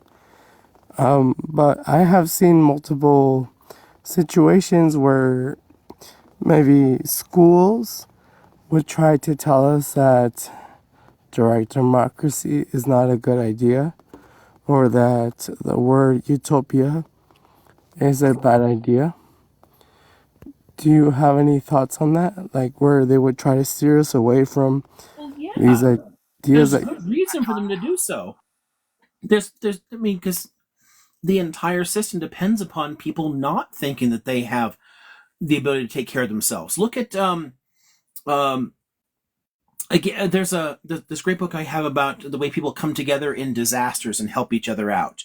So instead of like all these big organizations coming together and providing disaster relief and us like waiting for the state to do it, when things like Hurricane Katrina hit, people just went out and took care of each other. That's just how humans work. We have the ability to organize ourselves when we need to in order to do things. And that's what people are arguing is they're saying, well, we can't do that. We need the state to do it. We don't. We have the ability to organize ourselves, but we are systematically taught that we are powerless, that we can't do things, that we need someone else to tell us what to do. And that's simply not the case. I think that through our own efforts, through building up alternative institutions, we can do what the Marxists, Leninists failed to do and make the state wither away by making it irrelevant to people. And at that point, you just apply some basic civil resistance strategies. Once all the independent institutions are in place, then you just start ignoring the state and it goes away because at the end of the day, it's just a bunch of fat old men sitting in a room saying, I want you to do this, but they have no ability to do it if we don't listen to them. They can only tell us what to do as long as we're willing to listen, and we listen because we think we have to. That's why our education systems will tell us these things. And people will often, too, you get this, especially from like the liberal technocratic type side, like, well, if you give me more direct control, then you're just going to have a bunch of like idiots controlling like the school boards and saying evolution is a lie or whatever. Like, no, it's like direct democratic in the sense that everyone is involved. And that means there's a war of ideas. That gets us back to that whole question of like the free press argument earlier. If you take away the structural power hierarchies, then I simply have to show you, look, the evidence is evolution happens, so we should teach it. It encourages us to have those conversations. If you take away some of the existing advantages that people have, that's where people democratically can put the stupidest ideas possible in place. If ideas actually have to compete in an open environment without any power hierarchies on there, then stupid ideas tend to lose out, in real competition. The terrible ideas survive largely because of existing power dynamics. So, that looks like utopian, but I think that there's a lot of direct evidence we can point to on it. A lot of places where, somebody mentions the whole open source. Yeah, the free software environment is a place where you can see, a shitty idea that's buggy as hell isn't going to survive. we're all going to see that it's a shitty idea and talk about it, and it's going to lose out. Is the kibbutz I would such an apply the idea same or model no? in tons of other areas. What about the kibbutzes in Israel? They have the kibbutz. It's sort of a Well, they community. had. I mean, they're essentially all dead now. Most of the surviving kibbutzim are there for tourists. And wasn't that sort of the? I don't know too much about it, but was that based on the idea of community, not Yeah, hierarchy? it takes us back to the period. If you go back again to the post World War II period, in the 50s, 60s, and whatnot, one of the reasons that Israel grew economically as fast as it did is actually the kibbutzim and moshavot. It's not the only reason. There's a handful of other advantages they have. There was tons of foreign aid that came in because of guilt, because of European racism. There were people who moved there that had money to begin with, but the kibbutzim and moshavot did contribute to a much more rapid growth rate and to making it more evenly spread. That starts to break down in the 1980s with the embrace of neoliberalism there. The Israeli economy's been in a tailspin for a lot of ordinary people for a long time. There's some people getting very, very rich there, and a lot of other people are seeing their living standards falling just like anywhere else. But for a long time, they were beneficial. I mean, the basic model of sharing the resources and working together can work. It's one of the practical examples you can point to, and there's a whole bunch of industries that built up in Israel based upon that model. So I mean, if you apply that in tons of other areas that aren't settler colonies, there's tons of other areas we can use those same basic principles and draw from them. I mean, honestly, as fucked up as a lot of the ideological dimensions are, there are lessons we should draw from the Israelis just as much as we should draw from the Soviets and anybody else that's done things. And point to the bad parts, leave the bad parts out, borrow some good ideas. Right. Just maybe just one last question. It's been on my mind, but I wanted to hear your perspective on it. And that's like it's about democracy, whether there are issues with democracy. I know people say that, in a way democracy is good, but I heard that Socrates took issue with democracy, given that I think the analogy he was giving was if everybody has equal votes, but some people may not know who's the right person to vote for as far as they're not in an informed position, perhaps. And so I think the example that he provided was that if there was an election and it was a doctor versus a salesman, and then they said that the doctor would say, well, I can fix your problems by doing this and this and this, but the sweet candy salesman say, look, I'll give you a candy, and look, the doctor's going to hurt you, and then people are going to vote for the candy salesman because he's saying the right things, and then in a way that's democracy, that they can manipulate the uninformed people. So do you think there's some truth to that, and is that one of the issues with democracy? Yes. Yeah, there is, especially in larger systems. The Athenians developed democracy, and they also invented demagogues. People can obviously fuck with any system, but I don't know, to stick with the same basic, similar time period. Aristotle's ideal polity, like the size of a community, should be about 150 people. Basically, what he would do is like the number of people who could be heard by like a single town crier. Like, hey, blah blah blah, and like calling the news out. The community shouldn't be bigger than that. And actually, there's anthropological evidence to support that, because human beings developed in communities around that size. Anything bigger than 150 people, it gets harder to do, because we can develop effective trust networks within a smaller community. We can weed out bad ideas more effectively in a smaller community. But when you're dealing with 10,000 people, I have no idea if somebody is bullshitting me. I don't have the information. I don't know them. So I just have to trust whatever psychological technique they're using on me. If the community is 50 to 150 people, then that. So for me, democracy works on a very local level. And for larger societies, the way I've always envisioned it is in a kind of nested direct democracies. So at every individual local level, you are responsible for and to a direct democracy. But to accomplish larger tasks, then different direct democracies are all sending representatives to higher levels, and those then cooperate. But if we disagree with those, then we still have ways of pulling out, changing things. You have to work out precise mechanisms for that, because the trick is avoiding any upper level from actually developing into a state that can impose ideas. I want people to be responsible to direct democratic principles always, but still able to participate on larger levels. And that's the real trick here, because psychologically, democracy only really works at a very small level. At a larger level, all it is a giant corruption factory. It's not that every other system is worse. Granted, dictatorship's much worse, monarchy's much worse. As much as the guy's an asshole. Churchill has a great line about that. Democracy is the worst political system except for all the other ones. Which again were worse. But it's bad at a larger level. It's going inevitably create corrupt power relations. But again, if we set aside the state paradigm and link together individual direct democracies, I think it's possible to come up with an alternative to it. But it would take a lot of practice, because beyond a certain level, democracy isn't terribly effective. Maybe if I could just ask on that one, an interesting book there on this, because you're talking sort of about smaller groups, but maybe just a potentially counter example to think about it. The book, I know it's a fiction book, but Lord of the Flies is about sort of, the bunch of kids, or maybe young adults, landing on an island, and then first they're sort of working together, but ultimately by the end, they're sort of survival of the fittest and power corruptions and things like that.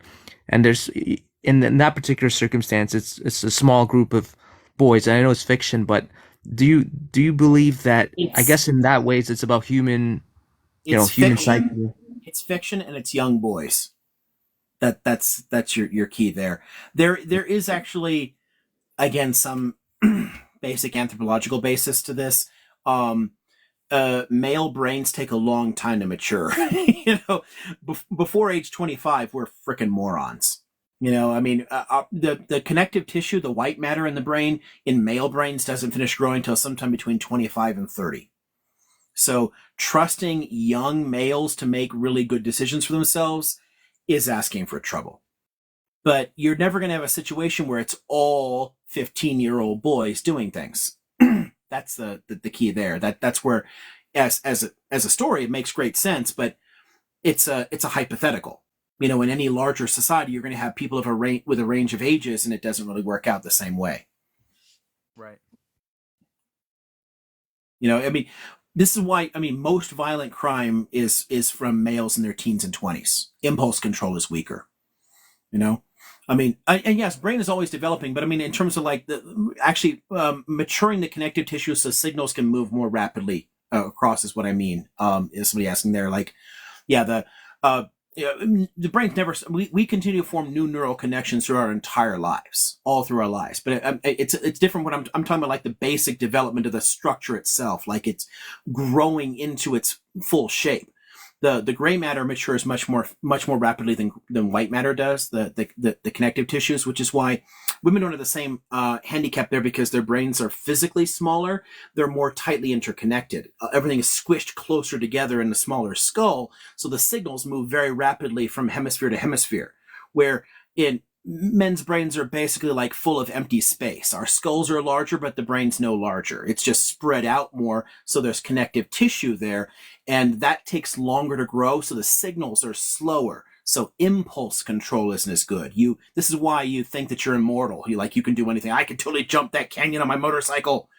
And when you're 30, you're like, hell no. You can see it's a stupid idea. The impulse control, it gets better. That's the key difference. It's just that one part of it. In terms of the neural connections, no, that's always developing throughout the course of your life. So, different issue.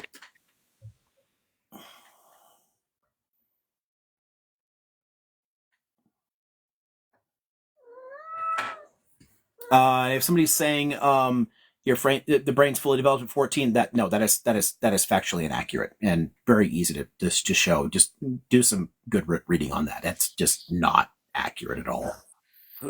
Some maybe super advanced question. Have you seen any type of democracy in the open source community that works really well over 150 people? Because I have not seen that kind of situation work out very well. Like, even if you have a live of 1,000 people, most of the questions you would get would be very basic questions, and maybe the good questions would not be filtered to the top, and the good discussions will not be made. I can't recall any really good examples once a project gets quite large. There's I've seen some interesting experiments in different communities or whatever, but nothing that's ever really like proven and scalable. No, not that I can think of. As I see it, it's a very fundamental question, because when you get down to electing officials, the officials are going to talk about different like situations that matter, and some of them are not going to be important, and some of them are going to be important to the people. And yeah, I honestly have no answer to that kind of question, and it's one to solve, honestly. Yeah, it is an interesting one, and again, another place where we can see people experimenting and trying different things and just borrow lessons from them. But I don't personally know much about it. But again, I don't have a huge amount of personal exposure there because I was never as much a hacker in the sense of being a coder, and I was a sysadmin. So I deal with implementation of the stuff, not the development of it. I mean, for me, I never got beyond basic scripting languages for coding. So I never paid much attention to the dynamics of the communities because I was not actually part of that. I'm in a similar position to you, like system admin, maybe admin, but that's it. I'm not a coder. Yeah, that's where I was before I got into graduate school. I was a network manager. I was a sysadmin. So, oh, dude, okay. So I'm gonna this guy that says I'm scared to bring him up. I'm gonna let him come up just before I'm gonna be closing the live down anyway because I am 2 hours past the time I was gonna shut this thing down anyway. I don't know why somebody wants to come up here just to say something, whatever. But if you want to say something,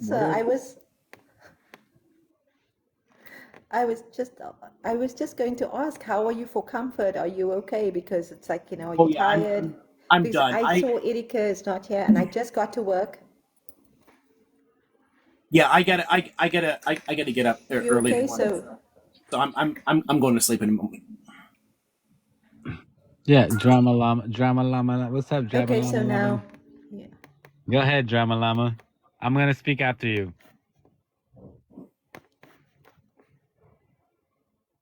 Okay. I've asked my question with her. Thank you very much. Okay. All right. So, sir, Liam Omar, I just wanted to say that the latest on child development, on whether, first of all, you agreed with me when I said that, fully developed brains, and it doesn't perish after that. Brains, they don't, perish after 5. That's kind of what you were getting at the beginning, and then you said, No, and then no, wait. Neural connections have nothing to do with connective tissue. It's Right. entirely So it continues to develop, and it continues to, get better, and you could even refresh and make new neurons, and this is new development, new But neurons that's a in the brain. completely different thing. It's Okay. completely So, but then we were talking about how children's brain are not developed to the point where they could actually fully function, right? You were getting to that point where you were saying that children or people are not able to fully function until they're 25, and after 25, yes, they could keep developing and keep growing new neurons, which is new science. New science. New science I'm not today. talking about neural development at all, though. At like on any level, I was talking about the connective tissues between different lobes in the brain. That's it. That's what takes that takes longer to build up than the gray matter does. The gray matter builds up much faster, but the impulse control is weaker because the signals are slower. Well, I would like to Well, disagree with you're you. talking. You can, but you're not, because you're talking about a different subject. No. So you wanna confuse your followers and stuff like that, but that's fine if you want to do that. But at the end of the day, when it comes to different parts of the brain, connective tissues, and them trying to connect with each other and actually have a fully functioning brain, a brain that could actually do everything that an adult can and a child can. These are I standard. didn't. But again, I'm But not talking about what you're talking about. I said nothing about their functionality. I I would said impulse we control. The reasoning ability is there, but people will make stupider decisions. see That's now a you that's a completely different issue. See, now you're contradicting yourself because No, you earlier, just didn't understand what I said at all, because you're talking about a different thing entirely. no, You're missing this. You're missing the subject entirely. I'm not missing the subject. We're talking about the same thing. We're talking about people being able to French Peacock. Yes, I see you. Please, I will respectfully give you the. No, I'm The just saying good night because this is ridiculous. But I love y'all. Take care. Take care, sir. Have a good night. Yeah, But yeah, yes, you're being a I, hater now, and this is not like a biology live. being a hater. Excuse Right, you. Come on, you stop with actually this. are. Like our brains don't stop developing until after 25. This is Yeah, Okay, common that's sense. false. You're just mistaking a random point and trying to make him Gail, look bad. that's and turn it false. into something entirely different, because he's talking about the growth of the brain and the capabilities, like the reasoning ability. I said nothing at all about that. So You when you're saying did. I'm trying to confuse other people, no, you confused yourself. You No, took the sir. wrong This is not I'm a talking about neurobiology class, bro. I will show you to a It's neurobiology not even live a if you want to. Seriously, this is way off topic. We're not talking about biology. the Biology is not neocortex. going to teach you about child development. It's not going Okay. to teach you about Okay, okay, neurointelligence. okay. We're It's not not talking going about to teach. child development and trauma and whatever You're the talking heck about you're thinking biology. about children. Yeah, yeah. We're not thinking about what you're thinking about. We're thinking about other things here. This is Other a things wrong life, here. bro. Other Yeah. things. Anyways, sir, respectfully, Liam, to get to your point, just to finish off this ridiculous claim that you made that the children and that Wow. that that the young people, not children, this ridiculous claim that you made that young people do not have the capacity to make actual like decisions, like legitimate claims and actually use their brains fully functionally, like that's I I I didn't make any of the I didn't say anything like that, though. Like yes I you did, said, yes you did, yes you did. I'm up here because of oh, that. you're up here because you misunderstood something. Then you're I up here for wrong Okay, I so reasons. said then You so then you agree with impulse misunderstood. me. control in male brains is not fully formed, but all of the basic capacity for reason is already there. Everything is there, but the signals move slower from one part of the brain to the next, so you don't make as good a Exactly. decisions. You're just contradicting yourself right there. You're saying it's moves slower between the different lobes of the Yeah, brain, the different parts of the brain. It moves slower than their neural yeah. pathogens, Wow. the neural synapses. Yes, you're saying that. The saying See? that younger Just people drop this have a guy. He's not even hey. making sense, because Oh my God. Oh my like God. he's Can literally you not making stop? sense I'm right not now. even talking to you, Gail. Gail, I'm not even You're talking to you. literally not making sense, man. Okay, Honestly. maybe you should Sorry. just like mute Sorry. yourself and just Sir, drama. I think You you're don't new even on this have the panel. internet connection to talk. Can I just please, Yes, go ahead, ma'am. can I, no? Yes, thank you so much. Now, this is Professor Liam's room. Firstly, we don't overspeak. the professor in his live. Okay, but We get to don't the topic. disrespect Get the to the professor topic. Get to the in topic. his live. If you have no, I'm Get listening to the topic, sir. get to the topic. That you will be respectful on this panel. I am respectful. You will be It's called a respectful in debate. this room, and you It's will be called a respectful on debate. this panel. Respectfully, it's called a debate. It's We not. don't. This This is isn't a not a room debate. for debate, sir. This is not a room for. I'm not This debating is not a anything. debate. It is a debate because I'm refuting you. I'm actually not agreeing with you, No, and so you're making it a debate. You're making it a okay. debate. This is not a debate. Respectfully, I disagree, and actually, you know what? All those books there are old books. They have no Okay. new journalism. They're Oh yeah, not. yeah. Read some. So Read you. some. At all, Just drop it. and this is not a This came out this neurobiology. year. Yeah, So here's your old books. You know. yeah. Yeah, there's your old Exactly, Yeah. books. exactly. So Yeah. it's not like I don't constantly buy them. I mean, Okay. there's a shitload here on Do biology and you neurology. subscribe to any actual educational journals, like some any medical journals? Do you subscribe? Do you actually subscribe to any journals that are actually updated continuously when there's new discoveries and new things that are put up on there? Do you subscribe to any journals? Like Nature. no, like Nature. medical journals, like credible medical academic journals. Nature. As far as a journal that actually deals with the physical sciences, Nature. Beyond that, things like New Scientist.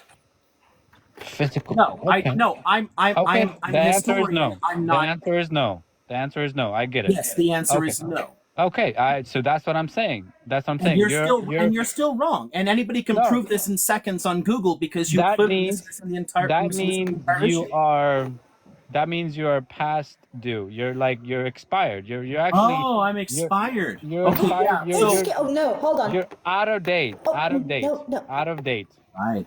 Out of Sir, date, my sir, friend. seriously. Please drop him, please. Like, Cool. he has no good You could intentions. He's drop just me, but insulting you. I'm just Like, challenging you. he's making no good points at all. You could drop me, but I'm challenging you. Okay, Yeah, drop him. that's cool. You can challenge all you There's want. no I don't see why I need challenge. to give a shit. I mean, because this isn't a Oh, goddamn debate. You're if not. if Oh, I you're an ac- challenge you, bro. I This is challenge you.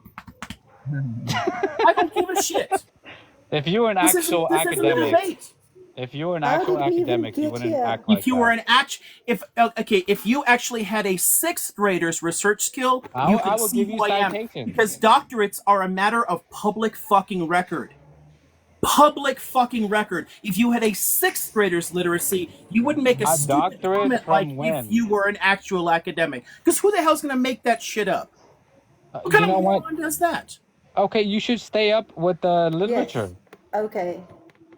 Just drop him, please. I was Well, just gonna say, I mean, Professor, are I you didn't drop him. I familiar? blocked him because why do I want to put up with somebody like that? I Are mean, you familiar with the Dunning-Kruger effect? the which? The Oh, Dunning. Dunning-Kruger effect. Yeah, Dunning. Yeah, for sure. I think that was like pretty much a Dunning-Kruger, and he was just doubling down on his Sure, it honestly doesn't matter because at the end of the day, it's just if you want an argument, cool, go argue with 14-year-olds. I'm I not think it interested was in debating this issue. yeah, I I think it don't was care. what he was doing. He misunderstood the argument, and then he was doubling down on the misunderstanding the argument, and then Yeah, and then because he had Dunning-Kruger challenging your expertise, and he thinks he knows more than the expert and things like that. yeah, I mean, and basically throwing it all. I mean, yes, in terms of like child development and brain development, yeah, it's a whole different issue. It's completely separate from what I'm talking about, but he's squishing it all together. I'm like, okay, fine. You want to do that? That's great, but I don't have any need to engage in this. Oh, this is actually a really good observation. Is when you build out systems that are good for people. You're gonna get apes like this, and We're all they're gonna apes. hate. Well, like people are going to hate either with malicious intent or with extreme ignorance, in a sense. And a really good question is, how do you identify ignorance versus malicious intent? Because I think that he had a malicious intent, like he was trying to attack you But without a reason. but Yeah, it's Gail, But I'm he could not be. There's no way he could be ignorant on these issues, it's from my point of possible view. Gail. because again, if I he's was saying to conflating the him two first, issues, it's we don't possible debate here. because our understanding of child brain development has been changing. I mean, and I do actually, again, I read New Scientist every week, so when there are new discoveries, they mention that shit, and then if it's interesting enough, I go and I look through the articles on it. So I mean, it is constantly changing. So he's right about that. He could be ignorant in that way and have misunderstood something, or he could just be wanting to pick a fight over something. And at the end of the day, it doesn't really matter to me which. If he's going to treat this like a debate live, it's a waste of my time, because this isn't a medical debate live. I mean, I'm a historian. I have an interest in biology, but I'm not a biologist. I'm not a neurologist. I'm not a physician. It's not my expertise. So I'm not going to sit here and you listen to somebody diving into the details of this so they can beat their chest over it, because it doesn't matter to me. Like, it's not my area. I look at this because of the way it affects historical anthropology. That's it. I leave it to the experts to actually study that stuff, and I just read New Scientist to get all the highlights and developments. That's good enough for me. That's my area. I know my area, and I'm going to stay in my lane. Yeah, but in a better system, one would classify this I guy. think that was a bit shocking. What was that, Drama? Come on, yeah.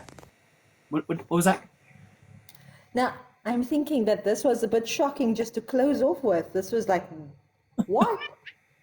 Oh yeah, it was were honest. saying this is It was not a fun. debate live. Yeah, it's a fun ending, to begin of the night, like, because I could have just ignored or blocked him from the chat because he's like, oh, he's afraid of me, and like, this is gonna be fun. This is gonna be funny as fuck. I gotta see this. No, but I couldn't do anything because I don't have mod on this new account. So I was like just rewriting this out. And the more I'm interjecting and saying, sir, please, this is Professor Liam's room. And usually I don't become snippy, but this guy was like, I was like, what? Yeah, it's shocking. He had this weird mix of like, I'm trying to be respectful of people while I'm being a complete dick. It's like you're trying to. It's like very clever strategy where you're trying to do it in a way that it makes you can seem like you can try to pretend like you're being respectful, but it's a lot of like backhanded bullshit. Like you're consciously trying to stir the pot. But he was doing it in a very fairly clever way, which okay, so I can respect the hustle, but if he wants to do that kind of shit, this is not the place for it, because I don't care. I'm not gonna saying this is not a debate. This is not a debate, and he continues. But you wrong. I'm like, just you like that? Wow. Conversation is fine. And anyway. I'm perfectly happy to be contradicted on things. If somebody's got good information, if somebody wants to share some research on something, cool. Then because the point of things like this is we all get to learn and share our expertise. There's tons of people in these chats that know a shitload more than me on tons of areas, and I'm perfectly happy with all that. But to the kind of like chest beating, you're wrong, this is an argument kind of like bullshit. That's not how you teach people. Like, cool, if you've got something that addresses the specific matter of connective tissue and impulse control, then show me the article or cite it. That's it. Like, that because it's that specific issue. If you've got something on that, tell us. Can you please help me with the clause? Ms. Collins is writing for you. Lindsay, can you please go back to class? Mrs. Collins is waiting for you. Thank you. Lindsay was saying that she got so angry for how he was speaking to me, and I thought to myself, do you see how calmly Professor and I were dealing with this guy? Because we're both teachers. I mean, he's a professor, I'm just a teacher, but it's like, when people get like this, we just get calm before I be calm, but I can also be snarky. I mean, which you can't usually do with kids. Oh, I was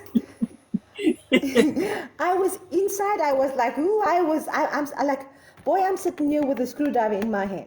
You want to test me?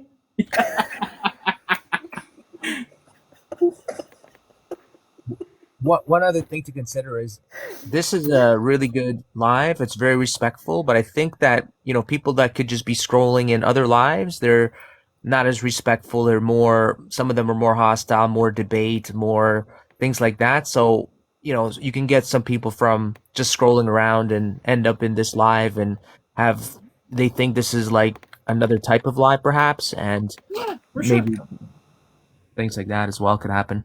No, Yeah, and to me, like, but we keep the audio. like that kind of argument, it's not a debate. This whole like, well, do you read this kind of journal? Oh, okay, therefore you have no right to talk about this, and I do, so blah blah blah. That's not. If you want to actually show me where I'm wrong about something, great. Show me where I'm wrong about something. That's a whole different issue. But the kind of chest beating approach where it's about scoring points, that I've got no patience for at all. That's a waste of my time. I mean, show me where I'm wrong on something. Great, I'll learn from it, and we can all get something out. Right? But it's a whole different issue. That kind of argument type life where you just want to like, oh, be smart, be smart. No, I'm a dumb hairy ape. I mean, I'm not here to like prove I'm smart about something. I'm just a dumb hairy ape with cats. It's at the end of the day, I'm here to have fun conversations and share thoughts. Right, and I have to give a lot of respect because sometimes even I'm sure that some of the topics you covered today, usually what I do is I think about it, then I look into it myself, and then I get a little bit more of a depth of understanding in the next couple of days, and you sort of provoke a lot of thought. So thank you for that. Well, thanks. That's kind of the point of this. Is everyone gets to exchange different ideas. We can all be provocative. We can share things. We can all get a bit better. That's the goal. I want like conversation, dialogue, and us all learning from each other, not people trying to score points. That's just silly. In internet sense of conversation, people find it extremely hard to deal with trolls, as they call them. Like even like probably Facebook, Twitter, YouTube, TikTok, find ways to deal with trolls.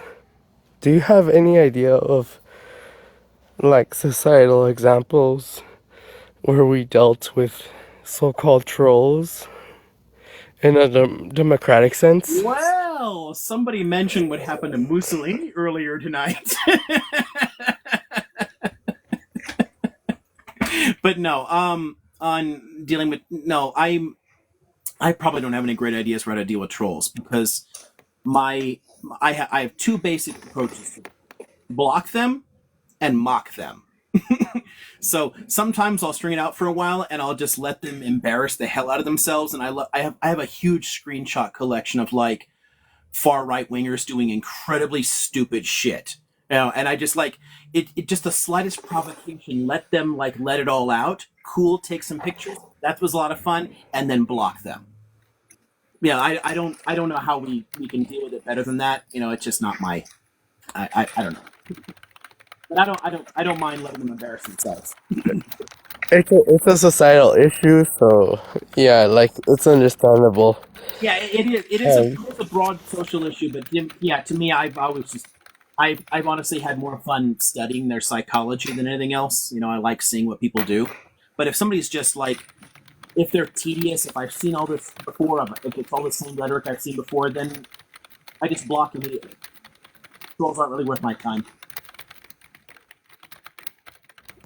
They're just trying to get people wound up. That's the whole point. For a lot of them, it's a psychological high for them to fuck with people's heads, and that's just a waste of my time. I get no interest. Yeah, I definitely agree that they try to get you mad when you're valuable to the population. Well, I mean, everyone is. We're all valuable in different ways. But I'm just saying, like, just anybody in general. They're always trolls go after everybody, and they're always just trying to get people wound up. They post some bullshit out there. They're doing these little provocative comments on your Facebooks or whatever. They're trying to rile people up. And if you're trying to rile people up and have a fight, you never matured past 14.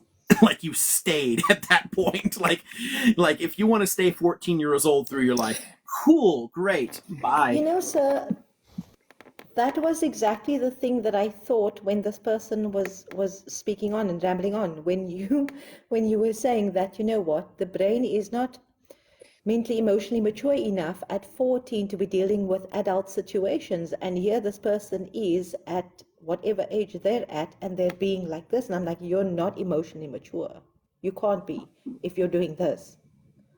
Yeah, it's funny You know, he said you're not. 14 in the chat earlier, because a friend of mine always refers to 14-year-old theory for like this particular level of like emotional development where people are just like beating their chests and like, yeah, America, fuck yeah. That's the same thing. Because he was saying like at 14 my brain was fully developed and I was, fully mature and I could do mature. He was saying it in the chat and I was like, oh. And then I saw Sir letting this guy up and I was like, no. Yeah, no. No, because I was reading the chat and I was seeing this and I was like, Sir's letting this guy, ooh, this is going to get in. And then I just sat here like. And then he showed I us the receipts. And then I saw it. Yeah, no, it's just. And the very point that he was trying to argue, he proved. Right. Yeah. And again, I don't generally mind letting people do something for a little bit if they want to embarrass themselves. Cool. But I have very little patience for it over time. And I think the best way to deal with trolls in general is just to block them. They're just a waste of your time. Okay. So speaking of, the cats and I are going to leave now because we have a drive out to the desert tomorrow to hang out with some family. So I get to go be tortured by my family tomorrow. The last question, how can we donate to you if we want to support you? There's a PayPal and a Patreon that are both there that you can find just with my name. Okay, Patreon. It's fine, yeah. Thank you. But yeah, just the Liam O'Mara IV username usually works in most places. Or just searching my name usually pulls things up, but Patreon and PayPal both work. And then people send those cute little hats and aquariums and all that kind of stuff. And TikTok takes most of that. But still something. She's arguing. She's like, Papa, come to bed. I've had enough. The last question, do you think that cats speak a specific language? Sort of. Yes. They communicate. They have a lot of like nonverbal communication. You can tell a lot about what a cat is thinking by their body language, but the words usually no. The sounds, that's just they pick that up from us because we talk. So they keep making noise. Without us around, they wouldn't. Like kittens make noise so their mommy will find them, but house cats that grow up around people keep making noise throughout their lives because it's just a way of getting our attention, the way that a kitten would reach out to their mother. So the specific sounds, no. But there's a lot of language you can learn from their positions. What they do. They're quite communicative in other ways. Amanda just said a really cute thing. Liam O'Meara. Yeah. O'Meara. Yep, for sure. Very cute. Okay, sir. So shall we? The cats and I are off to bed. Yeah. Have a good night, folks. So thank you very much. Have a good night. Thank you so much for the impromptu live. Thank you so much. And I woke up and I was here for a bit. So yeah, it was nice. I expected you to be asleep. Okay. So that was great. Nice seeing you. I told you I wake up at 4:30, and so I was here. 4:30, I was here. We're there, yeah. I got 2 hours. Yay! I was expecting, honestly, I was actually intending to stop this 3 hours ago. So you can see these conversations get away with me. I know. So yes, but then if Erika and I are not here, then there you go. Yeah, but no, I waited for you. I stayed here for you because otherwise it would have been no fun without you. No, you didn't. It would have been no fun. No, you didn't. Because we let this drag on and on so that Drama Llama would come and join us. Are you starting with me? No. Are you starting? No. Are you starting with me? We love you. We love you. You must be so glad I love you, sir, or else don't start with me. Okay, sir. Thank you so much for your time, and I've made it to some of the class. We love you. We love you. We appreciate you, and thank you. Have a good night, folks.